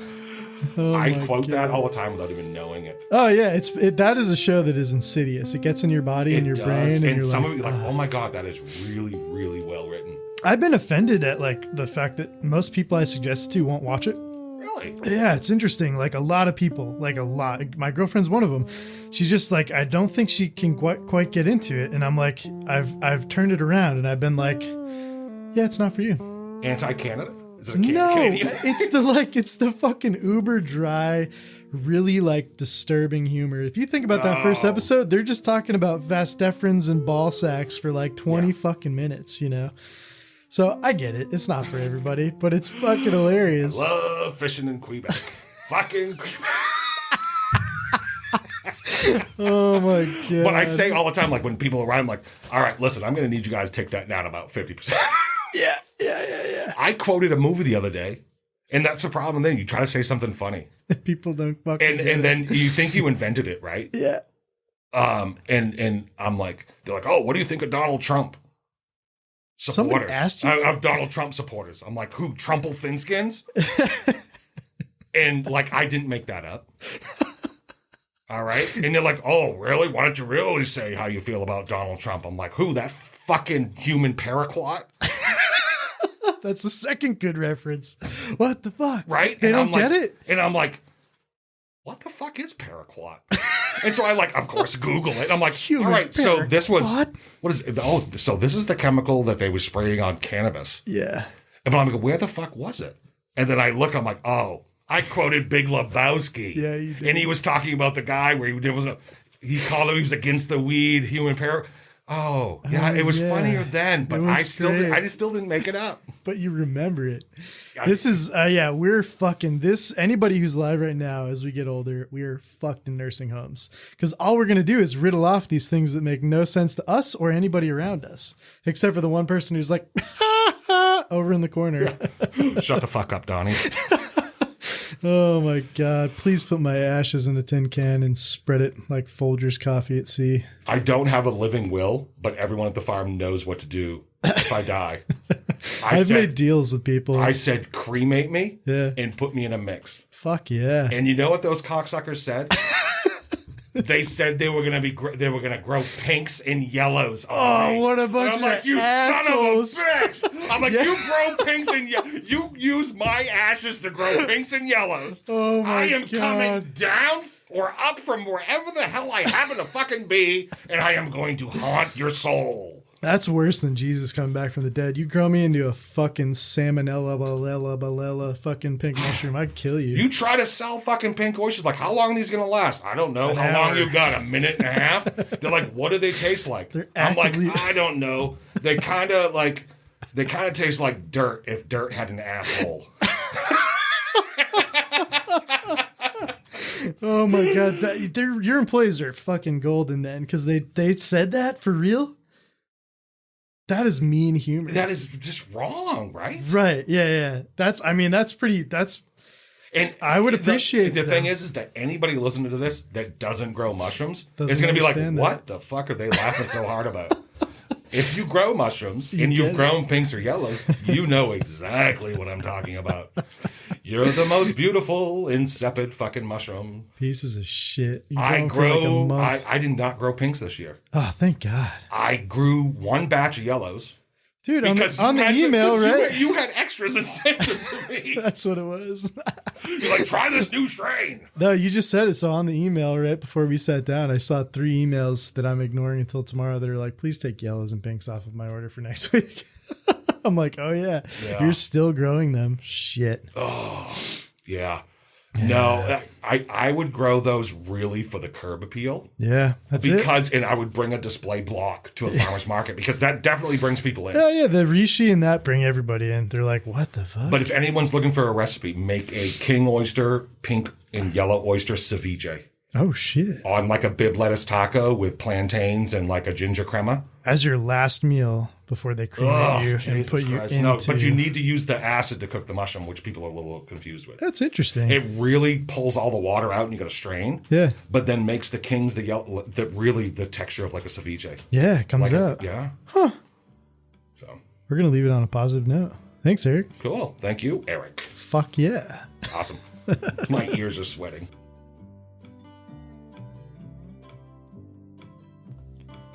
Well, if you made it through that, you were a mycological mad dog too. You know, it's super easy to go on and on for 4 hours when you got endless stuff to talk about. And Eric's one of those cats for sure, but I just bring it out in people. I don't know. They just want to talk. It's the best. It's the best. Especially when you get to pull some drama out of it, add a little bit of cool music and make things seem more important or crazy than they actually are. But at the end of the day, thank you. If you made it through these 6 hours so far in these first 2 episodes and you want more, hit us up. You can get the podcast at www.capandstem.com/podcast. You can find us on Spotify or Stitcher or iTunes or a million different places. You name it. Just search MycoWizards. That's with a Z at the end. Check us out on Instagram at MycoWizards Podcast. This episode and all episodes are brought to you by Maine Cap and Stem Mushroom Company. Check us out for substrate, spawn, consultations, you name it. Kelsey, Tyler, myself, we're all here to help you help yourselves grow some mushrooms. While you're at it, head on over to nhmushrooms.com and check out what Eric and his gang have to offer. Like I said, he's a real inventor, innovator, and should be given a lot more credit than he gives himself in this industry. So reach out to him. You got some questions, you want some help, you want some fresh mushrooms, you're in the Tamworth area. He's there. He's willing to help. He's a really cool dude. So once again, thanks for joining us, and we'll see you again in 2 weeks. Later.